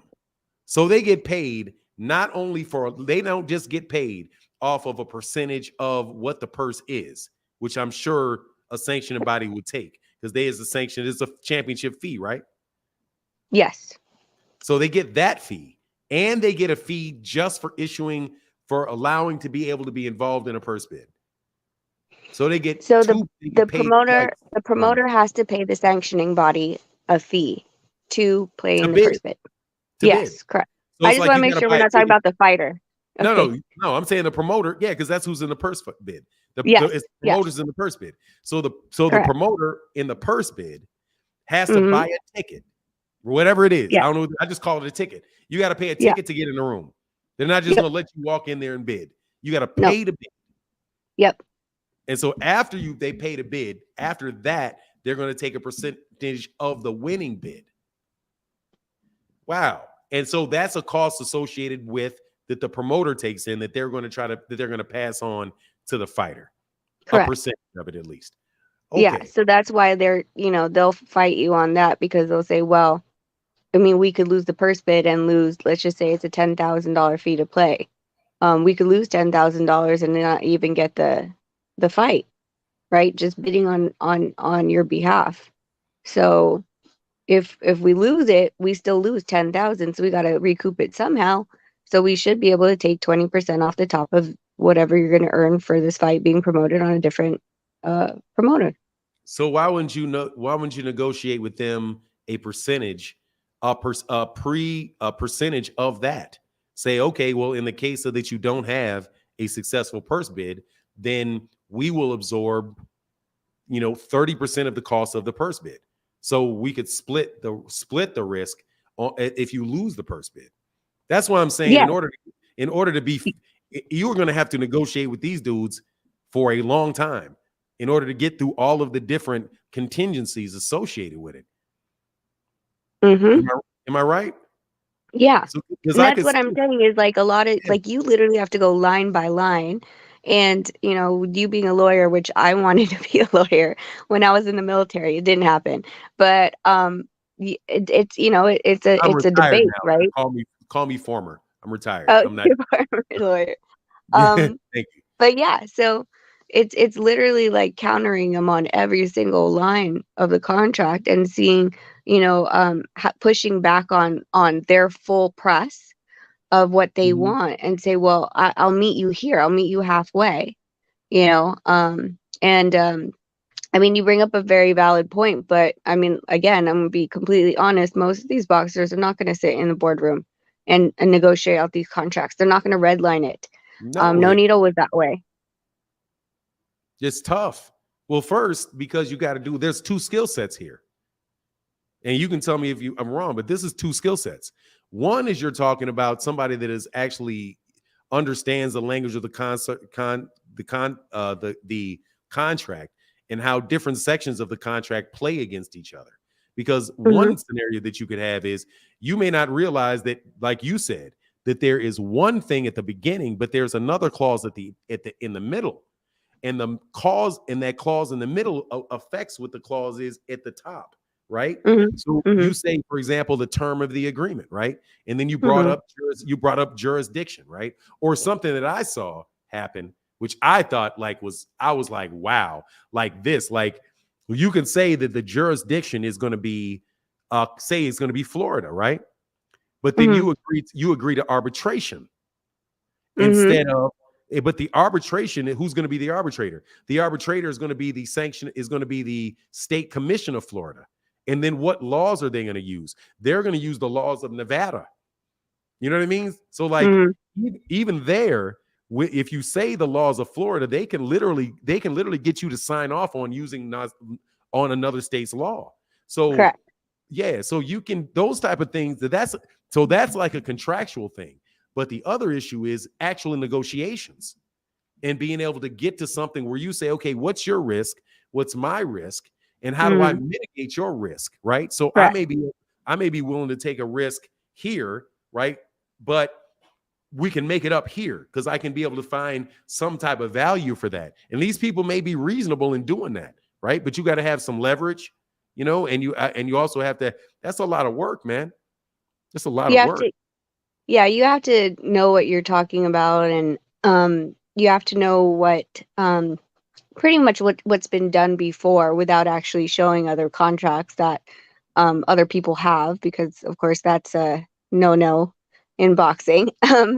And just, yeah, like you said, like it's being able to mitigate your own risk versus theirs, because they're going to take everything that they can. It's a So no-no. Why do you say that's a no-no? well, because most of these, well, I mean, in all honesty, when it comes to legality, before a contract signed, a lot of these promoters and managers do not have their fighters sign a non-disclosure and confidentiality agreement anyway. So Mm. if you pass it to them before then there's nothing really tying you to show it to anyone besides possibly the email and that little snippet on the bottom that says it's a confidential email, right? Okay. Um, but after you sign a contract, that's supposed to be binding, that you're not, unless for legal purposes, you're not supposed to just go bring it around as if it was like a bidding war. Like, hey, look, this is what they offered me. So I'm going to show you what they offered me. And this is what this guy offered me. And this is what you guys offered this guy. So that's why they have those. I mean, most contracts have confidentiality clauses. A lot of people break them, but Mm-hmm. Okay, yeah, that makes sense. And then you have non-disparagement, probably non-disparagement too. correct. Oh, okay. Yeah, and I mean that stuff's reasonable because people can, that's almost like trade secrets, close to it, where you have like, Mm-hmm. look, you can't tell them because if you tell them how much I'm gonna offer, you're gonna drive my price up with other people, right? Yeah, Correct. that makes a lot of sense. Wow, man, this is so educational. This is so, and it's not Raquel, it's Rachel. I hope in the video, I did a video about you yesterday. If you didn't know, I know. yeah, and I said, I think I said Rachel. Did I say Rachel? You I called. changed it. You just kept saying Mrs. Donaire because you didn't want to fuck up my name. Yeah. Yeah, because I was like, nah, I don't want to. I want to take I her was like, off. how is he gonna mess up my name? I'm What like, do you it's say? so simple. I was like, how are you gonna mess up my I'm name? It looks dyslexic. so simple. I'm Oh, dyslexic. are you? Yeah, I Okay. switch up names all the time. People will tell me, you say David Avenetian like 500 times. It's like for some reason, it sounds like David Avenetian in my head. So I'll just say it over and over and over again. And then, yeah, I'm really bad like that. Like, I think I Well, saw. let's be honest. David got the worst rap in the history of boxers. And it wasn't even his fault. He just took a fight, and people butchered his name every type of way. Like Oh, David, I'd be sneezing. David Amnesia.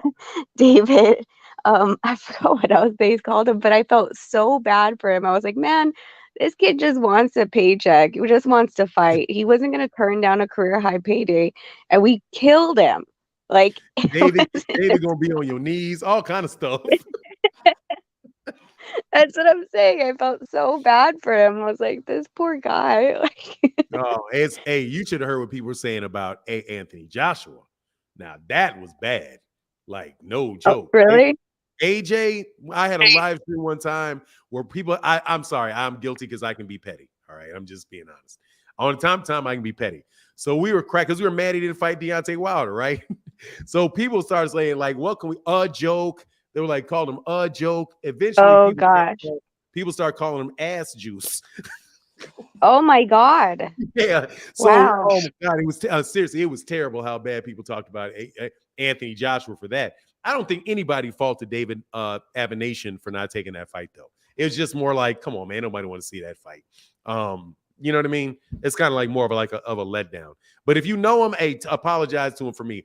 I really just, like I said, I'm dyslexic. It's always affected me like that. Like I used to for years. I was maybe like 10 before I could really clearly see the difference between D's and B's and fives. And I think like up until I was maybe 13, I would write 5 instead of an R. It just, my mind flips things like that. So please don't take it personal. Once No, I saw you should you have with seen it Rachel, at the Marv Nation fight say with that again. Raquel.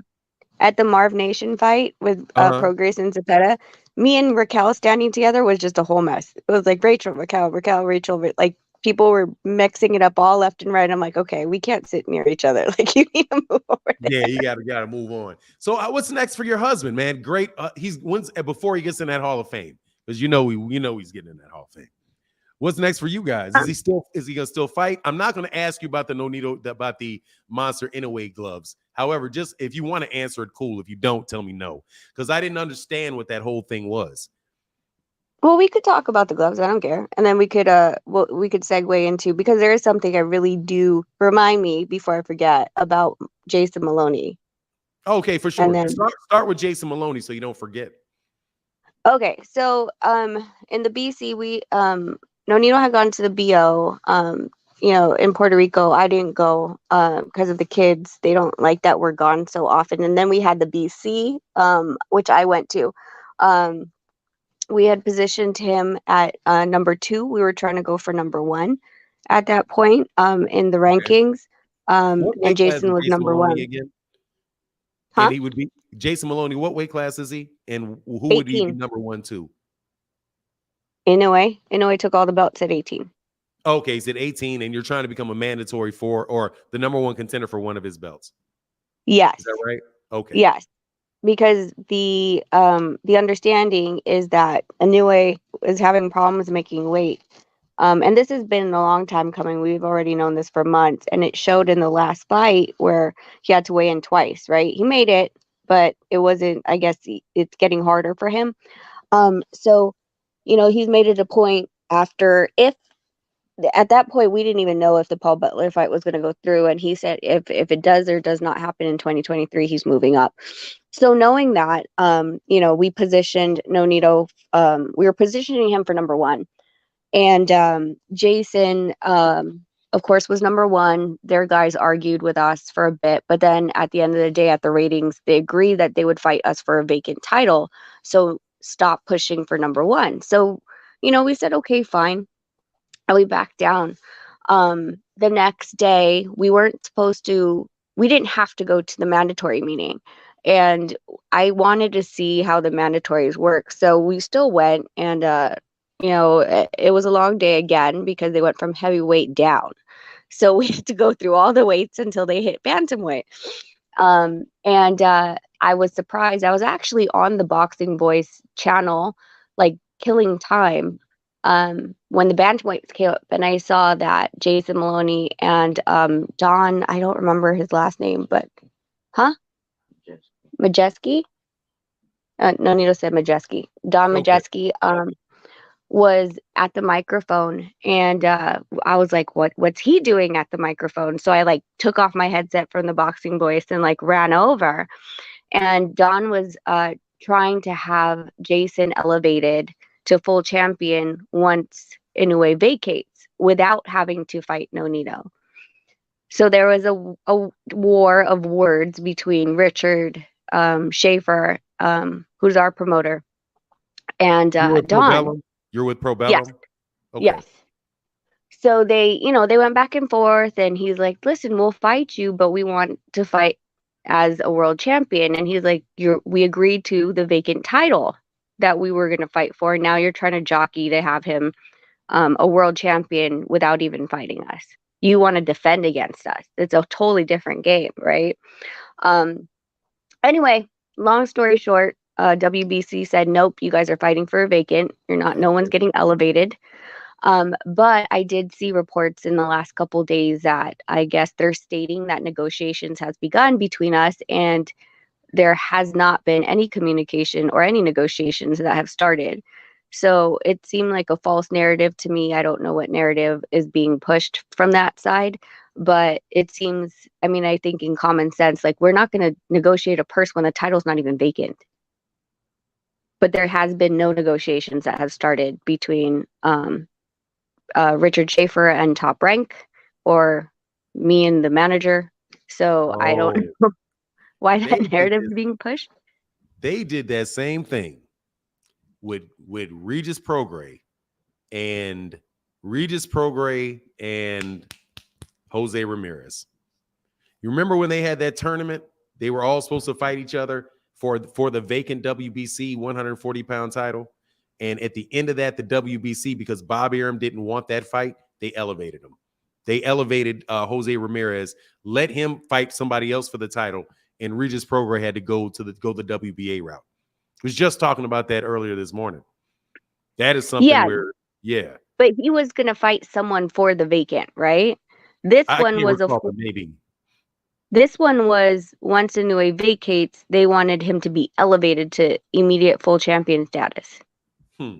Yeah, it was kind of like Devin Haney and Jamal Charlo got elevated when it became vacant. Mm-hmm. Yeah, that's what they were trying to do, but it got crossed out. So what you need to do? So what are you guys gonna do? Well, there's nothing for us to do until Inoue vacates. We don't know when he's going to vacate. We can't force him to vacate. I would assume that he's not going to vacate until he has a good positioning in one of the sanctioning bodies in 122 to get him into the perfect lineup where he would either, fight.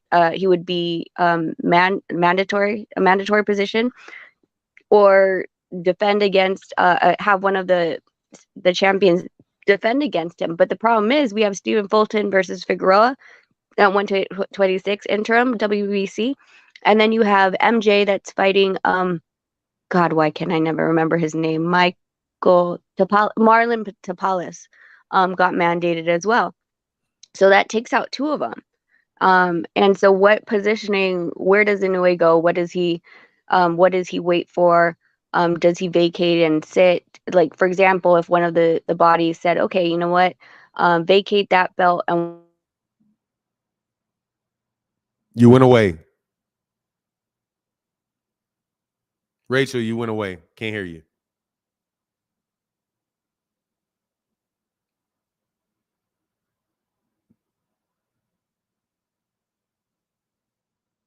You still there? Mrs. Donaire, you still there? Man, this is a good conversation. I hate that you dipped off. So she was explaining what was going on with the mandatory for a vacant belt that Nonito Nair is trying to fight for. I think this is the WBC. Wow, hate that you went away. I'll give you a couple more minutes, man. Let me read the super chat real quick though. Sean Clark says salute to Rachel for her insight. Appreciate her expertise and love in the chat. Hey man, I hope that's them calling you saying, no, don't say it. We'll work it out. Yeah, I hope they doing you right. Can she explain the Ali Act? Hey, no worries. I'll explain the Ali Act. Much love in that super chat to Matthew Thomas. I'm gonna wait to see if she comes back. Hold on 1 second. Sean Clark in the building said Rachel do all or most of her contracts have language directly related to transparency or the revenue in them. Okay, that's cool. We'll get to that one. We'll get to that if she comes back. They may have. The WBC probably called her. No, we don't worry about it. We got it. Don't do it. Don't start it. Hey, man, what's higher education? What you mean? She probably got a call. Drop the link. I'll put the link on there again for her. Yeah, that's what's up. Man, this is an incredible broadcast. Yeah, it's really entertaining. I learned a lot. This is really fun. It's fun for me. So I'm gonna wait a little bit longer, or she can put in the chat. Oh, say, oops, there's a link right there. Here's the link right above you. Oh, here she comes. Sorry.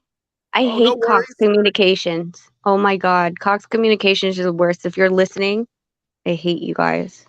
Yeah. Hey, at least they're not saying you got an Obama phone. So you good.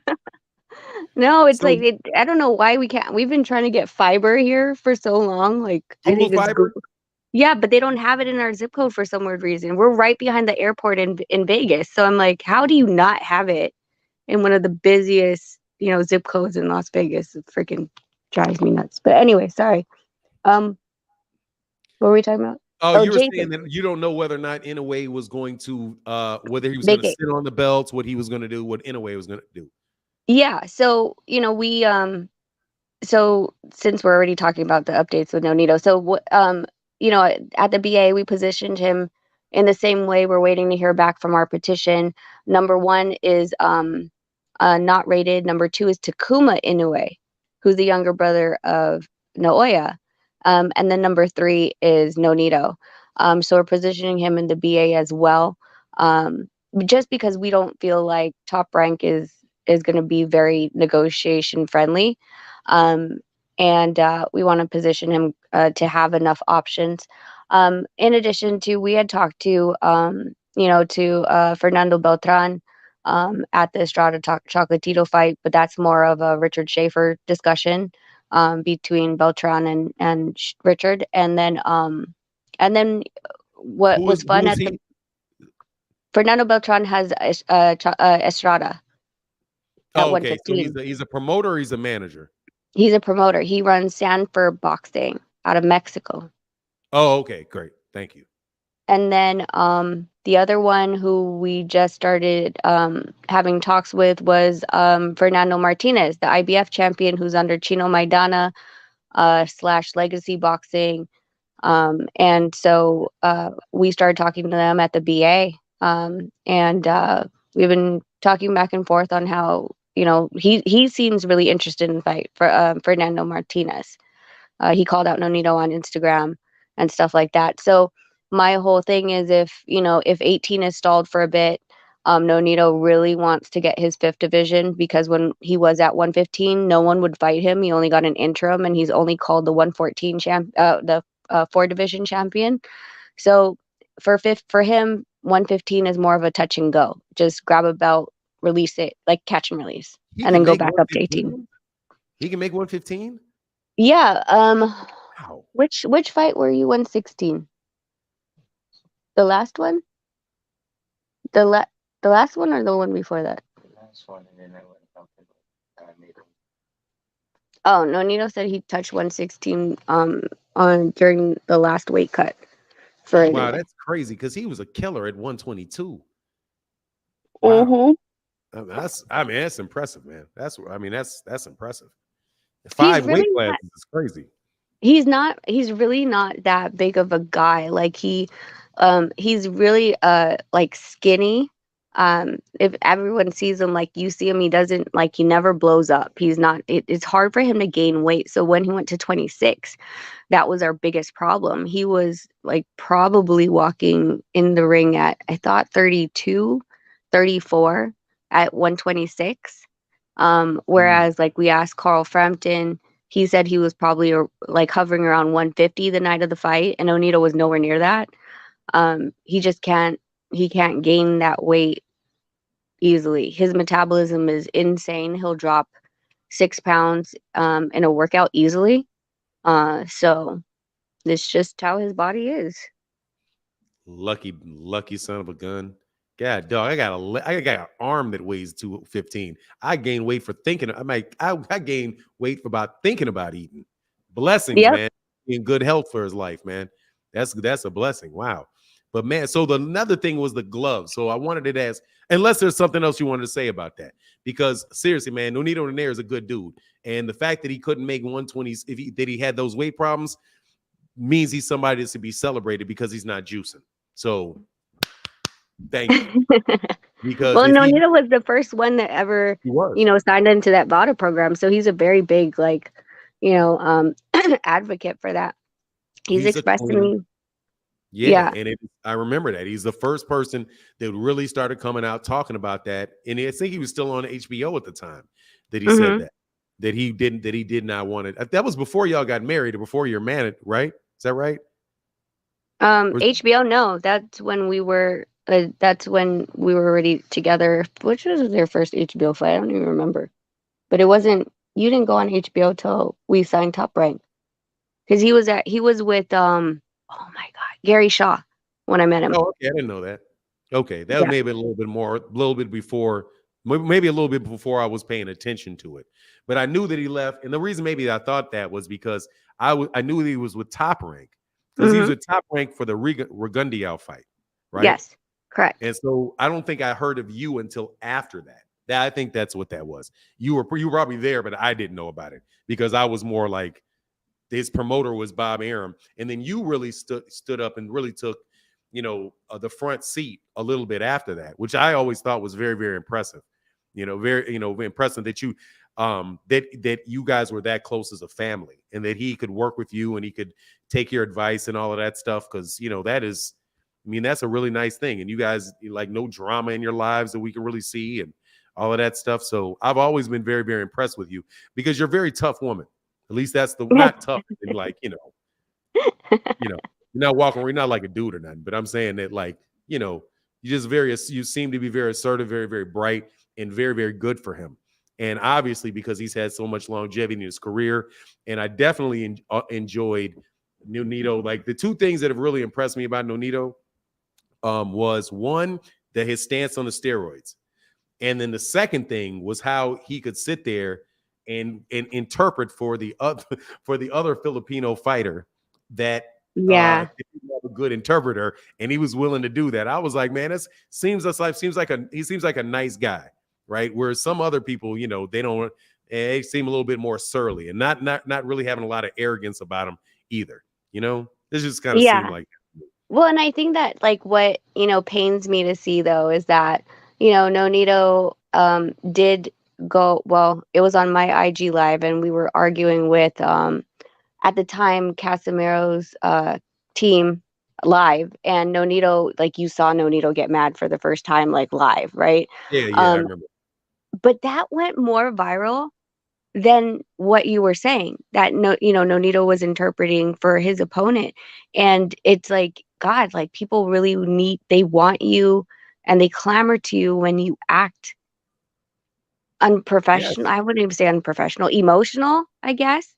Um, then if you have a certain aura about you that you're in control of your emotions. And so for me, that like, it's hard, it's difficult for us in this space of like social media and things like that, because people want you to, to be out there to talk trash and to do this, and that's not Nonito, and I think like when it's thank you for saying that, because I think people they don't highlight enough because they're like, ugh, it's a good guy, who cares. Yeah, he seemed like a very, I'm more like, as far as all that stuff goes, yeah, man, people want drama, but it Yeah. is what it is. You know what I mean? It's like, but at the end of the day, he was blessed with something else. And I'm saying, like I said, this is a boxing conversation. I don't consider myself the media, but I mean, like, dude, he's blessed with something else. Because if your mind is focused on a lot of the business aspect of it, and you're watching the pennies and counting the pennies and making sure he has the deal right, and you even said something when I listened to that interview, when you cut off an interview, and you said, "Hey, Nonito's hungry," right? I was like, "What?" Mm-hmm. Like, my wife would never stop a business meeting because I'm hungry. Man, there's something in the fridge, But just the fact that you had somebody around him that is taking care of him in that regard, right, is a blessing that you'll get, where you can have a lot of people that have, that really are like the kings of the dramas and all of that stuff, but then they have people that are just taken from them in their lives on a day-to-day basis. You know what I mean? So it seems as if Yeah, I Nonito, mean, I think that's a thing in boxing, though. Say again?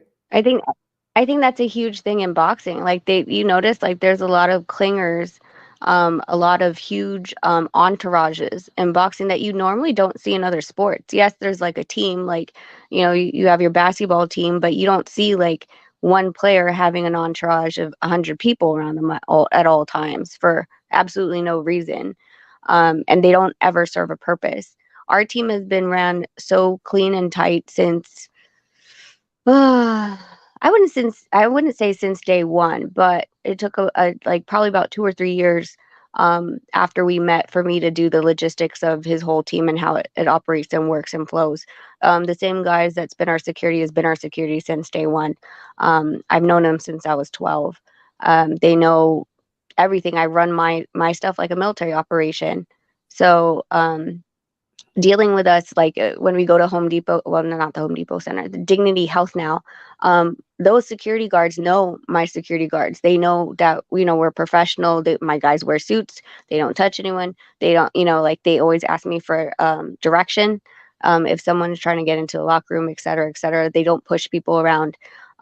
They're very cordial and professional in what they have to do for that fight week. But it's like I said, it's ran like a military operation. I was Air Force for 5 years. I don't know any other type of way. There you go. You're military. God dog, I got it. That's why I said you seem tough. Is you're military, but disciplined. It's probably disciplined, and you really don't have that blink in your eye. You know what I mean? Like, I just get a feel for people. But what you're saying though, this is on a personal aside. I think that's what a lot of people go through their life with. I mean, regardless of whether they're athlete or whatever, when you're in high school, you got a bunch of kids you're running around with, and you're running around with no purpose. And then you go, and then when you get out of school or you get a wife, and, eventually you bring yourself in and you form your own family, and you separate from a lot of the people that you were around just because you like each other. You know what I mean? Versus somebody being there because you have you have a purpose for them being there. You know what I mean? And if your purpose for them being there is a friend, then that's what you're going to get. You're just going to get friendship. So you have one friend there, two friends, but if you got, then you get caught up in all the politics and the jealousy associated with friendship and being a member of the crowd, So anyway, like that's why we have like, so the people we have like our camp, Team Donaire is it's always the same every time. If our friends, quote unquote, and I say friends as in like in the boxing world, because the only people that I would actually take into Team Donaire are from the boxing world. So someone like Jelena Mrjenovic, who is an 8-time world champion, she's a very close friend of ours.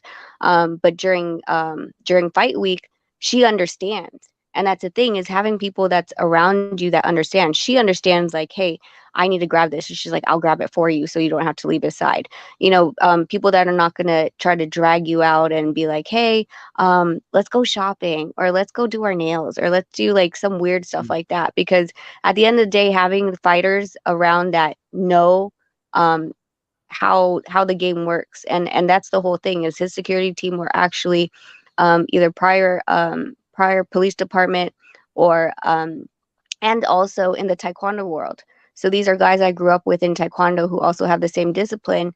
And when I was fighting, they knew what it felt like to cut weight. They knew what it meant. They knew you don't go and eat a burger in front of the guy that's cutting weight. Not that Nonito minds, but just nuances like that unless you've actually fought before, you don't really understand what that guy is going through. And my whole team understands, because this is what I grew up in. Oh, wow. Yeah, that's beautiful. Real quick, Sean Clark said, Rachel, I'm telling you, I have to force myself not to say Raquel. Rachel, do all or most contracts have language directly related to transparency or of revenue written in them?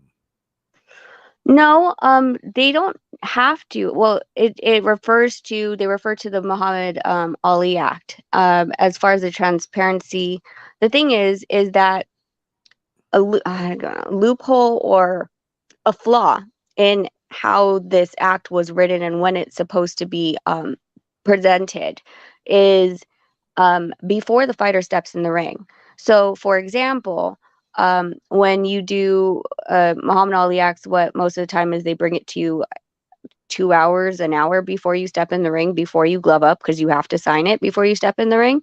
But if in all due honesty, like, come on, like, what you don't know what the gate is, right? So that number on that sheet is going to be TBA. The number for the pay-per-view is going to be TBA. The number, and the only numbers possibly will be a sponsorship. Jesus, is that it? It might be just sponsorship. That might be the only number that's actually there. They might have actual international TV rights that might be on there. Has a number next to it, but the rest of them don't have numbers. So that's why it's really difficult if you don't follow up with the promoter to receive a fully broken down of the pay-per-views and the ticket buys after the fact. Then when you go into a different negotiation with a different promoter, you don't have paperwork on your numbers, on what you can bring, how much profit you were generating for said event or any of your events. So, for example, if you're like, well, if you go to another promoter and you're like, well, I can bring 150,000 buys on pay-per-view, and you don't have the Muhammad Ali Act that actually has the sign off of the promoter and yourself that's lodged, then you can't really say that, because they're going to say 150,000 buys at what price, $19.99 or $79.99, because all of that starts to get computed, and they see what your worth is.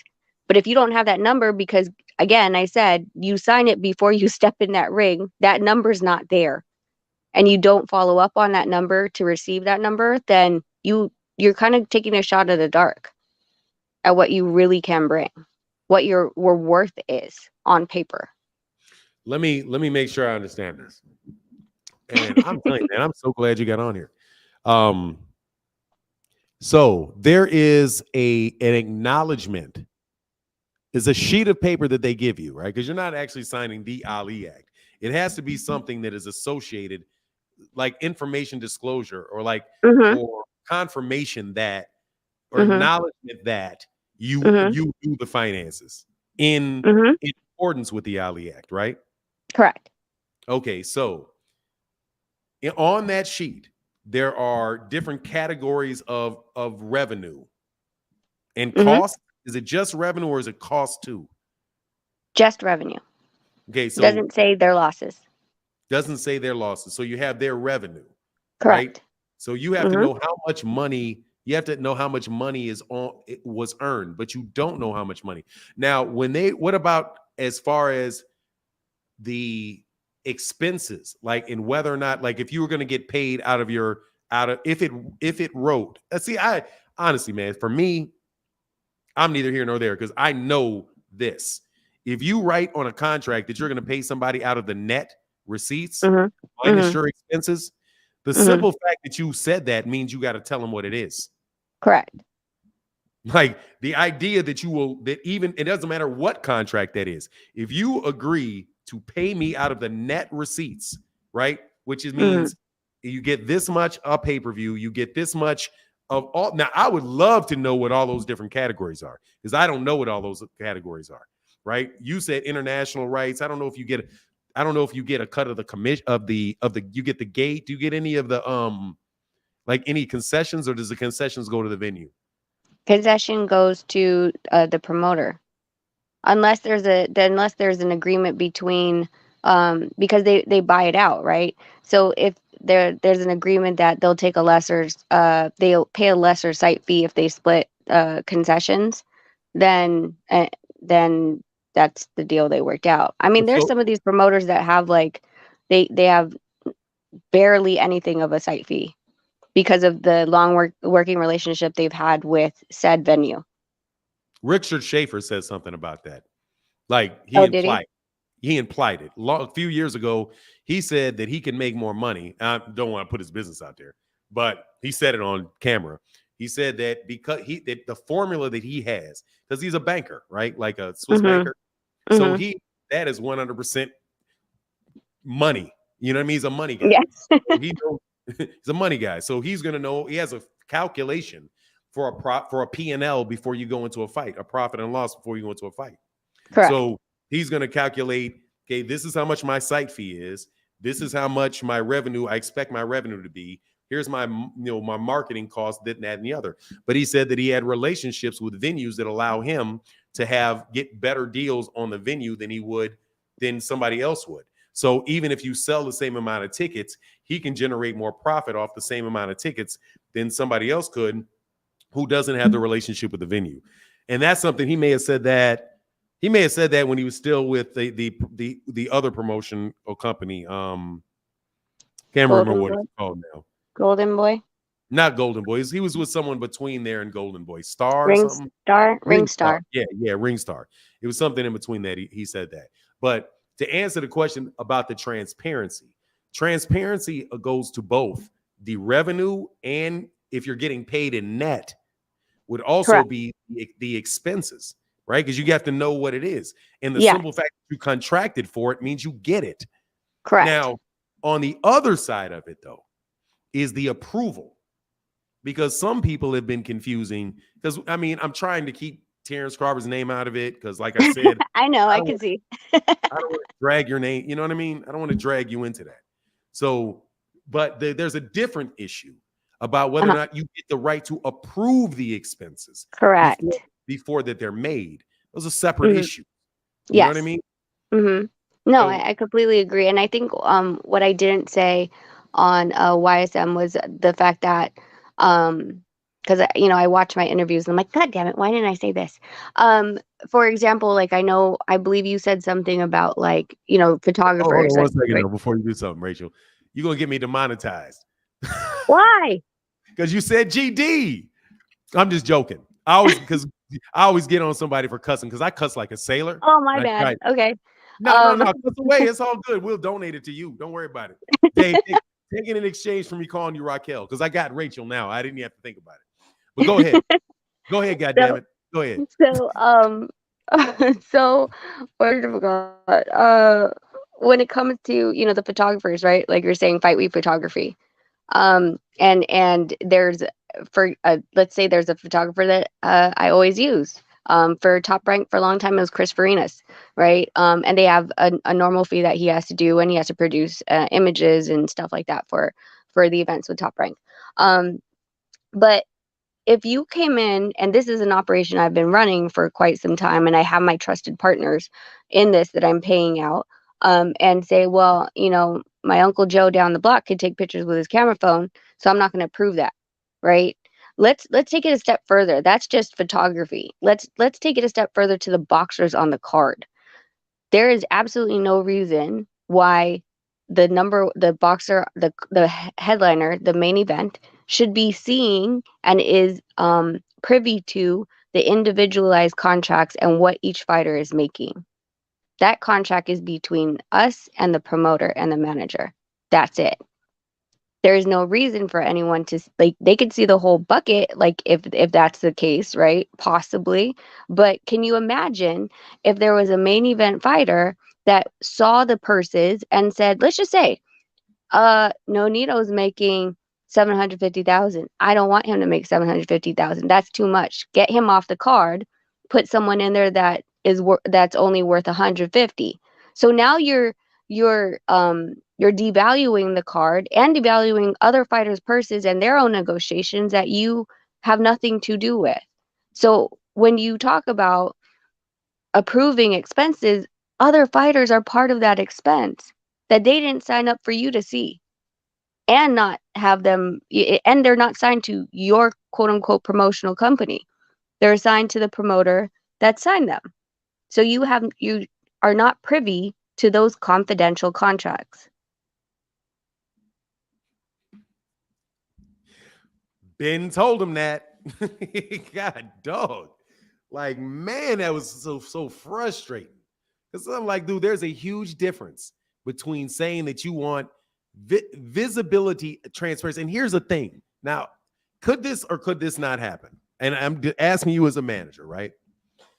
If you were worried about, okay, I'm going to get paid out of the net, and I want to know what the expenses are, right? And if you, because I don't want you to walk up and say, you buy, the proverbial $25,000 towel, right?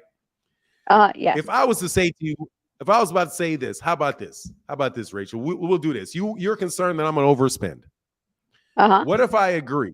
What if I agree to you that I will not exceed, that my cost will not exceed 10% of the total pay-per-view revenue or event revenue?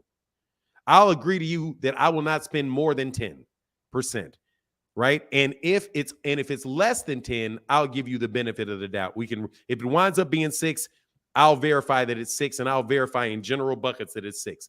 But I will agree to you that as it relates to the calculation of your pay-per-view, your percentage, say Nonito Donaire gets 80% of a pay-per-view with Monster anyway. I'm on your team, right? So you say, okay, we'll take that, but we're going to get the net. Can we just agree that it's only going to be 10% and you can't spend more than 10%? Yes, that's a negotiation tactic. But the thing is, without, yeah, I mean, I mean, it's 10% is actually pretty high, but I mean, like I said, like, okay, so you say 10, or and I'll move it down, and we'll try to squeeze it as much as we possible. But that's the whole thing. You say 10, I'm gonna be like 5. You're gonna be like 8. I'm gonna be like 7. Okay, can we meet at 7.5 so we could put this damn contract away? Yeah, okay, let's put this contract away. But that's the whole thing. But you can agree to it, though. But you can agree to that. You don't need to see everything as it comes in, approve the contracts, and do all of that. No. You can have a ceiling. One more question for you. That's a ceiling. I like that. You could have just told me what the term was. Ceiling. Let me ask you a question. Would you want to do that? What would happen for you if you had to approve all of the expenses for an event and manage your husband at the same time? I think that would actually drive me nuts. I would try to run the numbers, especially if it's like we were saying, if there was a ceiling and it was just a percentage of the ceiling, how much they can spend. Because I am very detail oriented. I would want to see it, and it would drive me nuts. But as long as we were agreeing on the ceiling, that'd be fine. But then I would also feel like there's more added pressure for me to do everything. I do feel like sometimes with these, guaranteed purses, they don't try to promote the fight at all, right? They do the bare minimum.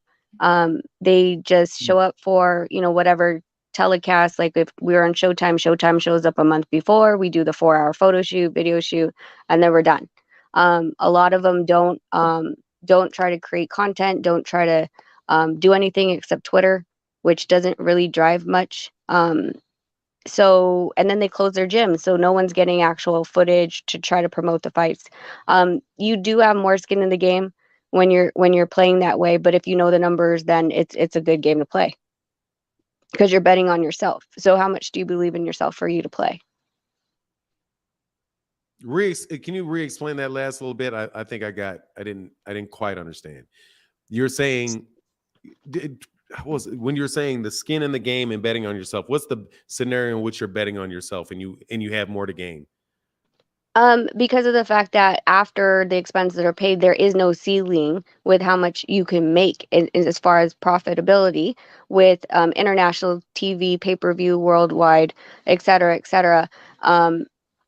You know, even I wonder if these boxers even look into the percentage of how much the masters cost, and the longevity of owning part of that master, for the length of your legacy. Really owning them, like masters, is just like the music industry. When you own that, whenever they play, you're getting paid. So that same kind of model that the promoters own the masters, if it's negotiated within that you would get 1% of the master within all of this, of the profit of the entire arrangement, then the longevity of that money is I mean, gosh, it's just going to keep going. It'll become generational wealth that you'll just get a paycheck every single month that your video is played, right? I might have gone off topic. Did I No, go off you're topic? not. You're not. I'm Okay. following. No, because you're Um, going into the different sources of revenue and the risk that where you take guaranteed money and nothing on the back and you don't care about that. You're yeah, saying, look, there's a lot of other things that why would you want to cap? Why would you want to put a ceiling on yourself? That you're just yeah. going to why wouldn't you want to put a ceiling on yourself? Yeah, Right? so you do have, like I said, you do have a bunch of different options and no ceiling when it comes to profit, and longevity of that profit. Whereas if you cap yourself, if you don't believe in yourself as much, then get a higher guarantee and lower percentage on, like, for example, the splits on pay-per-view, because you're like, well, first of all, when it's the splits on pay-per-view, it's never from the first buy. Usually there's a threshold you have to meet, whether it's 200,000 homes first, 100,000 homes, or 50,000 homes, depending on how much your guarantee was worth.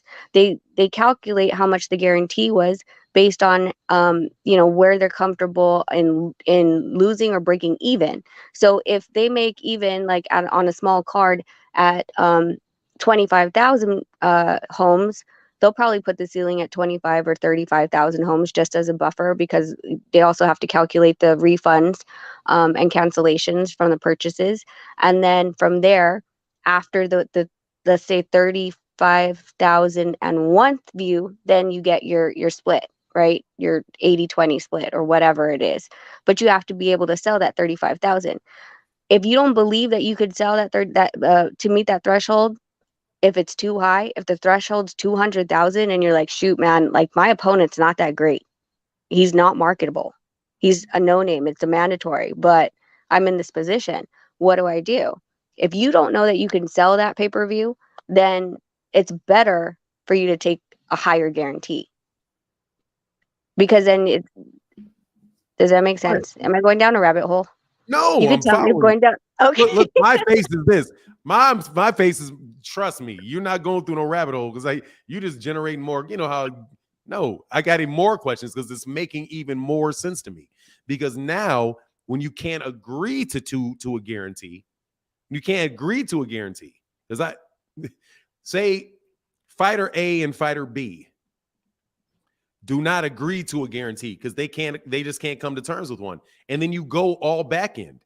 That means that you actually will get paid out of your pay-per-view earlier because there isn't the cost associated with the guarantee for you to have Correct. a break even. So Correct. that is a scenario in which if you do not have a guarantee, if you cannot agree, it makes sense. Because what I was thinking was, and I'm just telling, like I said, I've been in business a long time. I understand this stuff in other areas, right? But not necessarily how it applies to boxing. But so I was like saying, in a particular situation, I can now see how you cannot agree on the specifics of a guarantee, how it could definitely lead to a situation where you have no guarantee and all back end.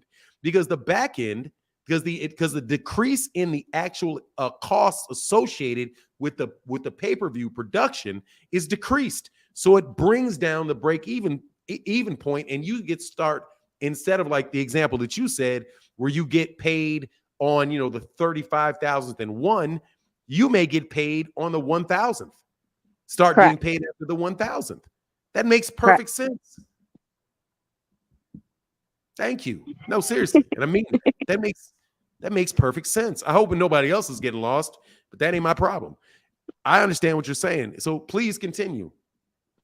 So I mean, like, that's pretty much, unless you have another question. Oh, I yeah, I'm mean, sorry.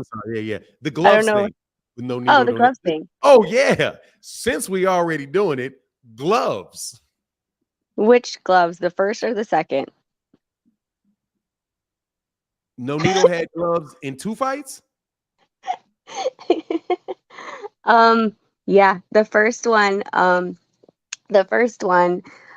we got from, we had 2 pairs, and my cutman came from the rules meeting and the glove selection, and he was kind of, his head was down, didn't know how to tell Nonito. And I was like, what? And he goes, dude, like, the gloves, and I have a picture of it. You know, I was like, he's like, the gloves look like someone stabbed them. Like, they're the inside of the gloves, the foam was coming out of both gloves. Nonito couldn't use them, so he had to use winning. If Nonito used his Everlast Elites against Inoue instead of the padding of the winning gloves on the first fight, it would have He been, probably got knocked out. So something happened with Nonito's gloves? yeah, the first fight. He had to Just wear like, Inoue's second pair of winnings. what happened to the gloves? It just looked like like it was ripped open on the inside of both pairs, and Like it's never somebody, happened.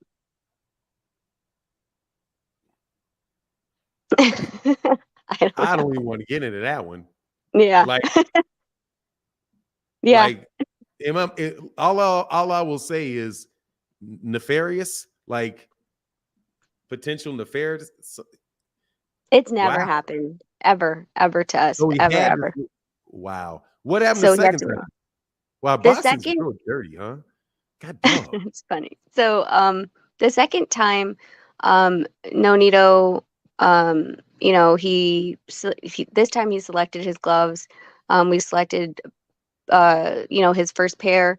Inoue's team came over, had an issue with his left hand, I believe, the pair that he selected, and they were messing around with, like, they're like, no, he needs to use another pair, another left, and this and that. And I'm like, why? And they're like, this one's, you know, we don't agree. And because we're in Japan, like, it's a lot harder to communicate, right? Like, we're going kind of through an interpreter. And I was like, there's nothing wrong with this glove. And they kept saying, no, second pair, second pair. I was like, fine. I was like, but where's your pair? And they're like, this is the pair they brought. I go, it's unwrapped. It's not sealed. And they're like, it's okay. It was given to commission. I was like, you can't give it to commission unsealed. And so for about 30 minutes, we were going back and forth because they presented gloves to commission that was unsealed. We're like, we don't know if you took anything out. We don't have a weight scale that says that it's 8 ounces. We don't know if you already, like, worn these in at the gym. And so you're supposed to present commission with sealed pair of gloves. And for a while, they fought me on it. They said that there was no way that they can get new gloves in time for the fight. And I said, not my problem. They were not happy with me at all. And eventually, magically, 2 new pairs of gloves sealed walked into the commission room. So that was the drama of that glove thing. Wow. I'll leave you alone on recent glove stuff though. Wow, this is really interesting. Hey, man, I gotta have you back on. This is really Yeah, cool. we can plan it. Yeah, for sure. I don't know how to get your email. I guess I can DM you on. Are you on Twitter? Yeah, I'm on Twitter and Instagram. Okay, it's for non-boxing. So if you look in your DMs, I'll send you my email, and maybe we can set up something to do again. Because that whole contract breakdown was very enlightening for me. It really was, because I had suspected some things were the case, but the idea that you can't Like, first of all, thank you for letting me know the other sources of revenue in the Masters, because like I said, I'm not an entertainment lawyer, so I don't really even think about it like that. But you're talking about like the replays that once you film that, if you get the right to the Masters and somebody is putting advertisements on that, forever you're going to get paid. Like that guy is still getting, these guys that own the film on Muhammad Ali are still getting paid off of the highlights from Muhammad Ali's fights a long time ago. Well, that's why when people try to, but before I forget, I put my email in the private chat. Oh, okay, thank you. So the one of the biggest things, like, these promotional companies are like when they go on sale, when they're trying to sell the company off, right? The reason why it's valued so high is because of the Masters that the promotional company owns. So, like I said, forever and a day, they're playing these fights, which is a flashback or a tribute to, or, just something to put on air. These promoters are getting paid every single time that it's shown for the lifetime of it, because they own the Masters. So that's why when they try to sell the promotional company, that's in addition, that's what gives them the worth, the value of their company so high, as the Masters that they own in their basement. Oh, wow. Okay. Well, yeah, that makes sense to me. That makes a lot of sense. Hold on. I think my thing got frozen. I was a little behind. Sorry, I was not one. It wasn't like I wasn't paying attention to you. I just wanted to type down your email so I didn't lose it, because no worries. I might have done that. Wow. So is there anything else, any messages you want to communicate, anything that you wanted to talk about as far as your guys' business, other than what we talked about with Jason, with what was going on with it's the WBC, right? And you try and making sure that the WBC doesn't try to sneak you and slap that guy into a championship and not give Nonito the opportunity to fight for it. That's a question that I did miss. What is the difference between fighting for the vacant, if you fight for a vacant belt, against the guy that was elevated as a champion, or having it happen, or fighting the guy, with the vacant belt? What's the difference in that? It's more of a stable ground where you can't move, right? So with him not being a champion and us being on the same playing field, then we have to negotiate this out. We have to figure it out between the both of us. He can't just go pick somebody else, right? If he's elevated, first of all, purse splits will be lopsided completely. And second of all, then if we don't agree to his terms or et cetera, what they'll do is they'll say, hey, WBC, we've been trying to negotiate with them. They're not coming to terms. We want to fight number 3 or number 4. Okay, that makes sense. Or if there's not a mandatory position at that point, then they could say, well, we want our voluntary defense. And a voluntary means he doesn't have to fight us. So they'll sneak away, through all that stuff. But like, basically what I wanted to dispel is the story that we are in negotiations, because the last thing I want is for WBC to think that we are being difficult in negotiations, or we're not trying to come to terms, or we're not coming to the table. We just haven't been called to the table yet. So yeah. So nothing started. There's no phone calls, no emails. So there is no I just don't like the smoke and mirror game. There's no one talking to us. So there's absolutely no reason to say otherwise. Damn. And now who promotes? Is Jason Maloney who promotes him? Top Rank. Okay, Top Rank does. Okay, cool. All right, well, we got it on there. I'm looking forward to that fight. I'm not like, the only time the only time I really talk into the smaller weight classes is when Nonito Donaire fights, or Monster Inoue fights, or guys like what's my guy's name? Just lost to that very good fighter at 118. Gary Antoine Russell. Is Gary Antoine Russell. You like those guys, man. But Nonito Donaire is a class act, and is a member of a very, very classic fight with Guillermo Rigondeaux. That was that was an incredible fight, man. Incredible fight. Yeah. But all right, Rachel, thank you so much. Let me Blessed 365. Let me go with these super chats in case somebody asks you something, if you don't mind. Okay, go ahead. Talk your ish, Rachel. Salute to you, Queen. Yes. That is, I don't like to get on that on the female angle. I'm sorry, I don't want to insult you.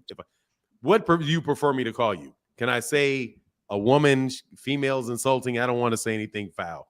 But I don't really like to go that angle, right? Because you're just very competent person. You know what I mean? Like you're a very, very competent person.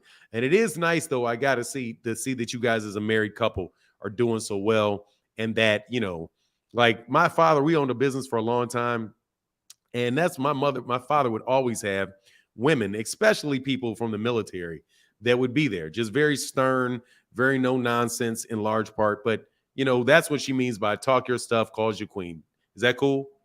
Yeah, no. I don't get offended. Trust me. I've been called every single name in the book in this industry. I'm good. Oh, yeah. Okay, cool. Oh, yeah, tough skin. There you go. Matthew Thomas said, I was in a chat last night and said the same thing. Giving up your back end is like giving away your royalties. In other words, future earnings. Yeah, and honestly, to me, just to answer that real quick, as I'm gonna get down to this last one. Jeff Campbell said, "Great interview. Thank you for stopping by." So thank you very much, Rachel, for stopping by. Of course. Is this your first time by the channel? I've never seen Yeah. your. Oh, okay. So Yeah. I guess you found about it because of the video that I did. Mm-hmm. Okay, Some of the guys had passed it to me. They're like, "Did you do an interview?" I was like, "No." And they're like, "Well, I think this guy's talking about you." And I was like, "Okay." And so I was listening to it at dinner last night. Yeah, you definitely did an interview. You did an interview for YSM Sports Media. Shout out to YSM Sports Media. Yeah. That was the first interview I did with him. And I was like, "Okay." And I had no idea what we were going to talk about. I was like, "Okay, let's see." Oh no, Let's you see should what happens. definitely. I will tell you this though, just if you want to know, if you want those type of things to be known, those type of channels are really good to do interviews on and give expert opinion on, because like we may never have really talked about Jason Maloney and Nonito Donaire, but the fact that you did that, I mean, it's probably gonna, I guess maybe 5,000-6,000, usually 7,000 people watch the live streams that will listen to that. But your expertise on, just my personal opinion, you giving to the extent that you can do it, giving your expert opinion on things that are not associated with Nonito Donaire will pull more people to focus on focus on Nonito. Because when you said that, and this is maybe a little bit of a different fan base than you're usually circle, because this is large black fan base here, just to be honest with you. Black and Mexican fan base by and large. And we usually talk a lot about the welterweights. We talk a lot about the heavyweights, and don't really get it as much into the smaller weight classes. But as soon as you put out that interview on YSM Sports Media and you talked about your thoughts on the Errol Spence Jr. Terence Crawford fight, even though you said, you know, you're kind of sick of the Twitter battles and all of that, as far as social media goes, those really are the conversations that will get your name in a lot of headlines of videos. And like, for example, I guarantee you there's going to be people doing videos that will now know and understand a lot more detail the situation revolving around that Terence Crawford fight. I mean, a lot more detail, because now we know about the royalties. You made perfect sense about issues related to whether or not you get transparency of expenses, because before people would just say, you know, oh, it's the Ali Act. The Ali Act actually lets you give that, right? I mean, it gives you access to it. But we didn't know that there was literally a sheet, right, that you have to sign to acknowledge that you're knowledgeable about these things. And then you just need to follow back up on it. But also the expenses side of it. There's not a lot of people have that really can go into a lot of depth about that, because they just don't have the experience in it. So, I mean, yeah, I think you should do more interviews, like really. And if you look at what Bill Haney does, like look at what Bill Haney does. Bill Haney goes to a lot of different channels, and that's one of the big reasons Devin Haney's name stays out there so much, is because they're constantly doing interviews and constantly reaching out on different YouTube channels. And some of the controversy and stuff really does sell. Now, I usually don't do that, right? Because I don't, like I said, I don't want anything on you. You know what I mean? Like, I just don't want it on you. But if you do more of those things, I think that issues like that, they can't avoid them. Trust me. Because the WBC, I promise you, they've heard this. because they listen to all I guarantee they hear it, because we used to do, like, all those Glovegate issues and all of that stuff, and right. Mm-hmm. That's why those guys, that's why they come to channels like this, especially on YouTube, because YouTube, like this channel may get, somewhere around 3 million views a month, something like that.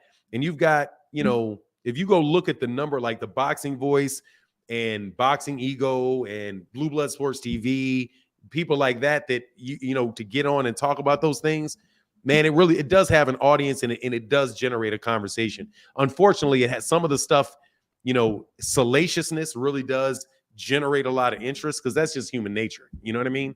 Kind of like Nonito's a good driver, right? Like he's a good, like, you remember, I don't know when did you get out of high school? General, in the 80s, 90s? 2000. Probably 2000. I was about to say, you look like you're like 25. But so you got out. No, I just turned 40.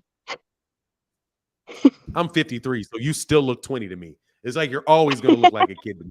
It's just how it works. You know what I mean? But you remember how they used to say, like, you ever heard the saying that a boring driver, who's the best driver? It's somebody that you didn't even notice that they were driving. Mm-hmm. Right? Yep. Because you're not jerking through traffic and all of that stuff. Well, what driver is going to get noticed? It's the one that's jerking all over, and jerking the steering wheel and doing all that, and talk the most, crack the most jokes or whatever. But I encourage you to do more talks, because you are literally the best that I have heard yet in explaining this. Like, you are definitely the best that. person I've heard that. I wouldn't say if it's not true for me, and I've listened to people talk about it, and I know kind of some of the questions to ask to bring it out a little bit, but no, I learned from you. I really do, and I appreciate you. I'm glad that you came on. So tell your husband he's very, very lucky to have you around him, and I'm sure you feel lucky to have him around you. And congratulations on your family. Do your children fight? They know boxing. I mean, like they do boxing, they do taekwondo, and they also do jiu-jitsu. Right now they're more into jiu-jitsu, I think, because people don't punch them or kick them in the face, which I understand. So they're more into headlocks, and I think that's just a boys thing. They like wrestling, right? So they've been more into jiu-jitsu, and my 9-year-old is a DJ, and my 7-year-old drums, but my 9-year-old, so. Oh, that's nice. So you're not going to they're more into that. You guys are taking care of business so that they can do the other things that they knew that do not require getting punched in the face. Question: How is Nonito's father doing? I have not, and I have not seen him in a long time. And I remember that it was his original trainer, and the guy that was always with him was his dad. I hope that they're doing well as well. His dad, unfortunately, that was part of the one of the big hurdles we needed to overcome in the last fight. Of course, Nonito wanted his dad there, always wants his dad there. When they do mitts, it's like music. Unfortunately, he had gotten knee and eye surgery April, and fully recovered for Japan in May, of course, mid-May, I believe, to Japan. Oh, okay. So he couldn't hold mitts. We actually had hired a guy from Japan to hold mitts for Nonito, and at the very extreme last minute in the locker room was not let in to the locker room because he was Japanese and he wasn't supposed to be in our locker room. So we had to make do and have our cutman hold mitts for the Inoue fight. But long story short, his dad moved back to the Philippines, and he's grooming more Philippine boxers. So he's scouting talent. There's a couple of them that are going pro right now, and they're throwing cards over there. And we talk when these boxers are actually ready for more of a challenge, because what they'll do is they'll groom them in the Philippines, and they'll start going to neighboring countries, Thailand, Japan, huge one, right? Philippines versus Japan all the time.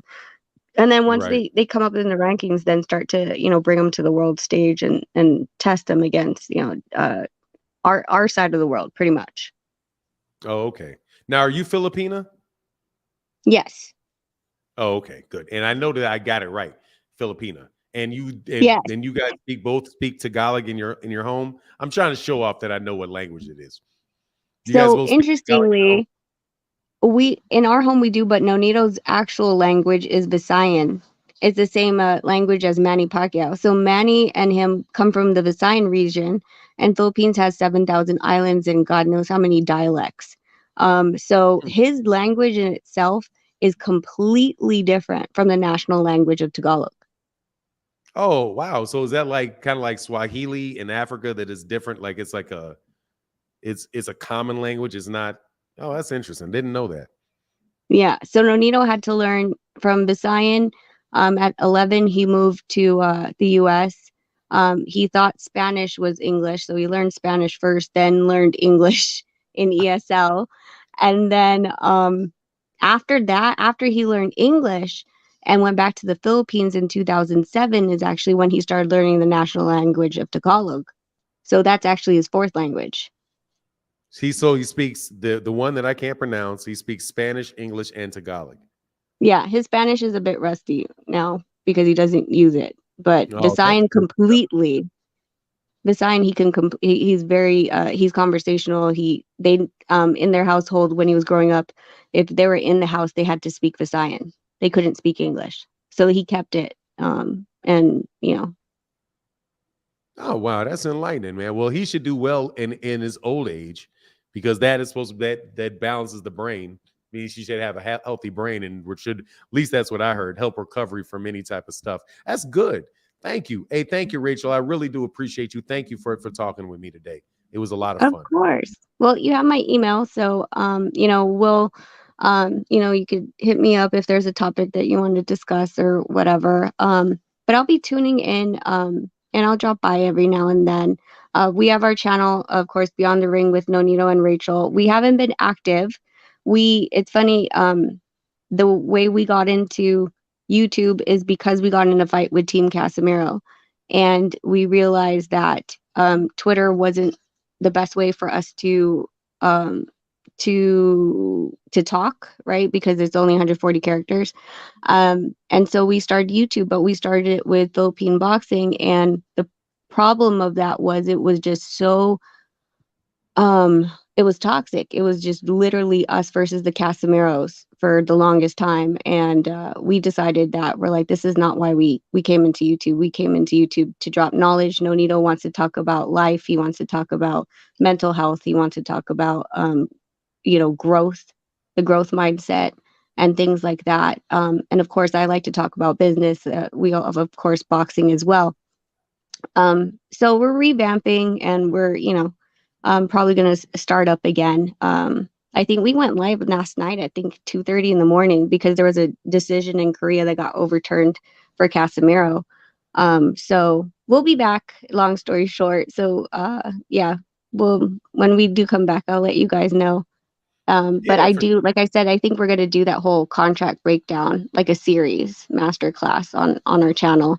So we could like break down these things, and it'd be great to have you there since you were a former lawyer. Some of these verbiages I might not be able to clearly state for yeah. the There's general actually public. a guy. Can I tell you who would probably be even better than that? Better than me? Who?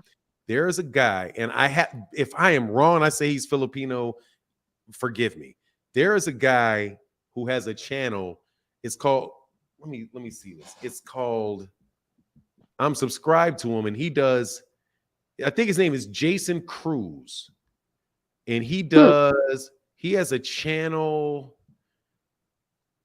called, is he just like MMA Breakdown or something like that? But his name is, let me pull this up. Hold on, because I'm going to tell you he's very, very good. He does the breakdowns on for MMA. He does like MMA pay. He may be on MMA Payout. Hold on, let me see something. I'm gonna give you the name because he's really, really good. Really, really, really good. And I would always point you to somebody that's better than me. Let me see. Jason Cruz. MMA. Let me see. Jason Cruz MMA.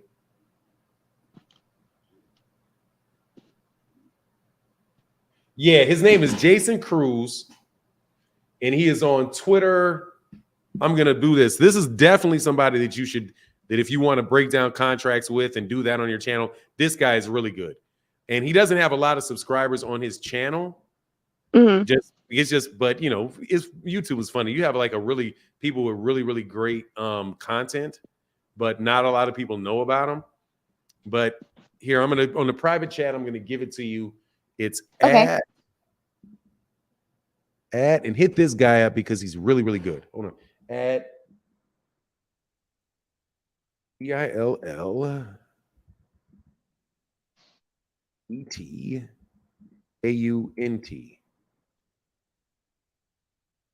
And his name is Jason Cruz MMA. So even if I get this wrong and you put in Jason Cruz MMA,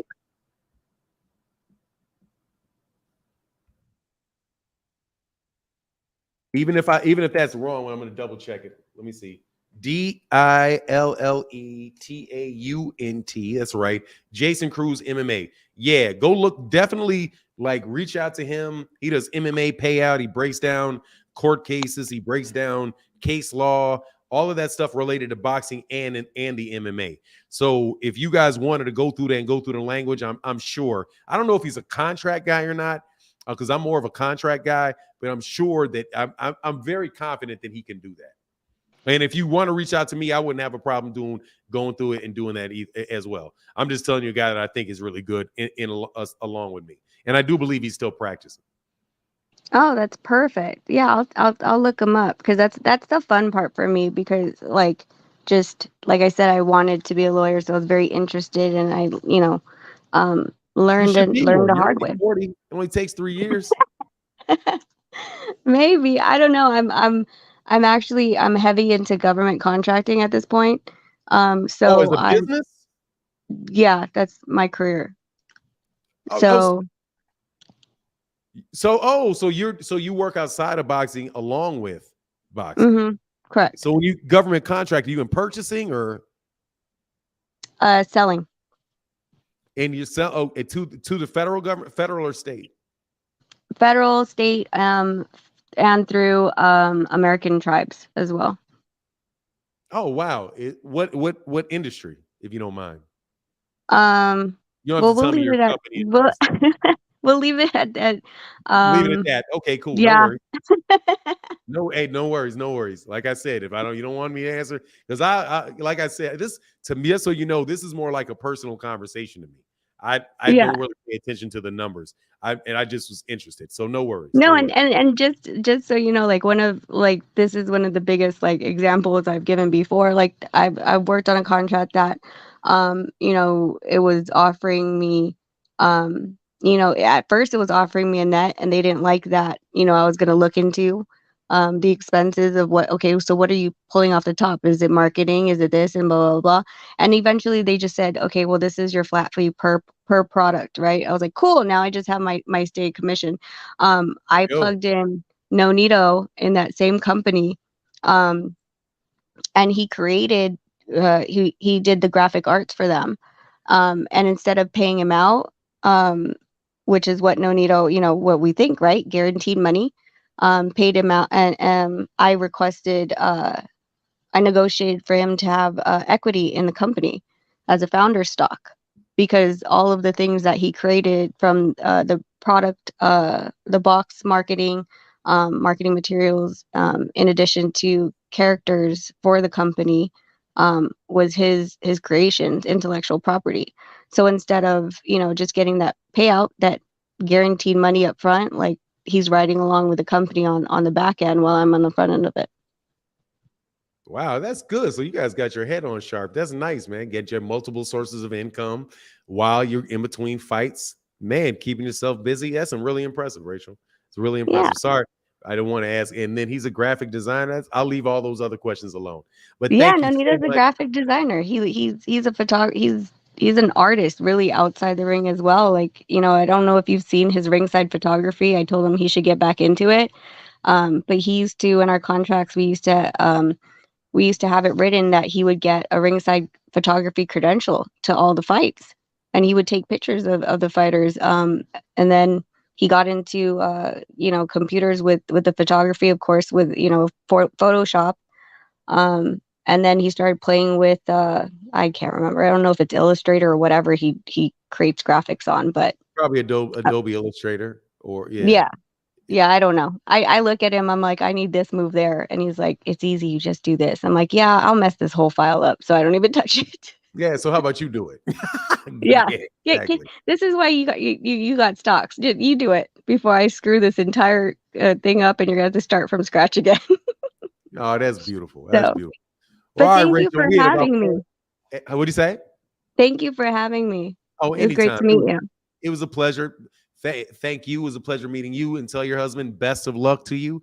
All of that good stuff if he's still listening. Big fan. And I'll talk to you later. Thank you. All right. Have a good day. You as well. Bye. Blessed 365 says, so there was a glove issue both times in a way. Yeah, basically. But we'll save that for later. Man, that was cool. So, all right, man, I went way over today. Sorry about that. I hope you guys enjoyed it. Jeff Campbell says super chat. I'm sorry.